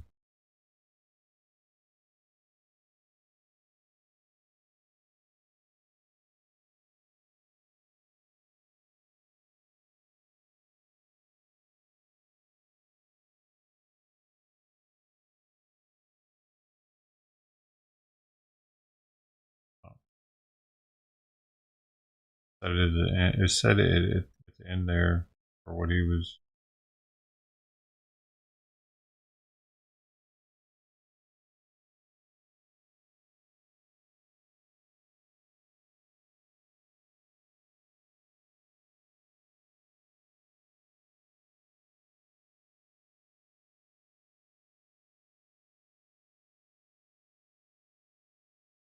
Hey, later, Sister T. I'll see you too. Good day.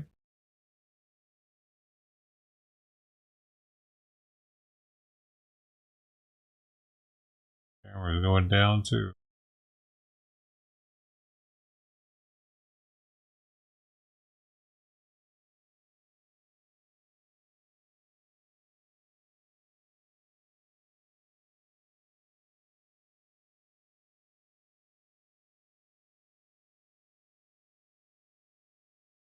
First Alert 4 starts now. First at 5, St. Anne police giving First Alert 4 new images pulled from the phone of the teen who they say planned to attack Rittner schools. The pictures show the now charged teen being heavily armed with lots of money. But where the 16-year-old got his guns remains the unanswered question tonight. This new information comes as other schools in our region continue. Well, it's a story that we've covered a number of times recently. Schools canceling classes or going.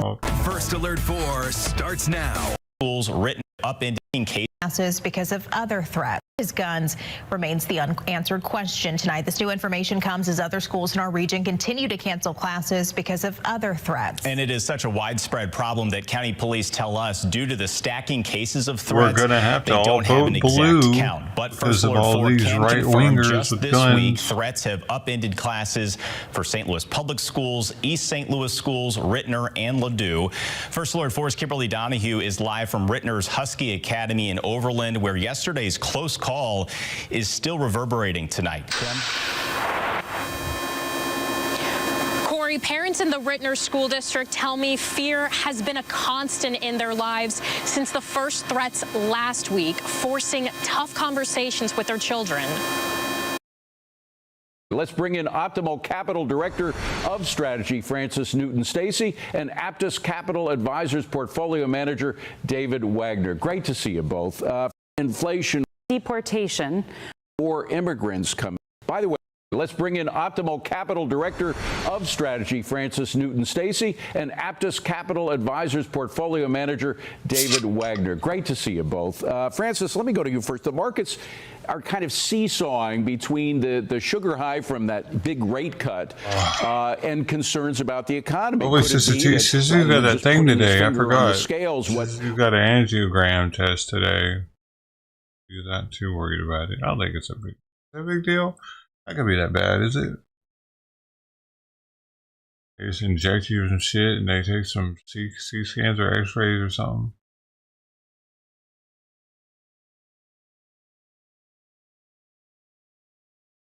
Right. What Jay Powell was doing was actually preventing or thinking that he may be preventing a recession. By the way, our Treasury Secretary, Janet Yellen, I think it was just this morning, said that actually we could improve inflation with more immigrants coming in, right? Words to that effect. Words to that effect. Yeah, so what happens is she was saying that, I went back and looked at what she said, and it was mass deportation was going to cause a re-uptick in inflation. I see. Now, she's talking about wages, right? But it's really easy to single out one of these factors. The problem is that the immigrants are also costing the system a tremendous amount of money. They're creating a housing shortage. Obviously, we're giving benefits to the immigrants in some places that we're not giving benefits to America, which is costing the federal, local, and state governments money. And so It doesn't really work that way, just to hone in on that one factor, but it's political. And David, the point is that this administration is blaming everything but big government, huge big government expansion and spending for inflation. They're blaming corporations, greedy corporations, for price gouging. Now they're blaming Republicans for talking about deportation of immigrants, that would cause inflation. Isn't it just all about government spending? You're right. It's all about government spending. And one thing that no one's really talking about right now is that Jerome Powell, just on Wednesday, basically gave the U.S. Treasury, Washington, D.C., and Janet Yellen a lifeline because they cut rates by 50 basis points. And that's going to directly affect what Washington, D.C. can do from a fiscal spending policy standpoint in the future. I think we all know that, it's like 54% of the U.S. debt comes due just in the next 3 years, with an average interest rate of almost 4%. That's almost 2.5 times greater than it was just, a mere 2.5 years ago. So by decreasing the federal funds rate, that's going to make the amount of debt that the government has to reissue into the future much cheaper, obviously helping out the deficit and also giving them a lot more dry powder to actually to go out and spend liquidity into the market, whether it's on social programs or any other type of economic programs. Well, Francis, the bottom line is that investors have to deal with what has happened. We just had a very big rate cut. Does it favor one sector over the other? I know utilities dropped initially. I mean, do we reposition our portfolio based on that big cut? Well, you can. I think right now it's a little bit prudent to be defensive because markets have hit an all-time high. You do have a labor market that's deteriorating. Powell always had the choice to wait till something really breaks or to try and preempt disaster, and he's choosing to preempt disaster. It is quite. I really thought he was going to go 25, right? Because I thought then he's challenged with the political narrative, and he's challenged with, is the economy really in worse shape than we think? And so the fact that he went 50 meant he had to go 50, and he felt that way. Because for political reasons or because the economy is doing worse than most people thought? I'm going to guess the economy. Okay. I'm going to give I thought him they were fucking raising that shit because the economy sucks. Which is it? Lower to raise it when it sucks. That means we have to deal with upcoming sucks they do either. much bigger drops in employment. Right. Well, that could be possible. The thing is it's always disproportionate between small businesses. Small businesses are not hiring. They really are the backbone of America. Mm-hmm. The larger companies, some of those balance sheets are flush. But the point is that dropping by 50 basis points, we haven't entered a recession because of the fiscal spending that is extremely high, because of the private credit coming in and refinancing loans, and because people are putting a record amount on credit cards. So any one of those shoes drops, then they're probably going to pass the baton to the next administration, maybe the next, Fed chair, and maybe things will break at that point. David, talking sectors, I want to talk about the chip sector for a minute. The chips seem to be trying to come back after a really lousy end of summer drop, particularly with NVIDIA and Intel. Can't seem to find a bottom to that drop. But what do you think about the chip sector in general as we now are facing a half-point cut in the rates? I'm actually very bullish on the chip sector as a whole. Francis, I love you. I love all the stuff you put out there, but I actually disagree with you here. I'm not getting defensive. I'm actually going more risk on with kind of my allocations that would work in this type of environment. And to David's point, it's going to be the semiconductor chips. It's going to be some financials. It's going to be probably some of the lower quality factors that work just in the interim, in my opinion, just given the amount of liquidity being driven into the market. At the end of the day, I always tell my analysts, and everyone has a tough time kind of following this, but I tell them, follow the tape. Follow what the market is telling you, because they're the final arbitrator at the end of the day, and it was always right. And if you look at the performance just yesterday, everyone was prognosticating that utilities would work, staples would work, real estate would work as rates were coming down. But just yesterday when the market had a very risk-on tone, those were the three sectors that were actually negative on the day. So that tells me if you follow the tape, follow what the market is telling you, that, hey, you know what? We could have a risk-on rally within semiconductors. Interesting. Guys, we got to leave it at that. Great to see you both, Francis and David. Thank you very much for being here.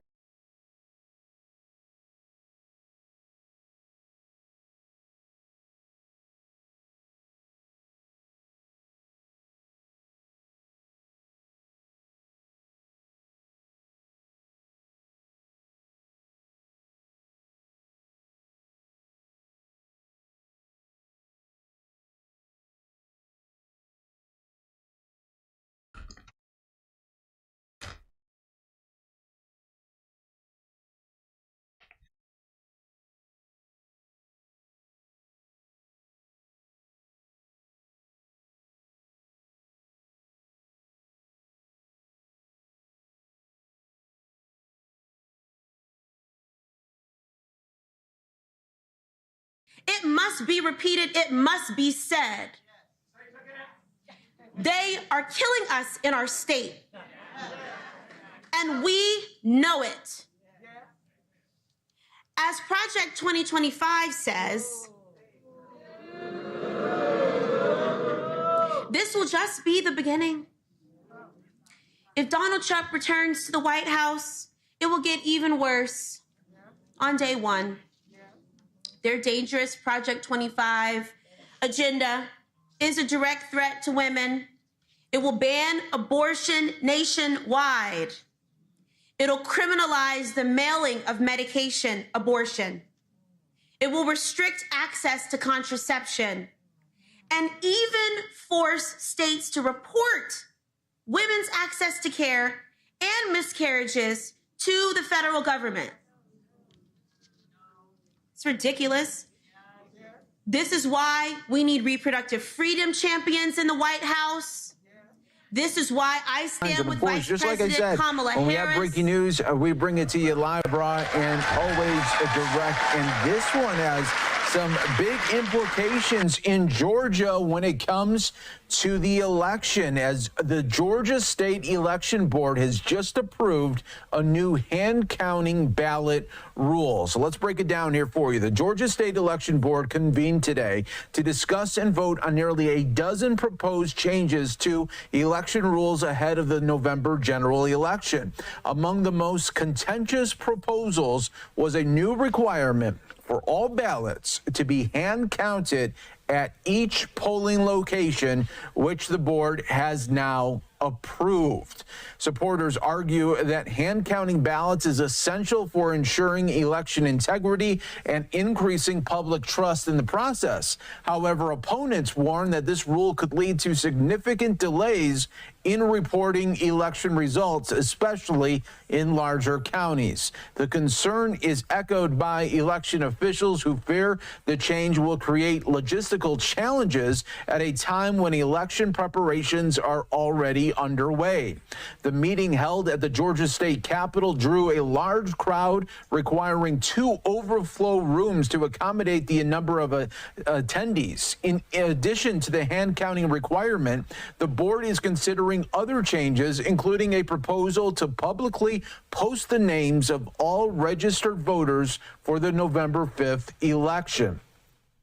The Secretary of State also voiced concern that the rule changes could cause some confusion and chaos on election night, a view shared by many Democratic officials as well. During the public comment period, 30 people spoke, with the majority opposing the changes. One speaker highlighted the already tight timeline for election officials, saying, quote, "Now is the time for election officials to train workers, perform security protocols, print ballots, and mail absentee ballots, not to learn new rules and procedures." But this is how it's going to go now down in the Peach State. Georgia State Election Board has approved that new hand counting ballot rule.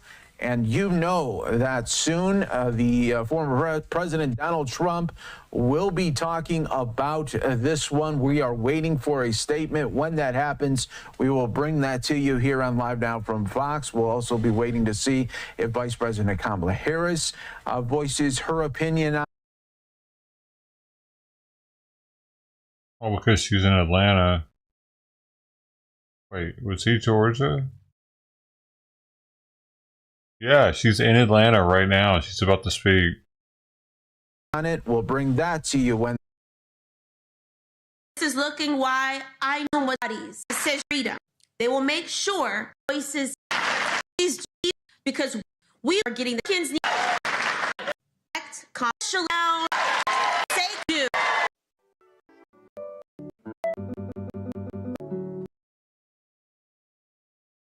As we go, who even is this lady?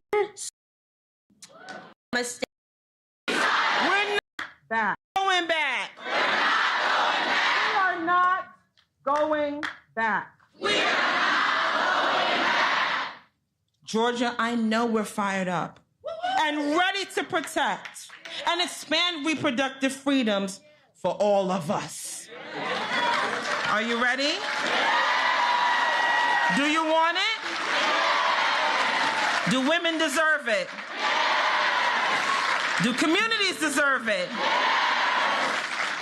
We can make it happen, and we shall. Thank you so very much. Oh man, Sister T's missing the women thing. All for ladies, all for ladies tonight.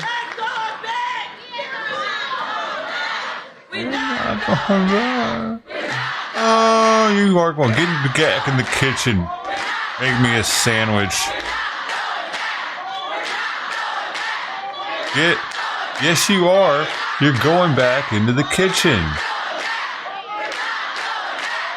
Please welcome Georgia State Representative Park Cannon. And make me a little sandwich. Oh, maybe a big sandwich. I changed my mind. I love you. And cookies.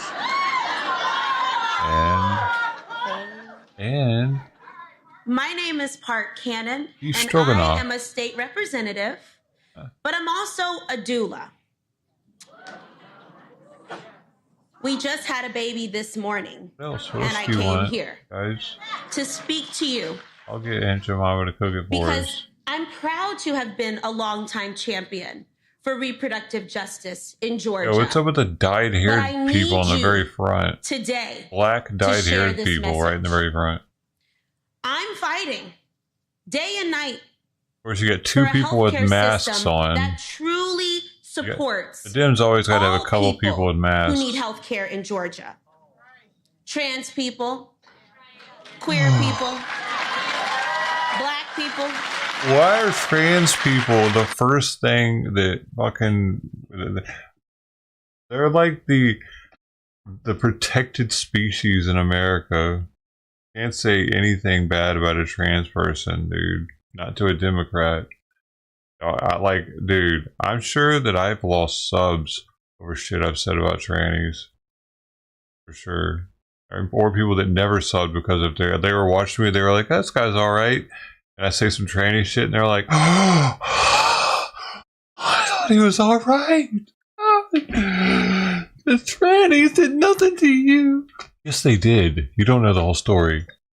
Everyone. And I'm proud that Vice President Harris shares that vision with me.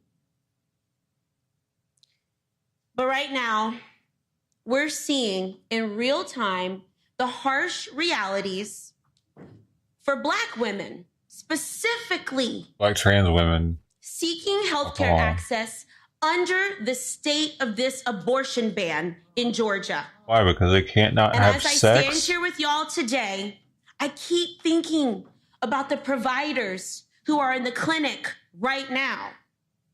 The people How is this who are specifically going to targeting receive Black services women for the first if they're not time and who are worried. being stupid as shit, And apparently? the students who are in school trying to Oh, learn I didn't mean to get how to pregnant. provide the care that people need. Can you get this out of me, And please? I can't stop thinking about Candy Miller. I can't stop thinking about Amber Nicole Thurman. I can't. They deserved Sounds like access she needs Valium. and not denial. They through her deserve trauma. care without delay. Instead of fear You mongering. can't see her? Well, now you can. In Georgia and in You every were missing out on them titties, Black were you? women should Ted? have the ability to make decisions about our bodies and seek reproductive care without crossing state boundaries, without crossing and traveling thousands of miles to other states. Constitutional Republic, get used to it. Welcome to America. That's what makes us great here. When those in power restrict, remove, or ban access to life-saving care, They want to change America. those of us who are historically marginalized, we're the most affected. As seen here in Georgia, with the two heartbreaking losses that were entirely preventable, we have to send more than hearts and prayers. We have to send action We must send that action to the White House.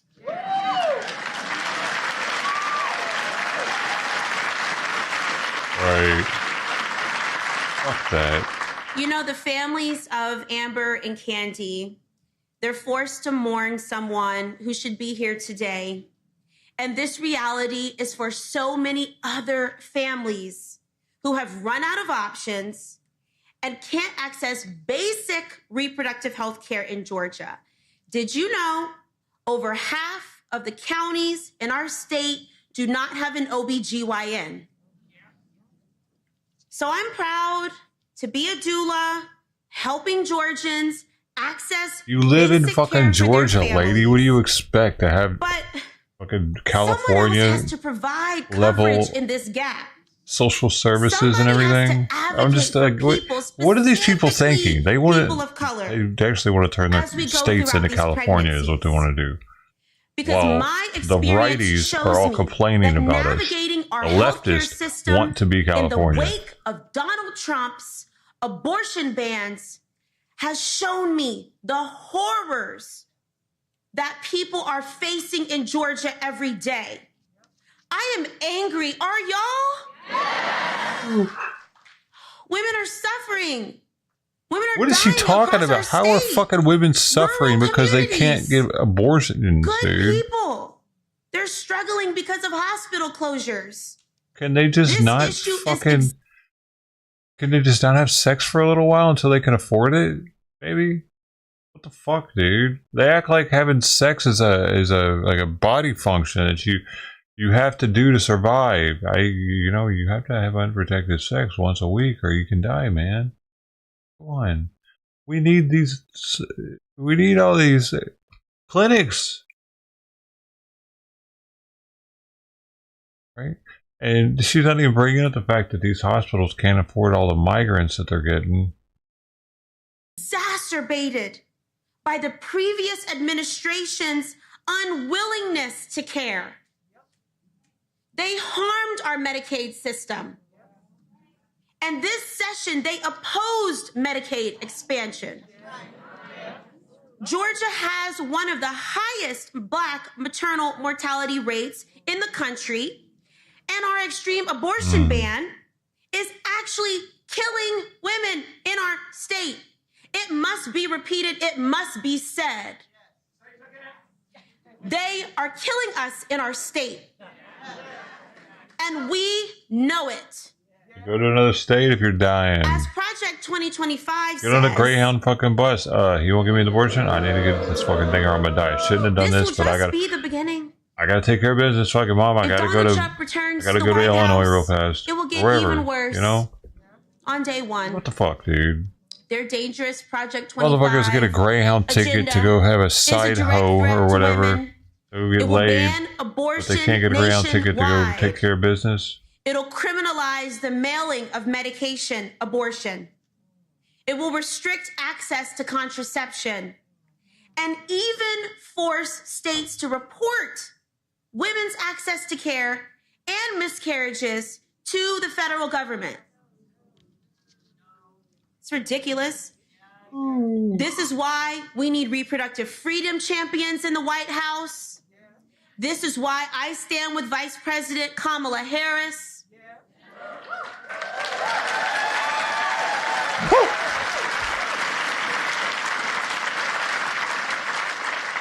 This is looking why I know we can talk to Governor Tim Walz and tell him what's going on, and he'll actually listen because they trust us with our bodies. They trust us to make our own decisions. They'll continue fighting to codify the right to reproductive freedom across our nation. And when elected, they will make sure that the health care that we need comes from the voices in this room.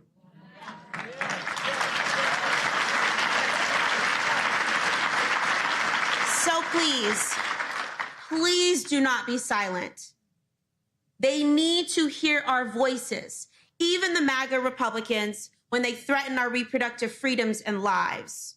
because we want them to know we will speak up and we will fight for our reproductive justice. We will expand access with our own hands. We will make sure that Black women are getting the care that they need. Let's be clear. Republicans need to keep their hands off of our bodies.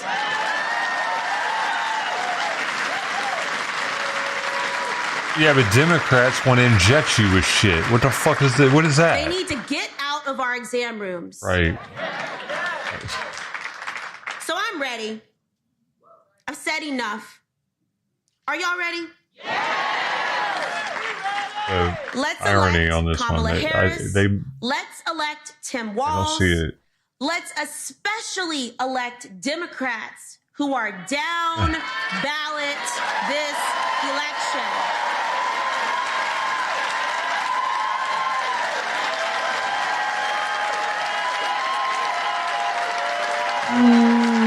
Let's do it for the sake of our nation. Let's do it because it's overdue. Thank you so much. Let's get it done.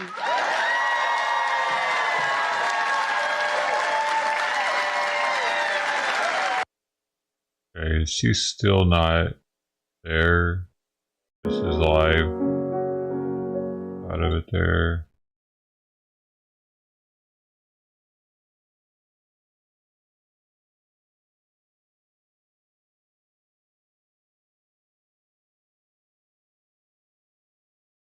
People should be exterminated.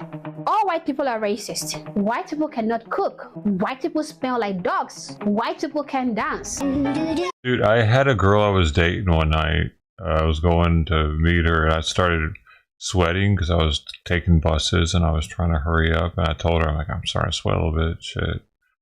She was like, no, I told her I was running or something. And she's like, oh, don't start sweating. I heard y'all smell like wet dog or whatever when y'all start sweating or something. But it was a Jamaican chick.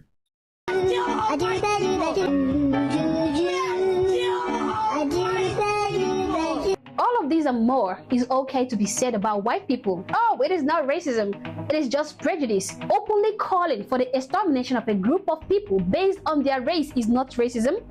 Okay, let's take a look at the definition. The discrimination and prejudice against people based on their race or ethnicity. And the last time I checked, white is a race. Irrespective of popular beliefs, every race can experience racism. Read my lips. Every race, okay? Be it systematically, individually, or communally, every race can be raced against, including and especially white people in this day and age. The reason I decided to make this video today is because I came across this video on TikTok. This lady. And other physicians avoid coming to our state. I'm still about that.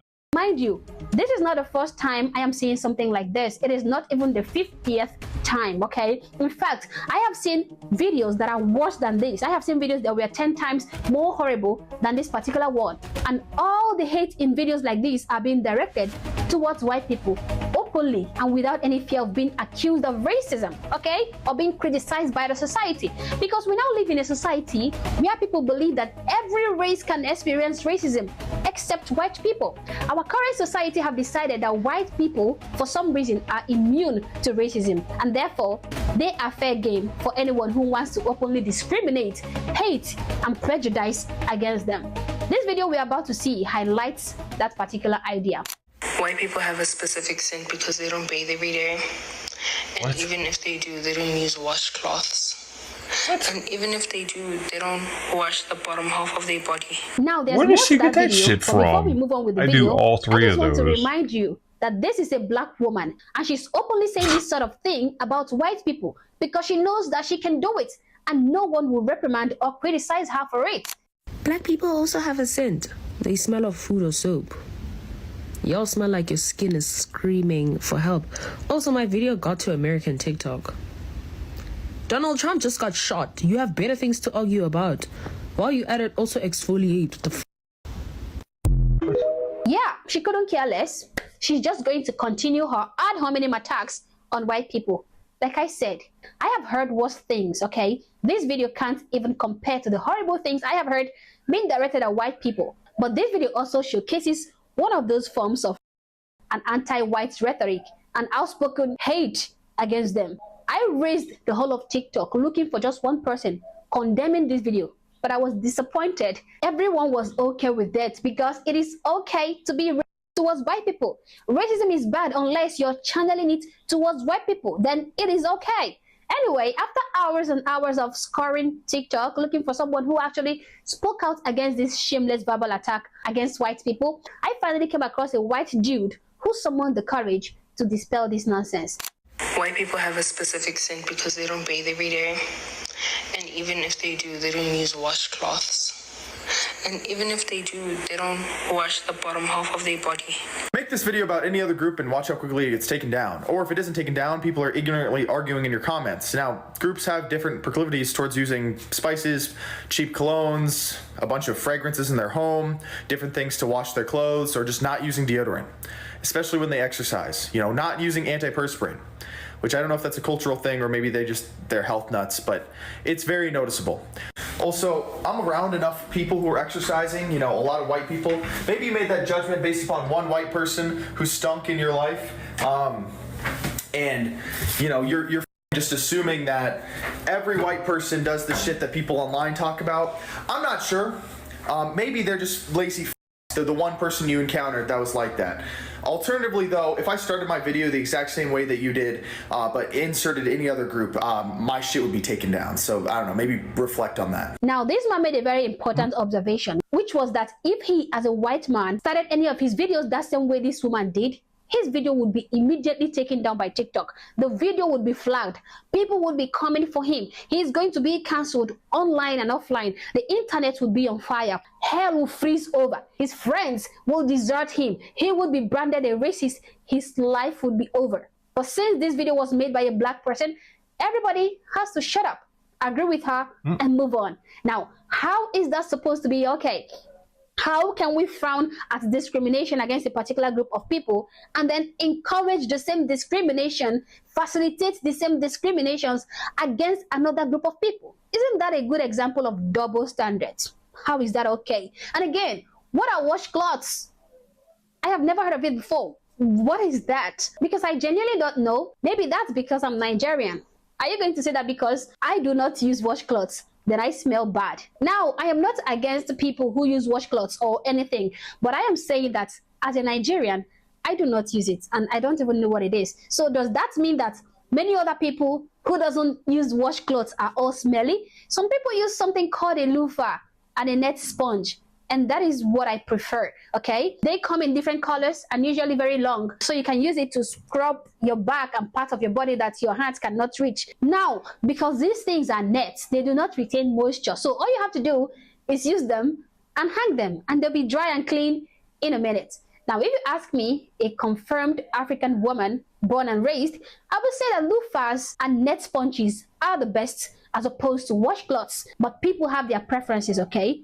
To each their own. I would not assume that all white people use or do not use washcloths because some people are different from each other. For instance, this woman who made this video is a black woman and she uses washcloths, but I, a fellow black woman, do not. I don't even know what it is. And the guy who stitched this video is a white guy. I use the Sissel bag around my bar soap. It turns the bar soap into like, it gives it texture. And he uses washcloths and loofahs and other things. Why do we think it is okay for us to go about being racist against white people, making all sorts of videos about white people, yet we cannot take the heat when they decide to do the same to us? As a black person, have you seen your dreadlocks? Have you? Have you seen black women's braids? Our braids that can last up to 3 weeks and more without seeing a wash day. How do you go about spewing rubbish about other race, knowing fully well that your own race is not perfect? How would you feel if a white person takes out their phone and start making a video saying black people smell bad because they don't wash their hair, they have dreadlocks and, you know, things like that? Of course, that white person would be forever cancelled, would be awfully treated, would be destroyed. But as a black person, how would you feel about that? Why do you think it is okay for you to say it when you know you cannot take it when other people from other race say it against you or say it about you? You guys should stop this petty, childish bickering and picking on white people because of something that their ancestors did 400 years ago. We need to start healing for real, Some of us have phantom scars, okay, and traumas. We have phantom traumas. I call it phantom because it is not real. We never experienced these traumas. Our forefathers did, our ancestors did. Yet we perpetuate these traumas much more than they ever did, okay? We need to stop. We need to get rid of these white people that videos, okay? If we are truly tired of racism, if we truly want to put an end to racism, then we need to stop perpetuating it against white people, okay? These people are humans. They are human beings. They have feelings. They cry and they hurt when we bully them racially. If white people are the enemies and we are the good people, then why isn't our words, why isn't our videos, why isn't our entire personality overflowing with goodness and love and compassion? Racism is bad. It is bad for black people. It is bad for Asians. It is bad for Hispanics. And it is bad for white people too. Wrong is wrong, no matter who is perpetrating it. Anyway, guys.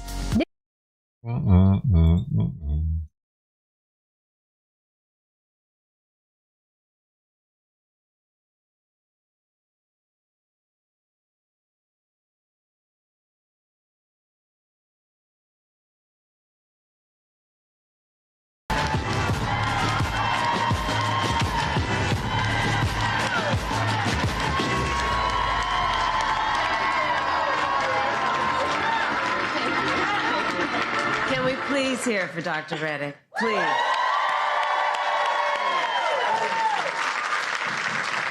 Please have a seat, everyone. Please have a seat. It's so good to be back in Atlanta. Thank you all. Thank you. You know, I just want to say thank you. I want to say about Dr. Reddick. You know, some of you may have seen. I did an event last night with Oprah Winfrey, and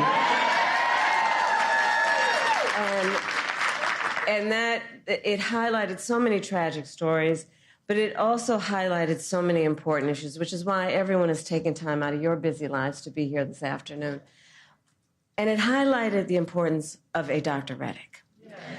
Because the courage, Dr. Reddick, that you are showing in the face of these arcane and immoral laws, to stand so publicly and talk about your commitment to your oath and to the health and well-being of people who need to be seen and treated with dignity is so extraordinary. And I do believe in moments of crisis, the world has a way of revealing the heroes among us. And I would say, Dr. Reddick, you are one of them. Thank you very much. Thank you. Thank you. Thank you. Thank you. And thank you to all of the elected and community leaders who have joined us today. Thank you, everybody who is here.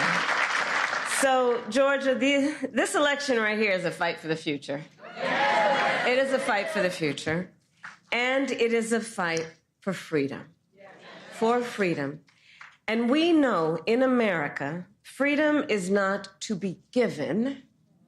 It is not to be bestowed. It is to be taken with guns. It is ours by right. It is ours by right. You better give me my freedom, boy. And that includes the fundamental freedom of a woman to be able to make decisions about her own body and not have her government telling her what to do. Yes, we must trust women. And we all know how we got here.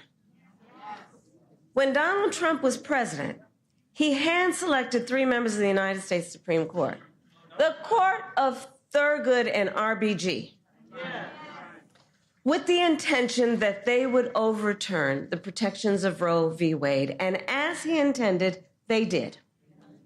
And now more than 20 states have Trump abortion bans. Extremists that have passed laws that criminalize healthcare providers, doctors and nurses, and punish women.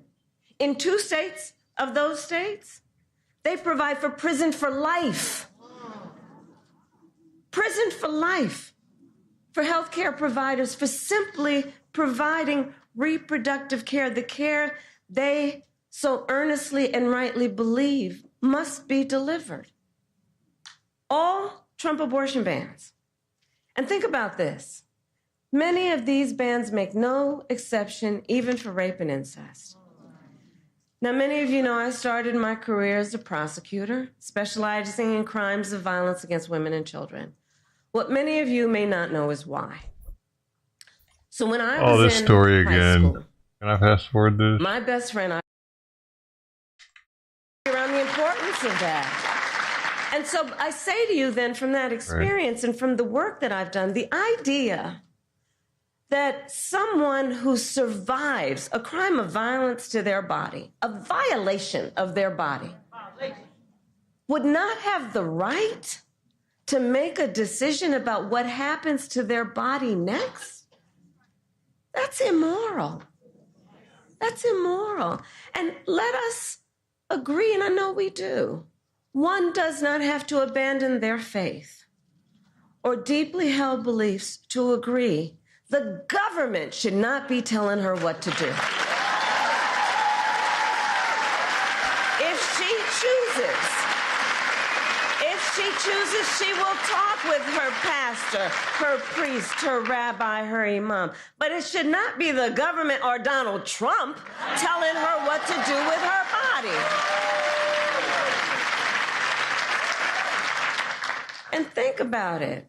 The stories that Dr. Reddick shares with us, the stories we heard last night, the stories we've been hearing for 2 years. 1 in 3 women in America lives in a state with a Trump abortion ban. This includes Georgia and every state in the South except Virginia. Think about that when you also combine that with what we know has been longstanding neglect around an issue like maternal mortality. Think about that when you compound that with what has been longstanding neglect of women in communities with a lack of the adequate resources they need for health care, prenatal, during their pregnancy, postpartum. Think about that. And these hypocrites want to start talking about this is in the best interest of women and children. Well, where you been? Where you been when it comes to taking care of the women and children of America? Where you been? How dare they? How dare they? Come on.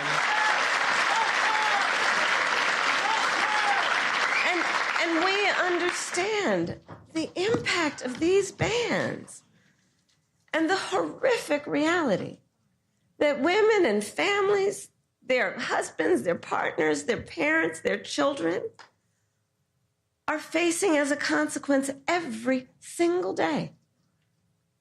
Since Roe was overturned, I have met women who were refused care during a miscarriage, wanted to have a child, suffering a miscarriage. I met a woman, I've actually met several, who were turned away from the emergency room. One at early stages after the Dobbs decision came down told me with tears, she was with her husband, about how only when she developed sepsis did she receive emergency care. Only when she developed sepsis did she receive emergency care. And now we know that at least 2 women, and those are only the stories we know, here in the state of Georgia, died because of a Trump abortion ban. One, and we heard about her story last night, a vibrant 28-year-old young woman.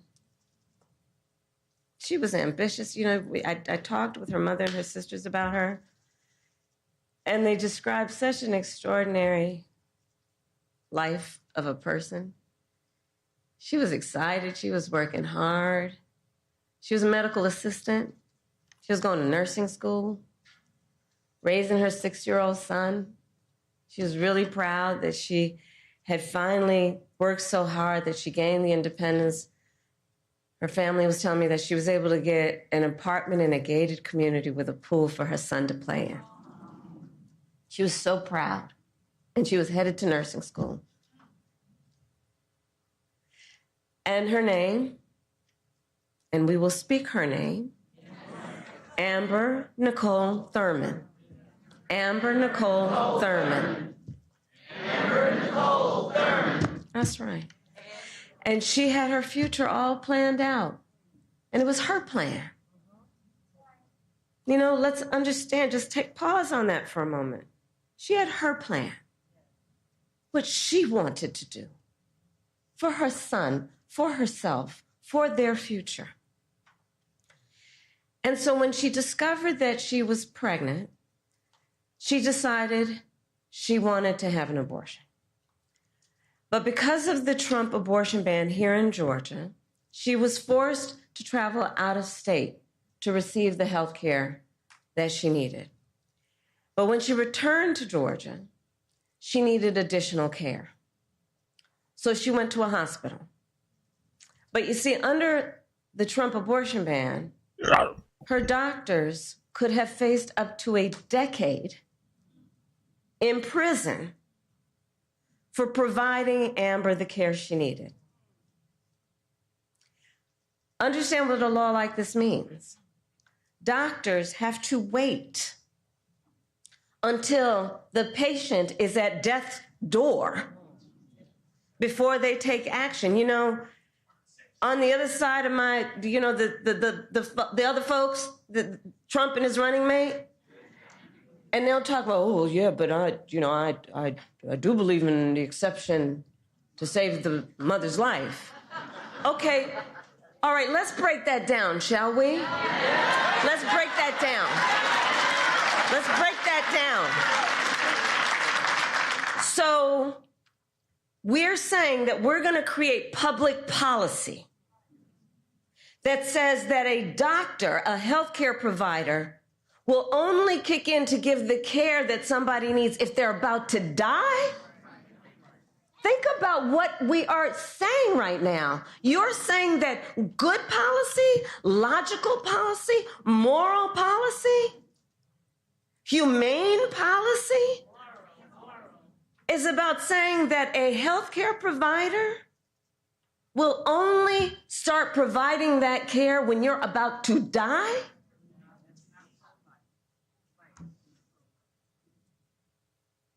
And so Amber waited. You have to know how serious you are. 20 hours. 20 hours. You should have just waited 18, probably. Excruciating hours. Until finally, she was in enough physical distress that her doctors thought they would be okay to treat her. There you go. But it was too late. Oh. She died of sepsis. 18 days and told him earlier, probably. And her last words She waited to too her long mother, to say something, I bet. She wasn't in the hospital that whole time. As you know, Should have went every day if it was that big of a deal. Last words to her mother, promise me you'll take care of my son. She wanted to be a martyr, apparently. Now she's got her virgins. That's ironic. So I met last night and I spent time with Amber's mother and her sisters, and they spoke about Amber, a daughter, a sister, a mother, with the deep love that you can imagine, and how terribly they miss her. And their pain is heartbreaking. It's heartbreaking. Amber's mother, Shanette, told me that the word preventable is over and over again in her head when she learned about how her child died. The word preventable. She can't stop thinking about the word that they spoke to her. It was preventable. Because you see, medical experts have now determined that Amber's death was preventable. And through the pain and the grief of her mother, who courageously told her story, I promised her, as she has asked, that we will make sure Amber is not just remembered as a statistic. That she will not just be remembered as a statistic. so that people will know she was a mother and a daughter and a sister, and that she was loved, and that she should be alive today. And that she should be alive today. And many of us remember, there's so many leaders here, from 2 years ago when the Dobbs decision came down. We knew this could happen. There is a word preventable, and there is another word, predictable.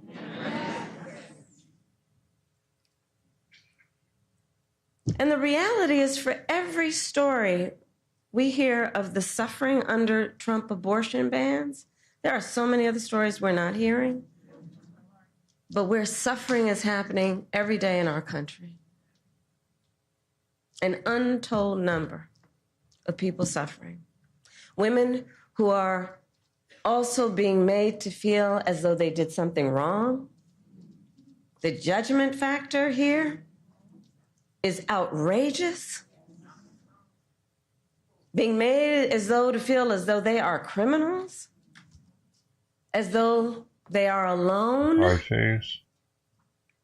So to those women, to those families, I say on behalf of what I believe we all say, we see you and you are not alone, and we are all here standing with you. Standing with you. You are not alone. You are not alone.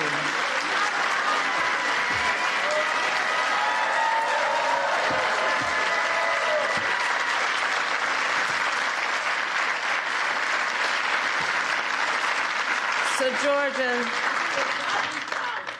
we will not be silent. And we will not be silent. But this is a healthcare crisis. This is a healthcare crisis, and Donald Trump is the architect of this crisis. He brags about overturning Roe v. Wade. In his own words, quote, "I did it and I'm proud to have done it," he says. He is proud that women are dying, proud that doctors and nurses could be thrown in prison for administering care, proud that young women today have fewer rights than their mothers and grandmothers? How dare he? How dare he?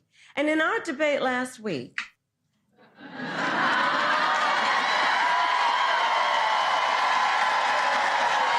that was fun.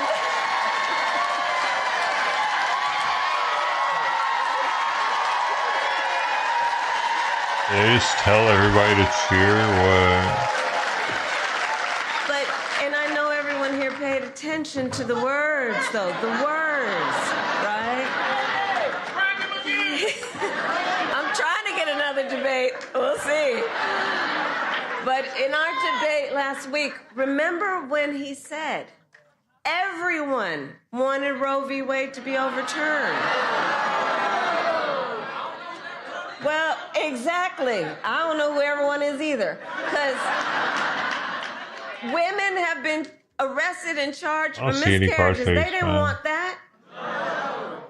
I was speaking with a physician who is here, who has in her professional experience been administering care to girls. And what we know is that 12 and 13-year-old survivors of assault are being forced to carry a pregnancy to term. They didn't want this. No. And couples just trying to grow their family being cut off in the middle of IVF treatments, they didn't want this. No. And on that last point, you probably saw this week for the second time, Republicans in the United States Senate blocked a bill that would protect access to IVF treatment. Now consider, among the multitude of ironies, the fact that on the one hand, these extremists want to tell women they don't have the freedom to end an unwanted pregnancy. And on the other hand, these extremists are telling women and their partners they don't have the freedom to start a family. Okay. And they want to restrict access to contraception as well. And now Donald Trump says that he would personally cast his vote in Florida, which is where he now lives, to support their extreme abortion ban, just like the one that is here in Georgia. And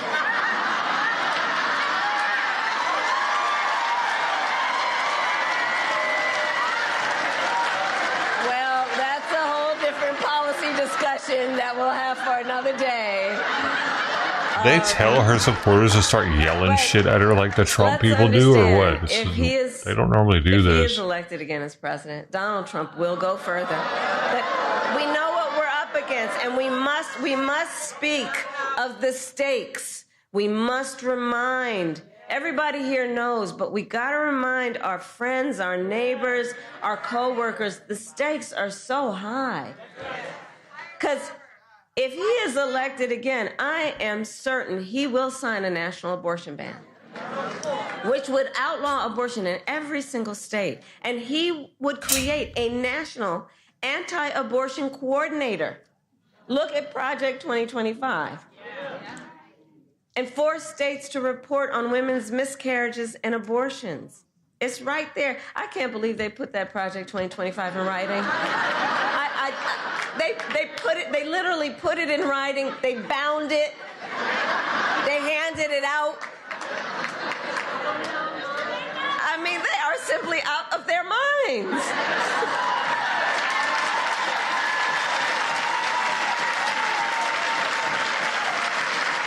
And it's clear that they just don't trust women.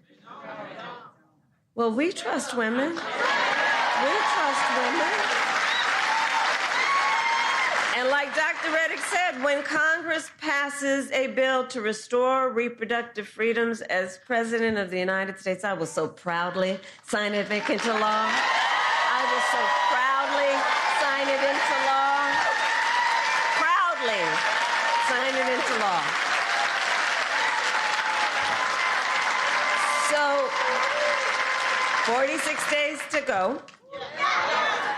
And let us remember that momentum on this and so many issues, momentum is on our side. Let's remember, since Roe was overturned, every time reproductive freedom has been on the ballot, from Kansas to California to Kentucky, in Michigan, Montana, Vermont, and Ohio, the people of America have voted for freedom. Of America have voted for freedom. And not just by a little, but by overwhelming margins, from so-called red states to so-called blue states, providing and making clear also, this is not a partisan issue. This is not a partisan issue. And it is proving that the voice of the people has been heard and will be heard again. And will be heard again. So, 46 days to go in probably the most consequential election of our lifetimes. And with that, then, today I ask Georgia, are you ready to make your voices heard? Do we trust women? I don't know why this wasn't coming up earlier. Light, I thought he was going to try to join traffic. He actually weaved his way through there. That little car just making its way this afternoon. That driver, you know what? If he's got luck in the bank, he is running low right now. It says it's been on for 90 minutes. I searched for it. For most oh, no, wait. driving. Let me go a little bit wider. I'm trying to hear on the I scanner if searched they for actually Fox are 11 staying behind and it. I know that helicopter's still above it, but again, fuck? you got to wonder, why is he continuing to be fuck? so I reckless? even had Why is he keeping up all these high speeds? There is nobody behind him. That guy in that notifications. center eye. You see something. If I refresh this page, it gives me the You got to notification. wonder what that guy was thinking, having this car rushing towards him. There No, we I go. never got the LAPD back into notification the for chase. this. And keep, matching the energy of that driver. This is really something to watch this afternoon. LAPD, those guys trained in these type of pursuits, trained for high-speed driving. That driver, that vibe, probably not so much. And we saw how poor the performance is at high speeds if that vehicle tries to stop or even tries to make a quick lane change. And I searched for Fox 11. I searched Fox 11, KTLA, and ABC7. I wasn't getting anything. On the ice, right? The way he's just gliding in and out of lanes there. Yes, definitely, and it also kind of gives you this feeling that he may have no control, like serious control of that vehicle, especially at those high speeds. I am concerned clearly of all the public involved, and then after that, definitely about that driver. Keeping an eye on him there. This is one of those times where we can really get a close shot of him. You can see him. It seems to be a white male behind the wheel, and just driving. And when I do those tight shots, every now and then you'll get a glimpse of what's flying by him. Those are other vehicles. If right now we're down to about 50 miles an hour, that's probably, he might be trying to do a pit. That officer might actually be trying to do a pit. Awfully close to the vehicle. He is matching the energy of that driver. Sometimes when the chase gets too dangerous, we see police back off, right? They don't want to endanger the public. But in this case, it's interesting to see that the police vehicle is trying to basically catch up, perhaps do a pit maneuver on this vehicle. Here we go. And there Definitely. you go. Just, maybe it's a pit, maybe it's command presence. Who knows? But that what's going on there? What's going on there? Making a turn. I don't know if he's making a U-turn. We got some trees in the way. I guess he's continuing on, just following the LAPD. Let's see what happens right there. Yep, there he goes. But you can see him just moving around, very agitated in that driver's seat, just zipping around, looking back and forth. It also looks like it might be a bicycle or a wheelchair in that back of that car. Just more questions, and we'll just keep coming out here. But this driving, I'm just saying, if he's got an angel with him, that angel's going to be having working overtime, keeping everybody else safe, going on the wrong side of the road again. And you're right. You just kind of wonder, LAPD so many times in the past, because of the policies and the changes, and stolen vehicle, you got to wonder, why are they continuing on with this chase when a lot of times they could just follow along. This is one of those ones, driving across the curb, getting onto one of those little side streets right there, making his way into a neighborhood. He is starting to put the little space between him. Well, I guess not. One of those LAPD officers not even giving up at all. But it does look like maybe he's looking for a place to pull over. We saw him I just saw him make that little kind of like getting over to the curb type of thing. Maybe this is an area that he knows, but I can tell you, LAPD getting very, very close. A little bit of a dead end. There you go. Out and running. And the car's still on. And running. Yep, car's still going, but it's kind of bumped into some gating right there. Wow, look at this guy go 15 miles an hour. I love Sky Fox in attack. He's holding it. I couldn't do that. I'm out of breath just watching. And he's continuing on. Oh, my goodness. Well, you know what? That wheelchair, definitely not for him if that was in the back of that car. I can tell you that. And, this is one of the ones. He's running through that neighborhood. LAPD not going to be able to follow with a car. I can hear the helicopter calling out streets. They're going to keep an eye on it. This might turn into something else. And the speeds of this guy, look at this. Look, oh my goodness. He's slowing down a little bit, but how long has he been running? Almost 30 seconds, maybe a minute flat out. This guy has got some energy. That is for sure. LAPD though, I hear the ship in my other ear. He's calling out locations and streets. I know there's a black and white might be getting close by. Now my concern is if he tries to get into somebody's home. What? There's an LAPD officer behind him. Oh my gosh. How far has this guy been running? Oh, this is you know what? I think in the end they're just going to call up. Taser's out for sure. And he's going to tase him. Oh, tase him on the run. Oh, boom, boom, right behind a tree. Always behind a tree. There you go. But he's here. They got him down. I do not think they tased him. But you got this guy on the ground. What a run for those officers. I just hope they get the credit due to them for getting this guy into custody. And again, thank goodness, no injuries to anybody. What a wild ride this afternoon. That was, every time we do Pursuits, Stu, I always say, well, that was a new one. That was different. This was certainly different. different about it. This was definitely something that we hadn't seen in a long time, that high speeds. I never saw a vibe in a pursuit, but I can tell you that that suspect in custody right now, I'm sure they're going to call at least for an ambulance just to check on this guy, especially after that long run. He's in cuffs right now. Adrenaline is a powerful drug. There is no doubt about it. I'm sure water is going to be needed all around, but those officers keeping up with that guy, that was something to see for sure. Yeah, it absolutely was. And you have to, you know, in addition to the stolen car, which of course he will face charges for, they were taking notes. Every kind of a violation that happened during that crazy pursuit with blowing through red lights, just breaking the rules all the way around, he's going to face a ton of charges. And you have to wonder about that passenger who was let out.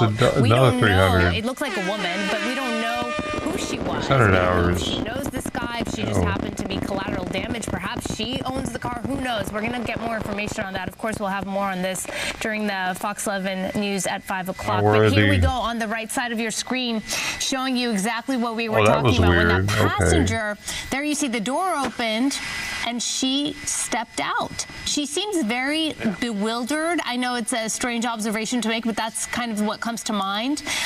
So she just came out, and that vehicle was driving with the door open for quite a while before she stepped out of the vehicle. So on the right of your screen, you're seeing moments before this became a foot pursuit. On the left side of your screen, you are seeing the aftermath. This pursuit is certainly over, and it was one of those unique ones where the guy just basically drove himself into a street where there was no outlet and had no choice. There it is. He bailed. The car left running, hit that fence post, and he took off. Didn't take long, though. LAPD right behind him.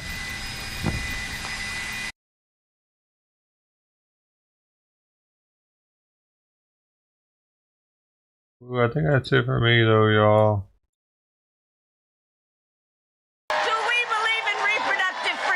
Hanging out on kitty cam. No more kitties now. Not for the rest of the day. Are we ready to fight for it? And when we fight, we win. God bless you, and God bless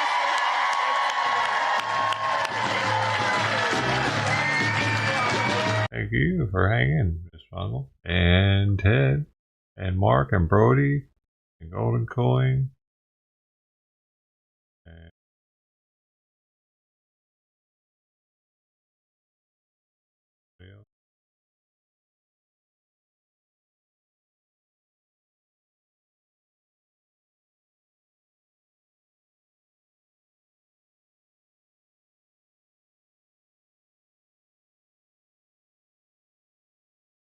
Hey, and it's Steve. Thank you for modding, holding it down, keeping these people honest. Hopefully, she's got a procedure done today. Hopefully, she's all right at the hospital. I think. Keeping your thumbs. This T. Maybe we'll see her tonight. You can ask her how she's feeling. Huh? All right, everybody. Love y'all. Talk to you later.